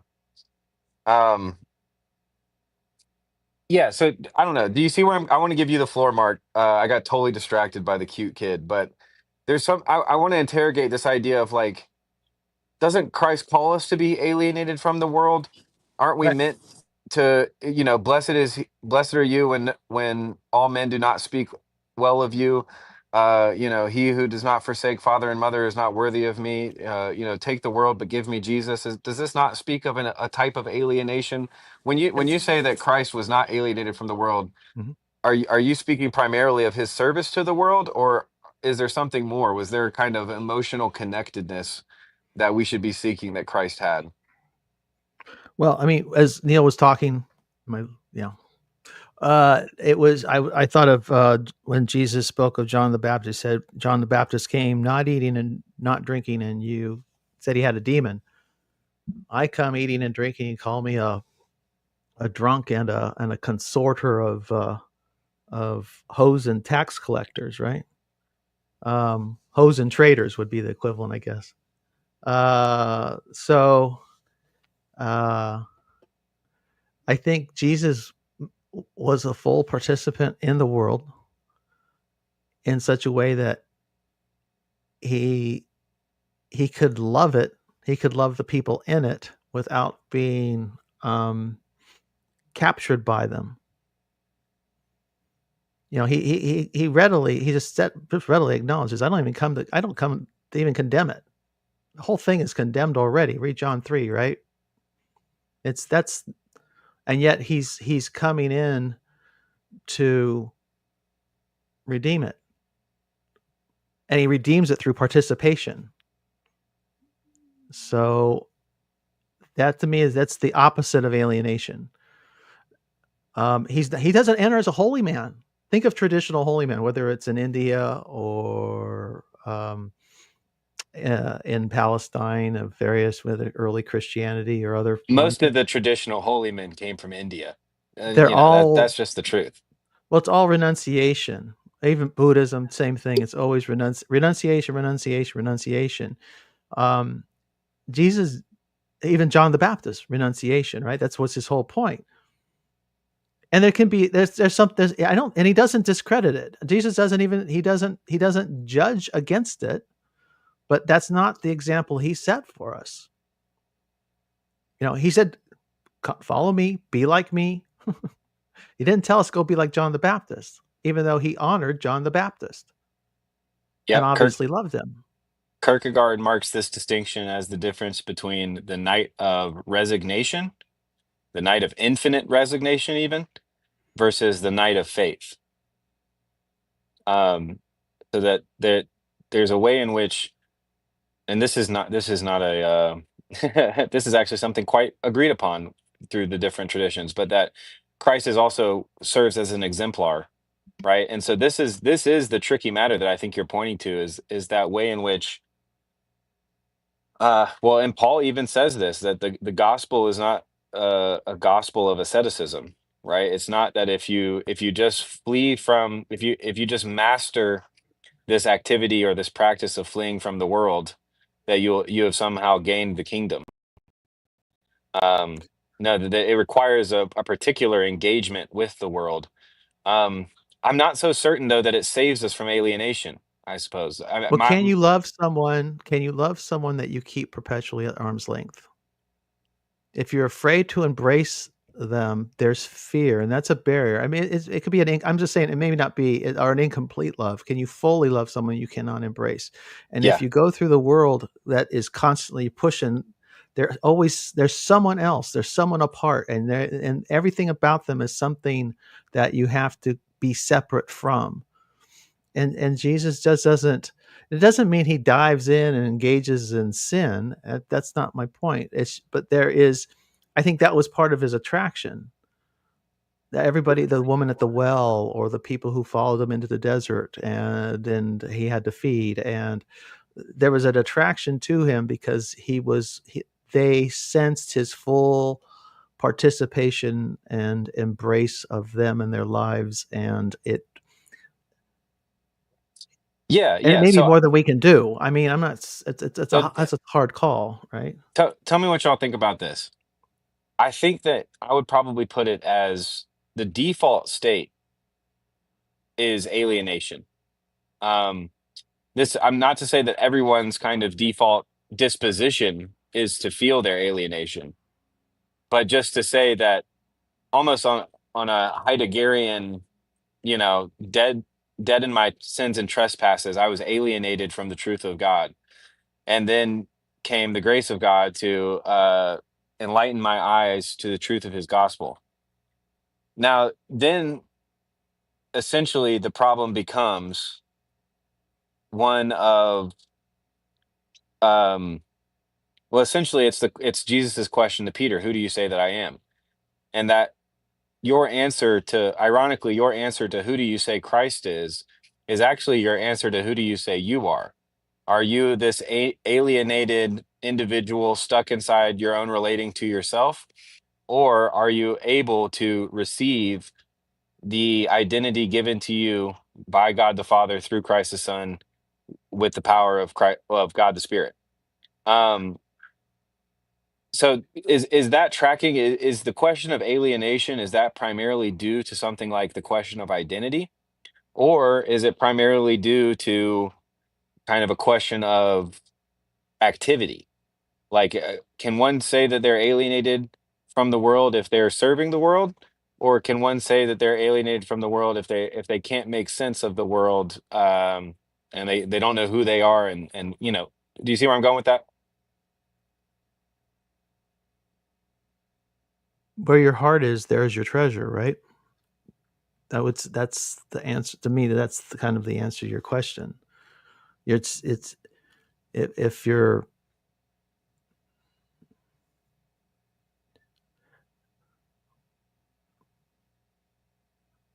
I find myself alienated from people, and I think Jesus found himself alienated from people, but it was because of it was that alienation was initiated by others around. Like I'm thinking of his various conflicts with the pious.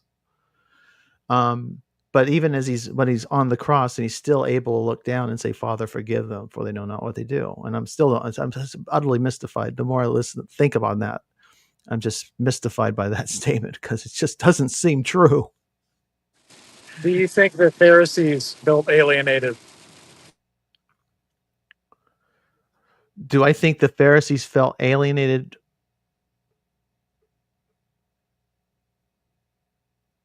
Yeah, By I would say Jesus. by Jesus. Well, yeah, that's what I guess. Yeah, but yeah, that I can't answer. Yeah, he wasn't respecting their way of life, Michael. I'd say that's true.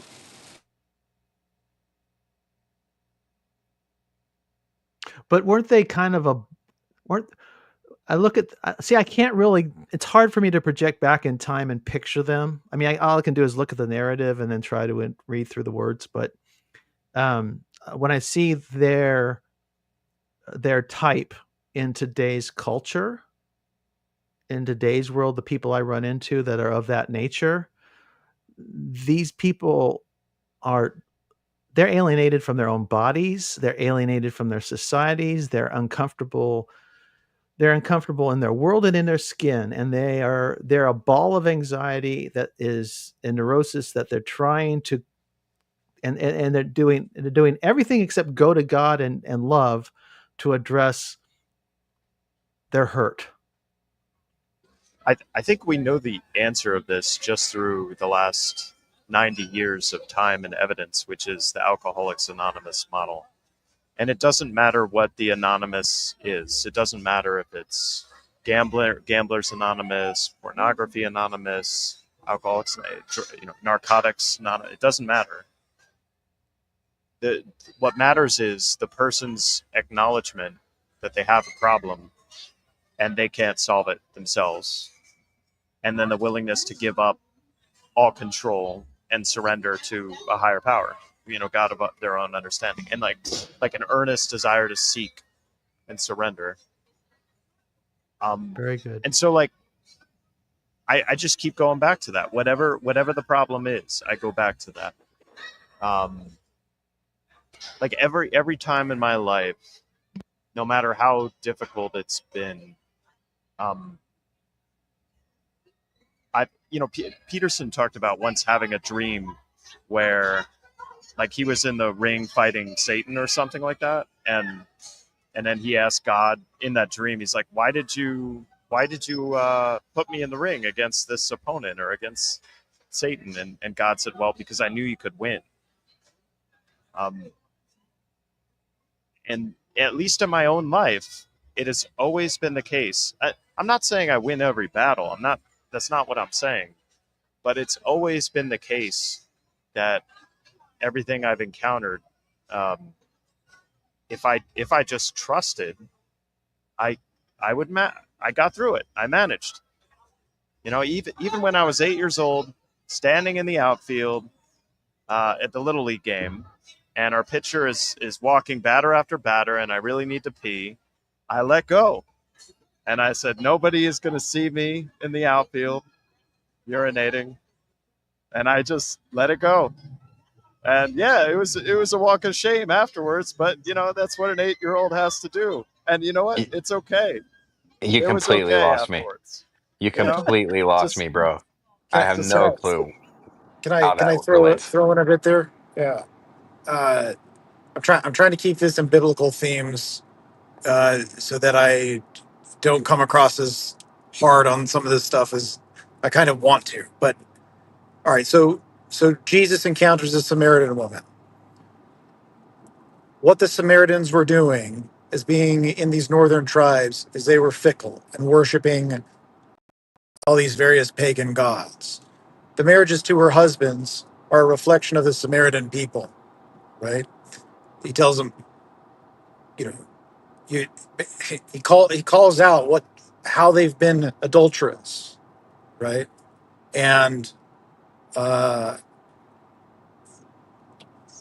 and I'm concerned about the apprehension of the calling to go and sin no more, right? To repent, right? And there's my, part of what I'm bringing to the table here, for what it's worth, is we're so far down the Samaritan road, right? That like any call to that is like somehow triggering, right? And I don't suspect that a super um, a super overemphasized, weaponized compassion is going to do it. Now, there's some people who I think wonder if we are like have somehow done some sort of swing to some kind of masculine right thing.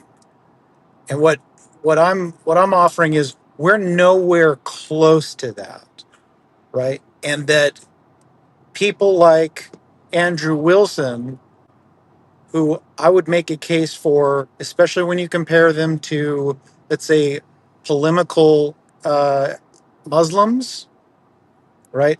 They're nowhere close to the level of aggression that many other worldviews and hearts would call for.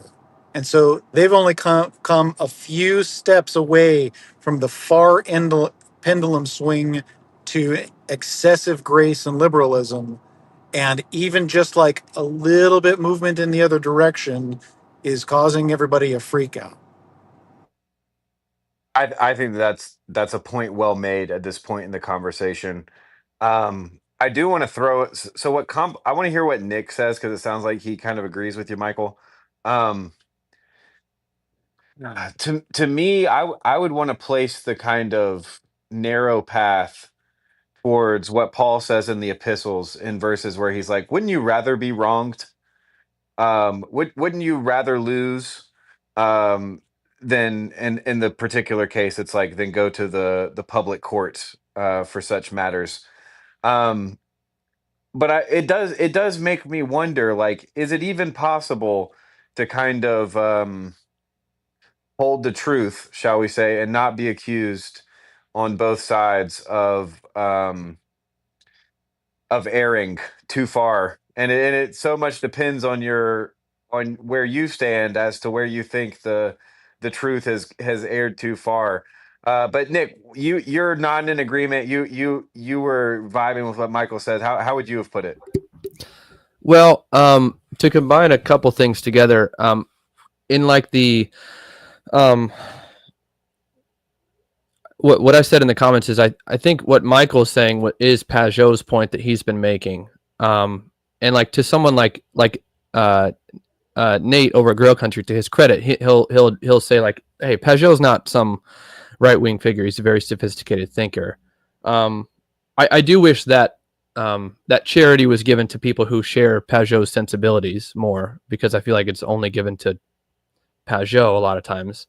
But Pajot's point is like, hey, it's not a matter of like, should things get more masculine, more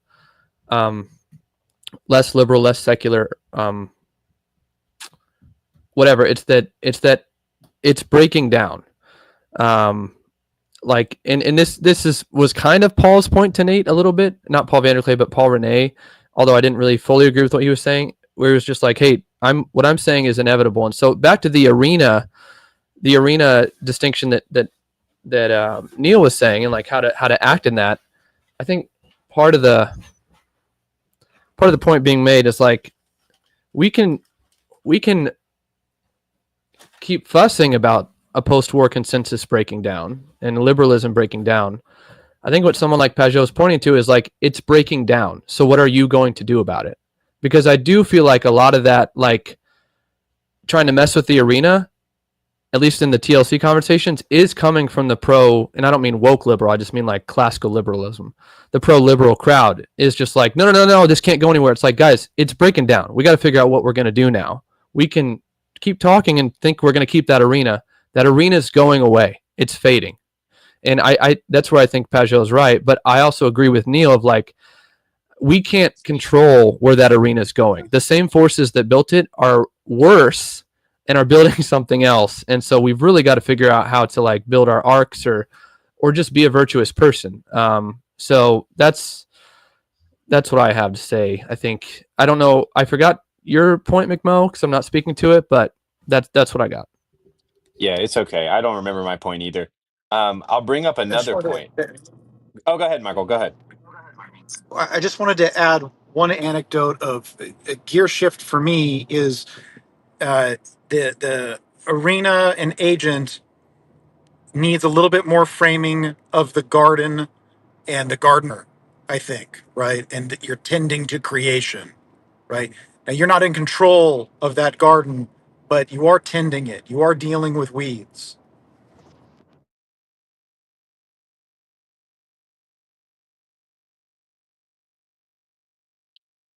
Yeah, I think one thing that keeps coming up for me, and this has just been true more and more recently in conversations in the TLC, is what do we mean by the idea of like the law of liberty, right? And I think that the traditions have slightly different views on that.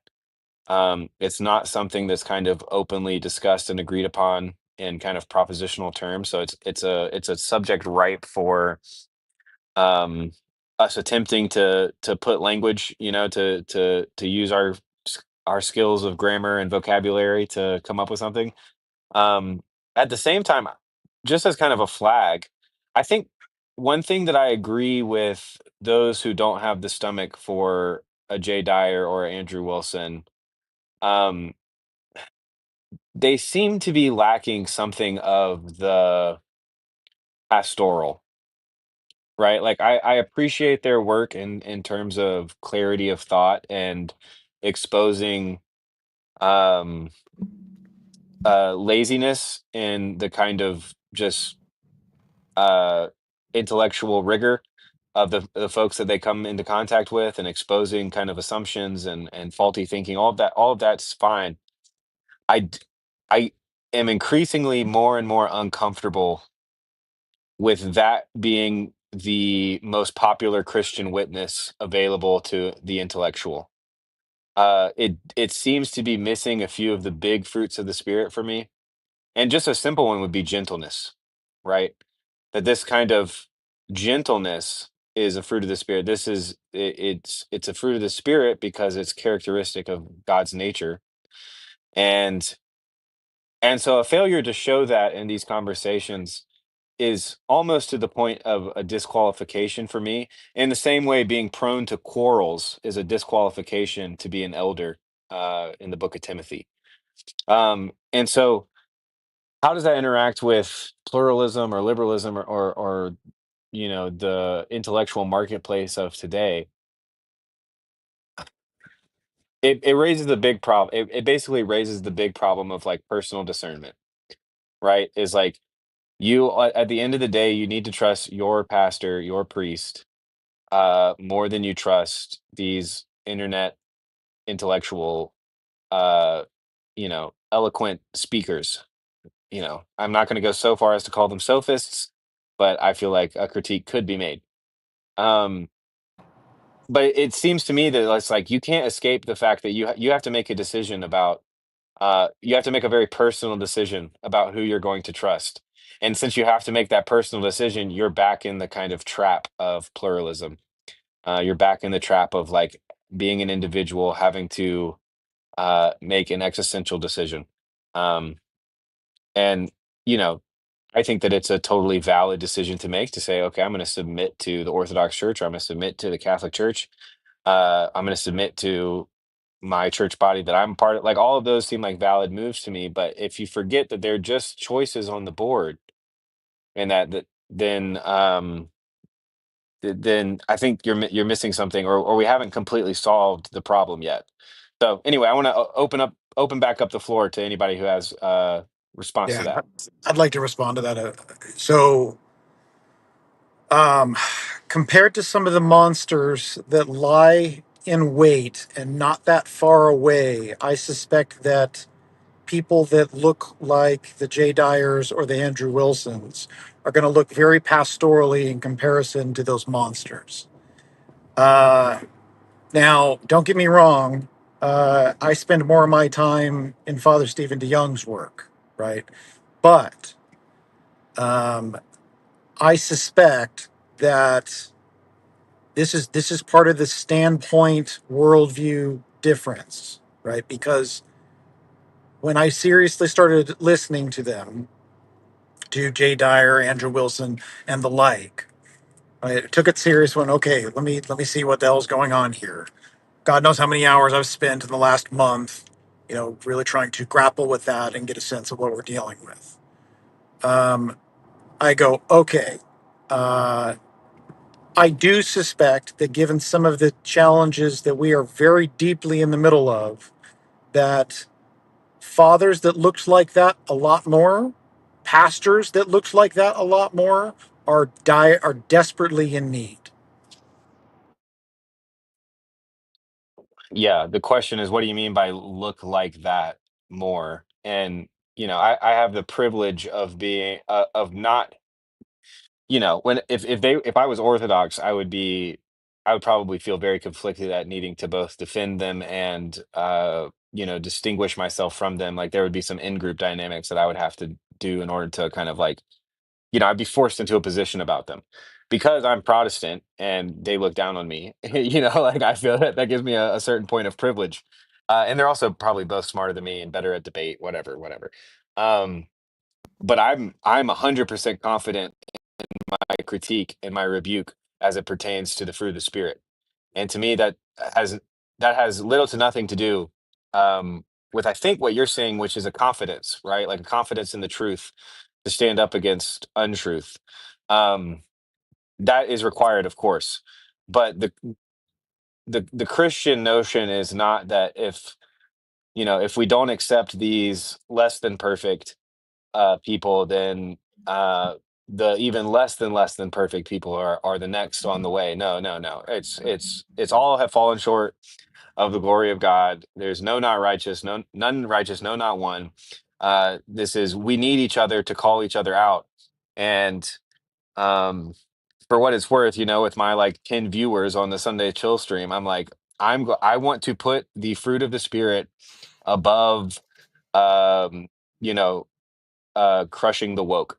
And it looks like we have Neil back. Speaking of woke, just kidding, Neil. I love you, brother. So let's take I one don't of even those know who these fruits. guys are. I'm sorry. I just Yeah. what do they Oh, what do Mark, they Mark, you stand would hate for? him. You I would don't hate pay Blessed him. are, attention to a yeah, lot of blessed stuff. are thee, Mark. Blessed are thee. Please do not research this. If Yeah, you don't Mark, know, don't please, need. please don't do it. Don't do it, Mark. Are they Blessed are right, left? men What whose are they? first name begins with M. They're So, these kind of like exemplar ortho bro debaters, and they're very good at debate, and they have convinced many a young man of the folly of not having, good thinking and good tradition behind We your should reboot. opinions. I need to reboot on Ramp Radio. Maybe I can get one of them on. I'm kidding. They're God help I him. doubt it. They're bigger than PVK. Yeah, I know they are. Oh They're more yeah, popular than Peugeot even, probably.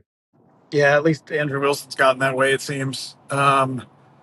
Okay, so but I think this is interesting. Okay, because take Mark. Okay, then McMo. Think about where you're at. Okay, and then think about maybe where I'm at. Right, and then let's say, well, let's just take one fruit as an example and go, is patience there? Now, I suspect that for Mark, from his worldview and positionality, he would go, hell no. There's no patience there at all. There's no self control, right? you might actually feel like there's more than he sees it.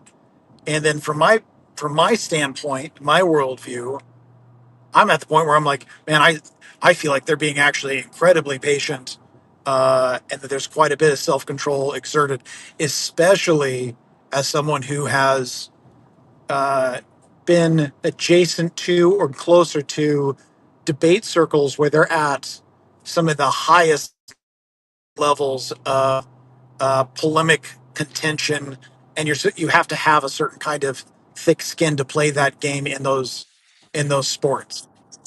Yeah, I like that you kind of drew that out, and I think that is kind of a function of not only our ages, but also, kind of our doxa commitments, our commitments to certain different yeah, teachings, but and traditions. But yeah, maybe the one to kind of maybe the problematic that I'm trying to point to is something closer to um we have these kind of ersatz elders in the form of celebrity Christians, and they don't meet the biblical qualifications for elders. They're you'd be very hard pressed to say that those men are not prone to quarreling. I would be very interested in a steel man of these men as it pertains to being prone to quarreling. And I'm not trying to judge them. I'm probably Yep. just as prone, if not worse. But like the qualifications for elder, for instance, are very, very important, and or presbyter, bishop, essentially. Um, and I feel like all of that stuff kind of gets thrown out of the window because we need a champion in the ring for our side of things.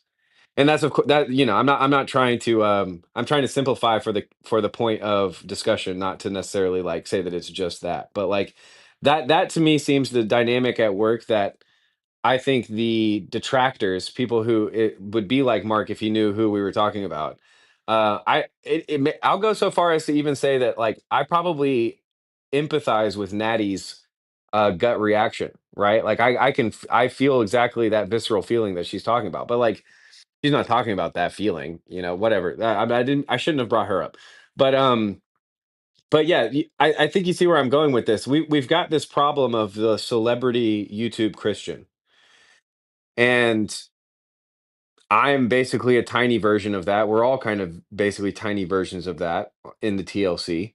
And so for as for me in my house, I'm going to try to play the fool as often as possible because I'm not trying to claim any type of divine wisdom. I'm not trying to say that I could debate the best of the best and prove in the public square that Christianity is the good and true thing to believe. Um, I think at best, though, I can as a brother in Christ, I will be confident in the work that Christ has done in my life to at least make me adequate for that label.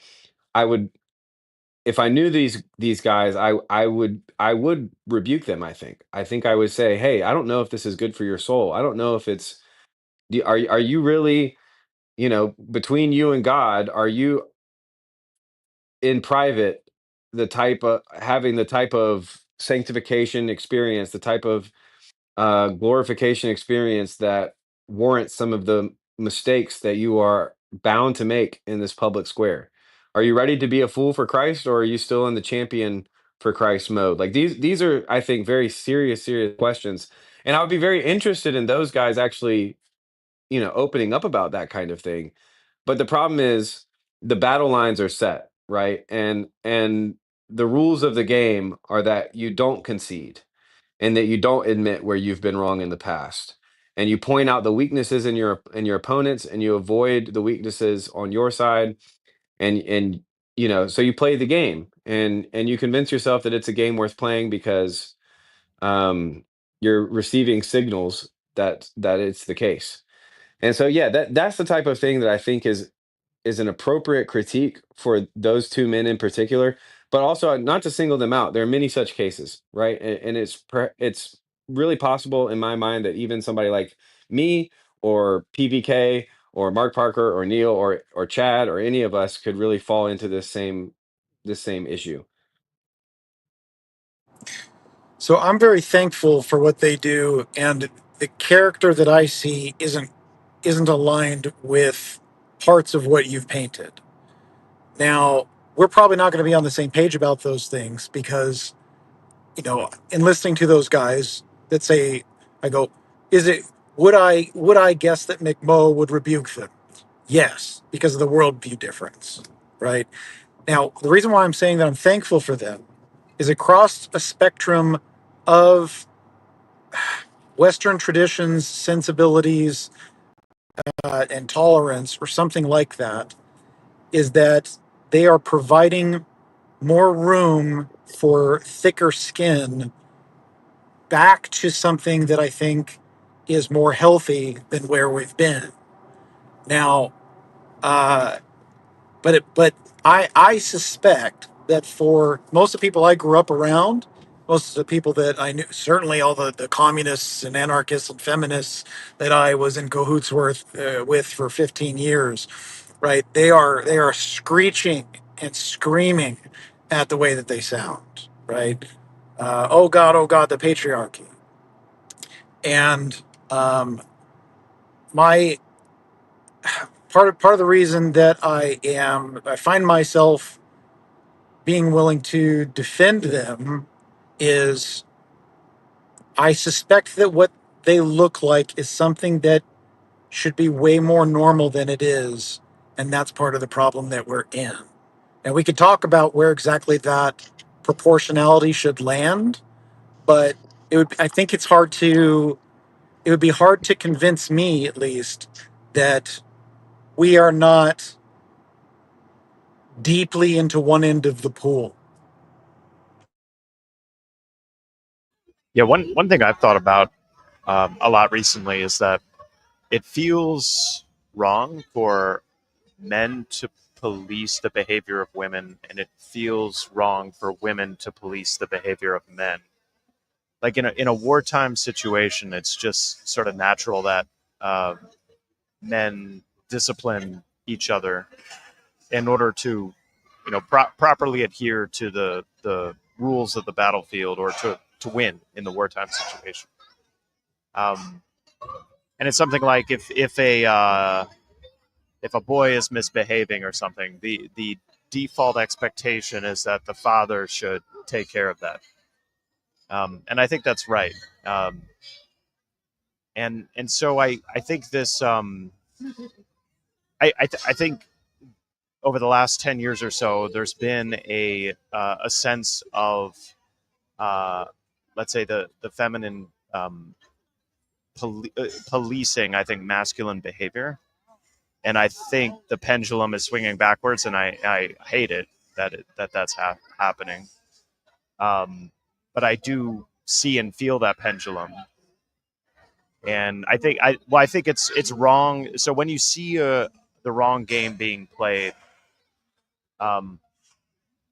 I think it's the wrong move to play the game, even if you think you can win, because it's the wrong game. And that's the game that I see being played right now. That if we just have enough power and authority, we can control the arena to be we're going to make the world in our image. And that game has been played across time, across contexts, in a variety of ways. And I don't believe in that game.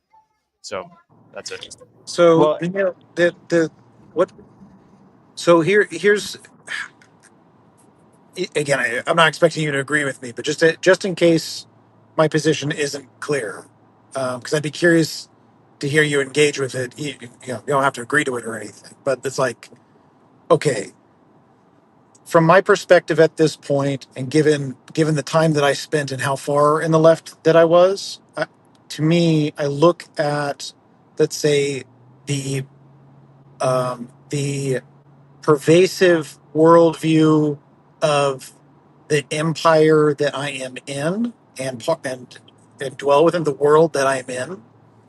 And what I see is, over a long span of time, we could argue about how long, right? But at least, let's say, 100 years. I would go back a lot further, but I'll go. It has swung deeply into the feminine policing territory. right, for a very long time, and that we're so deep in that waters. I'm happy to grant that there's some swinging back in the other direction, but it's like that pendulum swung so far out that it's only even come back a little bit, and there's sort of a freak out over it. It hasn't even actually swung to the other side yet. And so we're nowhere close to proportionality. Yeah, so I Well, the think I hear where fear of you're. the other side is considerable. Sorry, McMo. No, it's If certainly you your want to go turn to. swinging all the way back to the other side, well, let's look at what that other side was. In the Yeah, United yeah. States, it was segregation and racism and violence and real suppression and oppression of minorities and women. But Mark, obviously, a lot of us aren't Within going my to lifetime, agree to by the that way. narrative. We're not going to agree to that positioning. Within my lifetime. I know, but we're not going to agree Okay, to it. let's All right, get let's not real. get into the generational warfare here, No, folks. I'm Let's saying it's let's within hold the living memory. let's hold the line. But Yes, but I wait, agree. I let agree me that there were. try to thread this needle a little bit because Okay, I also have something I wanted to say, but you go first, Neil. well, mine's heavy, so you say what you got to say, and then I'm gonna drop the heavy Okay. needle. Okay, good. Um, the alley oop to the heavy. Um, I want us to avoid the obvious disagreements that we share. Um, I think what's very interesting to me in this dynamic is the way in which both these two individual men are more so characters in the story of the culture war and the vibe shift and what I'm worried about, what I would want to avoid is basically people thinking like Christian men seeing them as exemplars of Christian virtue or Christian ethics. Um, and that does have to do with not only what you say, but how you say it. Um, and it's just interesting to note that these aren't Orthodox priests who have gained this notoriety. And part of that has to do with that priests are much more measured about how they speak. Um, and for good reason. They're going to be held to a higher standard. And so it's in general, it's interesting this kind of role of like public theologian that's not clergy, that's not pastoral. Just it's almost like you could explain the whole phenomenon as that, like they don't have the yoke of and responsibility of ministry, but at the same time, there is a way in which they are ones who teach, and so they should be held to a higher standard, not only in content but also in their character. And with the obvious caveat that like different traditions and different perspectives are going to have differing opinions on whether or not they've gone too far, if they've not gone far enough. That's not necessary. I'm not trying to get into those weeds necessarily. I'm more so pointing to the fact that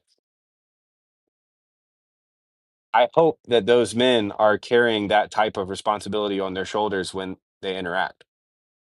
Um, and March is saying I don't watch enough orthotube, which is true. I don't.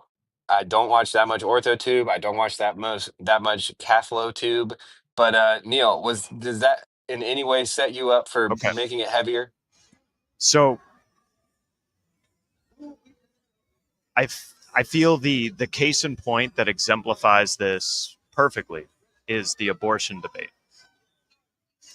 So, how many men, women, and children did men kill in World War II worldwide? I think maybe it's 100 to 150 million, something like that. And then it's a question of how many children have been killed in abortions worldwide, like either since the 60s or Chad and I had this discussion, and I feel really like, despite my stringent religious beliefs, of which they're strong, I do not think the answer is to make abortion illegal. Now, I could say that's purely a left brain answer, and the left brain answer is saying, well, Neil, you know the consequences of making it illegal. You know the deaths of women that take things into their own hands and the desperation. And yes, that's my left brain reason for not doing it. for not wanting it, let's say, not wanting it to be illegal. But the other reason that I'm unwilling to make it illegal is because I know God wants our hearts, not our compliance. And there's something about punishing someone who's already been through the most difficult decision of their life, or the hardest hitting sin of their life, and then saying, okay, we also have to punish you in response to that. I'm not willing to do it. It's like the crowd of angry men all around the harlot, and they know she's a harlot, and Jesus knows she's a harlot, and they say, yeah, what are you going to do, Jesus? We know she's guilty. What are you going to do? And like I'm not willing to condemn further beyond the acknowledgement that it's a sin and it's horrifying and it's terrible. And yet I still think it's a women policing women issue. That's what I think. It's something like men have to atone for the sins of men, and yeah, and I'll just leave it There's a at lot that. there. There's a lot there. And I will be the first to confess that that might have been a little too heavy for me at hour 6 in this stream. And so I'll just leave it at that. But please, by all means, Michael, Mark, if you've got any response to Well, that, feel free. let me just toss one out here, and I'm going to take a little different turn. It's what we were talking about yesterday, McMo, that got cut off short because of my bad scheduling. We're all playing the trolley. I finally looked it up. It's the name is a trolley problem. It's the philosophical problem of you're at the switch on the rails, and you can turn the trolley. And if you don't pull the switch, 10 people die. If you do pull the switch, one person dies. And if you don't do anything, well, then you're still responsible, right? It's the trolley problem. And we're all playing our own games about trying to calculate, trying to engage in some sort of utilitarian calculus on with regard to politics and public policy. And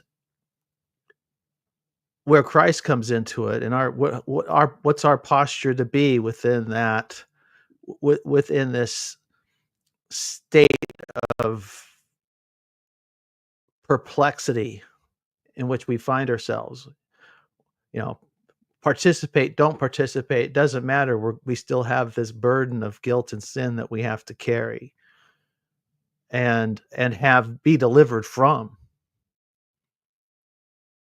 I don't know what Michael thinks I am,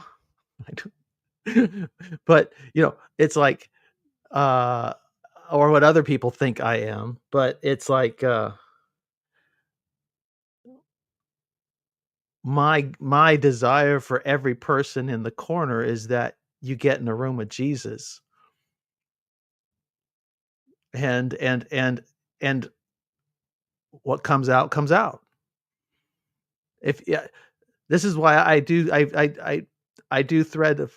drive poor Ron crazy, because I don't think Christianity is a particularly superior religion over another, because Christianity won't save you. It's just another religion.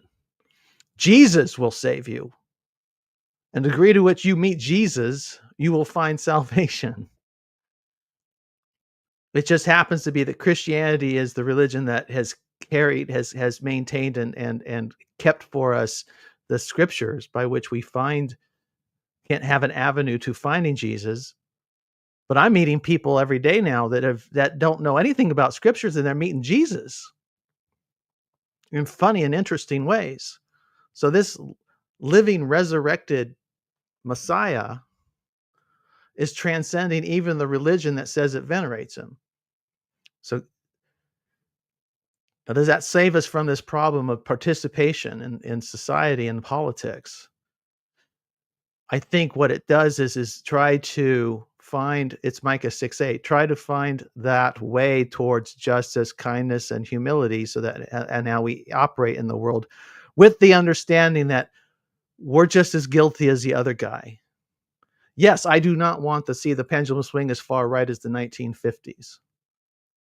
All right, in America. On the other hand, I've spent a lot of time with a lot of leftists trying to talk sense into them too, and it's and I end up in the same pickle I'm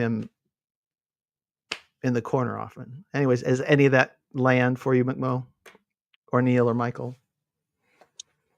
I'm tracking. Michael, it's your turn.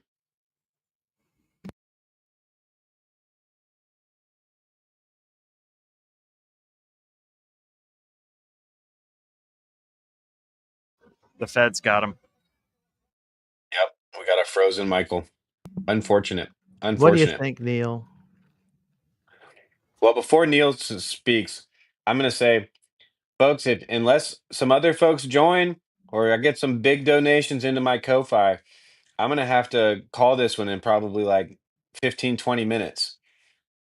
So let's let that be known to the audience out there. You know, if you want this to continue, either click the StreamYard link or click the Ko-Fi link. You know, if you want to keep this going, it's going to cost you. Why doesn't Go your ahead. Ko-Fi link let me pay through Google Pay? I've tried it in the past, and I hate giving everybody my credit card, but it used to be, and I don't do PayPal. But I've been I, able to use use Google Pay with Kofi, and I don't know why yours doesn't. At least it it's hasn't. probably because I'm not a big wig. You know, I'm not as important as Grim Is that it? Grizz, and so yeah, they probably don't give me all the features as somebody who gets as many donations as that. I don't know if it's a feature that I can turn off and on. Um, Huh. but yeah, you know, don't think of it as I'll giving try to figure it out. another bit. I do have Venmo as well, but I don't have. I use that link with like me and my wife and our friends. Yeah, yeah, So, yeah. You don't want to open up but too many cans of worms. yeah, I don't need you guys Venmo requesting me. You know, I'll slip up and pay you guys. So, um, looks like Michael came back. Looks like Michael came back. Um, how much of that were you able to catch, Michael? I caught everything that Mark said, and then I started to talk, and it started to die. So anything after Mark that I missed. It was just me grifting. Donate to Restart my your Ko-Fi. statement, Oh, Michael. perfect. Okay. So, I think what we would one of the things that seems to happen a lot within within some of the circles that I play around in, let's say, is similar to what Nick was getting at with these, different worldviews. Okay, so we have them. They all have their own boundaries and their own dogmas of sorts, and they have their own language that comes with them, right? So there's these collisions of worldviews. Okay, so then we spend a lot of time kind of thinking about that. What are these different worldviews of peoples that are colliding, and what are the implications of that? Now, Mark was getting at Jesus as the highest image. Yes, completely agree. Uh, Jesus is the highest image of Messiah, fully filled, right? David is also a Messiah image, not fully filled, right? There's problems, clearly outlined, but he does maintain part of the image of Messiah, right? Not as high as Melchizedek, right? There's some serious problems, but there's a lot of beauty in what David brought to the table. Now, what you can't do is you can't compare David to the pagan god kings who were two-thirds demon or something, right? That's different. That's the Assyrian Empire, who isn't even as benevolent as the Romans who would kill a tenth of your people. They kill all of your people. So what I suspect is that when you are seeing folks that are coming around, I promise I'm going to tie this all together. When Peterson was talking about men who look dangerous but have voluntary control over their violent nature as part of what is an indicator of a good mate, right? I suspect that for the greater Christian West, it's going to look a lot more like people that we're having kind of a knee-jerk reaction to right now, because there are very real barbarians that will come to the gates at some point. Now, whether they collect and look more like Nazis or look more like militant Islamists or some other thing, the Assyrians, whatever, right? Like whatever kind of parallel or comparison that you might want to make, that those things are like a real problem rather than what feels like a problem right now, I think because of positionally where we're at. Hopefully that makes sense.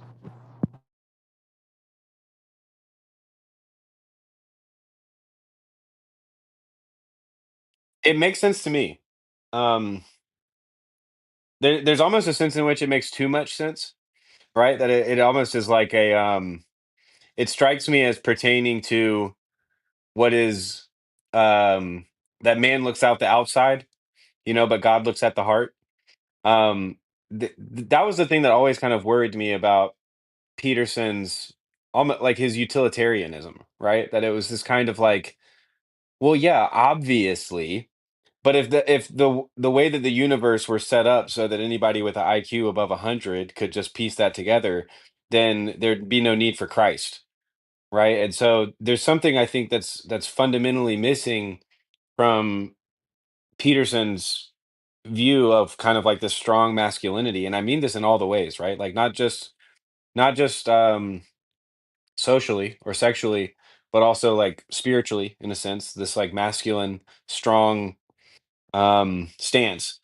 As good as it too can become an idol. It too has to be laid at the altar of the cross.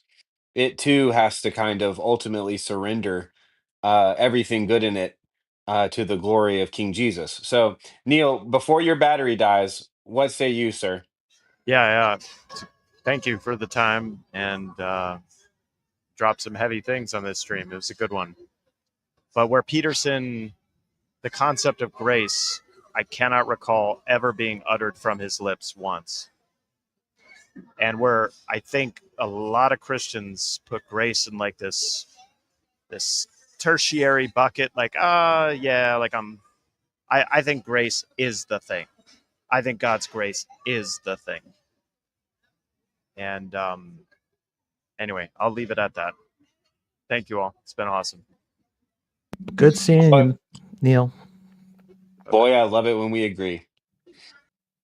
Yes, the primacy of grace. I won't offend my Catholic brothers in saying sola gratis, but I will say, yes, the primacy of grace.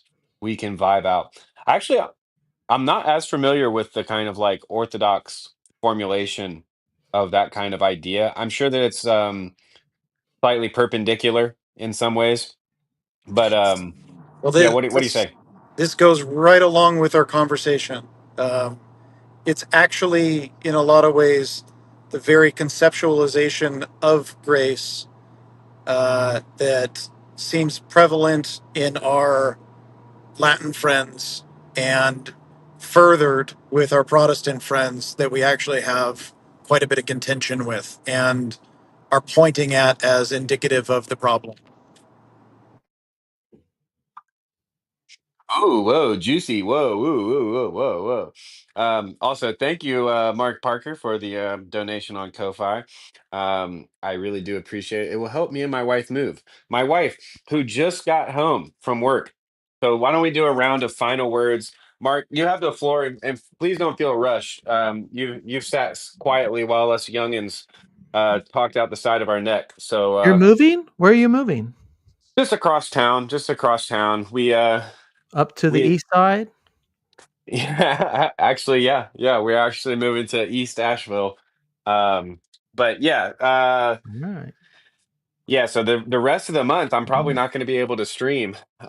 Dude. So Oh, get your. well, Well, I mean, I'll still be around and leaving obnoxious comments and pointing people to maybe you'll come Kierkegaard. on my But live stream again, and I'll not have to abandon my own live yeah, stream.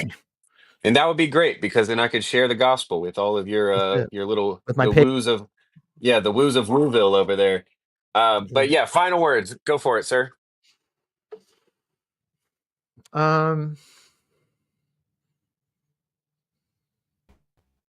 Yeah, I think more it's so much of this is about how we orient ourselves within the back and forth, that we not take ourselves too seriously. None of us is God's man of the hour. There's only one. And our devotion is to him or to that, however everybody seems to relate to Jesus differently. And I have to respect that because, for some of us, he's very much there, and for some, he's very much real and felt, and for others it's much more of an intellectual thing. So however you get to him, get there and let it instruct you, and because, see, to me it just seems like no matter everybody's making messes. Everybody's trying to fix problems, and they're diagnosing problems and worrying about things that just aren't right in front of you. I just feel like if um uh none of us are good prognosticators. If we were, maybe I'm wrong. Maybe there are millionaires in the corner everywhere, but basically most of us aren't. If we were really good at predicting the future, we would be able to capitalize on it, and most of us don't. Um, we don't. We really don't know what's around the corner. We really don't know what the problems are in this world. Um, we have Hello. Oh, we got Skankenstein. Well, we've got just, so I would just try less hard to solve the world's problems and s- sort sort yourself out. That's how I spend most of my time trying to do anyway. I spend very little time trying to fix the world. Even though it may sound like I do, I'm just trying to what basically I engage in lighthearted conversations to try to keep you from driving over a cliff. But in the end, that's the cliff, and it's your body and your car. That's what you got to do. You got to do it. Mark But Parker for president. Am I right? there you go. Oh yeah. No, if I was a Michael, president, that'd be bad. That'd be bad news, because it'd be like, I'd start drinking my own Kool-Aid and think that I could solve the world's problems, and that's well, not we so might as fun. well make you king then. King Parker. King Parker it is. Michael, your final thoughts, and then we'll give Matt Skankenstein the final word, having joined us last. Sure. So I really appreciate some of what Mark is pointing at, especially in regards of, you got to carry your own load, and you have to help your brother. You got to be serious about your own sin and what you're doing. Um, that's just so fundamentally crucial, right? And that most of your attention has to be in relational proximity, like uh, rather than the world's problems. Making sure that my marriage is good, or that my relationship with my parents is good, or God willing, my children, or my church community. Am I a good coworker? These things have to fall in a relational hierarchy of attention. These spaces are interesting because it does out the corner, whatever it is, from my worldview, is where a bunch of other worldviews seem to collide and have dialogue. Um, that seems useful, and the cognitive distribution of sorts that happens within this corner seems to outpunch its weight, making the conversations worthwhile, including whether that's encouraging each other to put our attention in the right places, or actually talking about some of the more complicated matters at play. With all that said, uh, some of the brustling that I'm seeing happening against some things within worldviews that are more rigid compared to what Westerners are used to, what I was used to in the upbringing that I was brought up in, or certainly in my communist days, I think are ones that the corner is going to have to more seriously contend with. Because if we have little micro freakouts about the artist Peugeot, there's a lot more that's a lot more serious and difficult, whether that's something like Andrew Wilson, and that we may be very well losing sight of just how bad the barbarians can get, and they are very much so gathering, while the existing world that we're looking at seems to have signs of collapsing.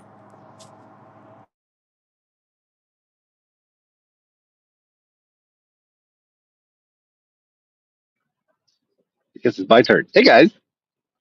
Let me see here.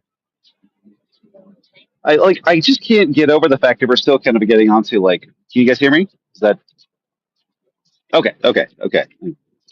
I just can't get over the fact that like it just feels like with guys like Wilson and Dyer and whatnot, we're just repeating a pattern we have seen before with guys like Driscoll and the young less reformed. And now that we have 10, 20 years of hindsight, we can clearly see their errors, clearly see their excesses, clearly see what went wrong. And a lot of us in Protestant land are kind of asking the question, there's a lot of guardrails that would have helped them, and we don't see those guardrails here either. I think one of the things when I kind of like hear Michael talk is I feel like you don't pay enough attention to the culture that you're trying to contextualize within. And so, like, yeah, no, like, I understand, like, there's going to be a massive clash between East and West, but there's got to be some attention to what the West is, what the West needs, what the West is going to respond to. And the fact that all of us, no matter how Eastern our church is, cannot eradicate our Westernness. We can't adopt a set of ideas or join a group that is going to obliterate that. So we have to figure out how to meld and combine those two things within our own bodies as we're trying to sort that out and make it meaningful to the world around us. Like part of what it feels like is it seems like as we look at an Orthodox example of a Protestant problem 10 years ago, is that I don't like. Forgive me. This is me overreading what Michael's not specifically saying, but the idea that like because we're Eastern Orthodox, we are protected from the errors that the Protestants committed 10, 20 years ago. And I just feel like one, we're not dealing enough with like the power of the Westernness inside of us, and the fact that there's something good in there that God intends to redeem. Oh man, that sounds way more like the start of a conversation than the end of a conversation, Matt. And I blame you to treat the subject a lot less seriously. It sounds like to me the question is exactly how racist are we going to allow the illegal immigrants to be? That sounds like kind of what we're arguing about right now. But with that, Turnabout is fair play. Turnabout is fair play. I encourage all of you to jump on a Discord and to talk with some of the people afraid to show their faces on live YouTube and get into some of these topics. I fear that we have not solved anything, but have had a good time hanging out. And I want to give Mark Parker the actual final word because he looks like he still has something to say. And we sat through Michael and Matt and McMo. We're the four M's, the four M men. Mark, you got anything? You got to. Okay, Matt, you go, and then Mark, would you give us something like a benediction? Would you give us I was something just like a gonna benediction? say let me share some of the Arizona glory with you guys while I'm here. But I'd love to hear from Mark here. Oh, that is pretty. That is pretty. Water A don't lot of red belong rounds there. here. Water don't belong there, but it is pretty. But America made it happen somehow, baby. Mark, can you give us a benediction? Even if you wanted to pray for us, that would be great. You're muted. It Sorry. was a silent prayer. It was a silent prayer. Yeah, no, I thought Skangenstein was bringing up some very good points. Should try to set something up again and hop on one of my streams soon, Mr. Skank. I'm on the road for the next 2 weeks, but we'll make it happen, man. Okay. Still waiting for you and Matt C's talk, dude. Yeah, he shows up and then he disappears. We're gonna have to. I need to do some calendar work. Anyway, it's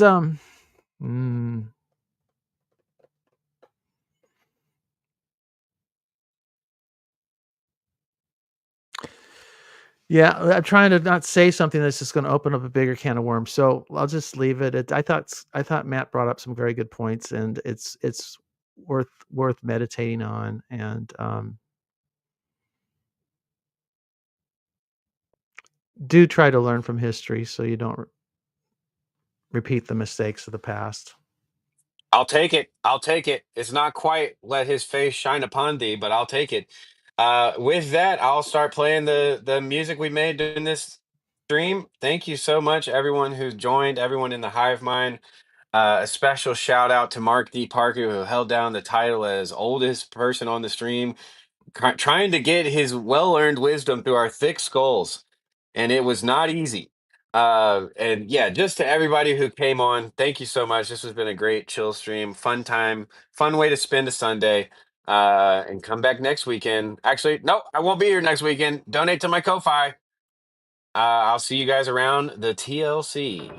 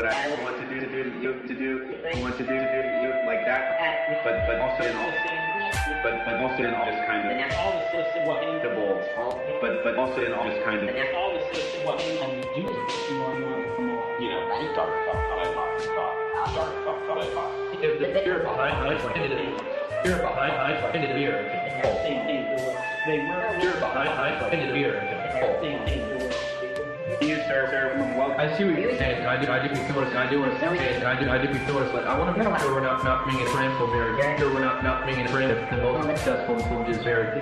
Sure, we're not being a friend if the most successful food is married. Yes, I see what you're saying. You're saying, you know, I want my, you know, I want my on this line getting, you know, I want my on this line that comes with this aid.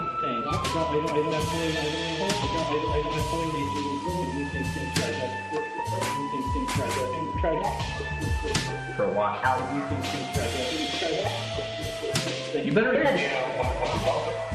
And this is where I put my cross there. I do put my cross there. I do put my cross there. I do with this. I mean, like theology, information. Septic, and then you have septic. And then you have like it. Septic, and then you have. Control.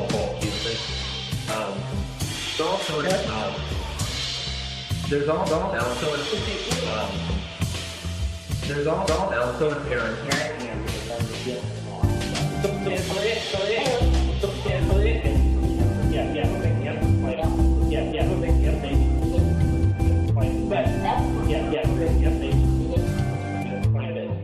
Funny is, I mean, I just don't think like you're like don't think like you're.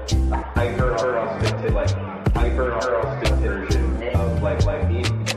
I heard I'll stick to version of like me and great role model.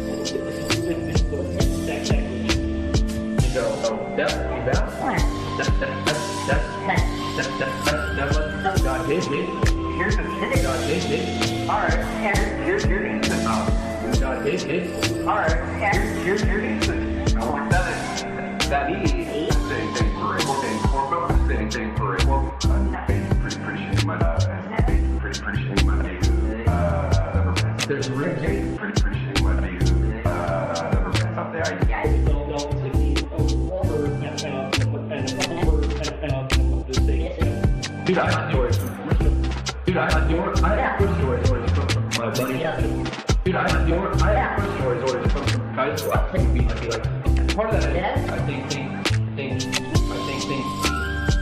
the pulse of all sources, the pulse of all people, all in the pulse of all people, why it's systematic to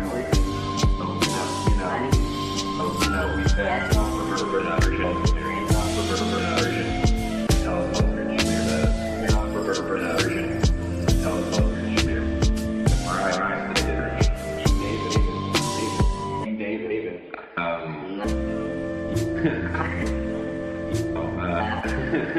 for middle class. Straight I'm grateful for. Or at least that's an ideal view. Not a core. An ideal view for Nick is like that for a core, right? Yeah. An ideal view for Nick is like that for a core. Maybe I've heard in Jesus Christ.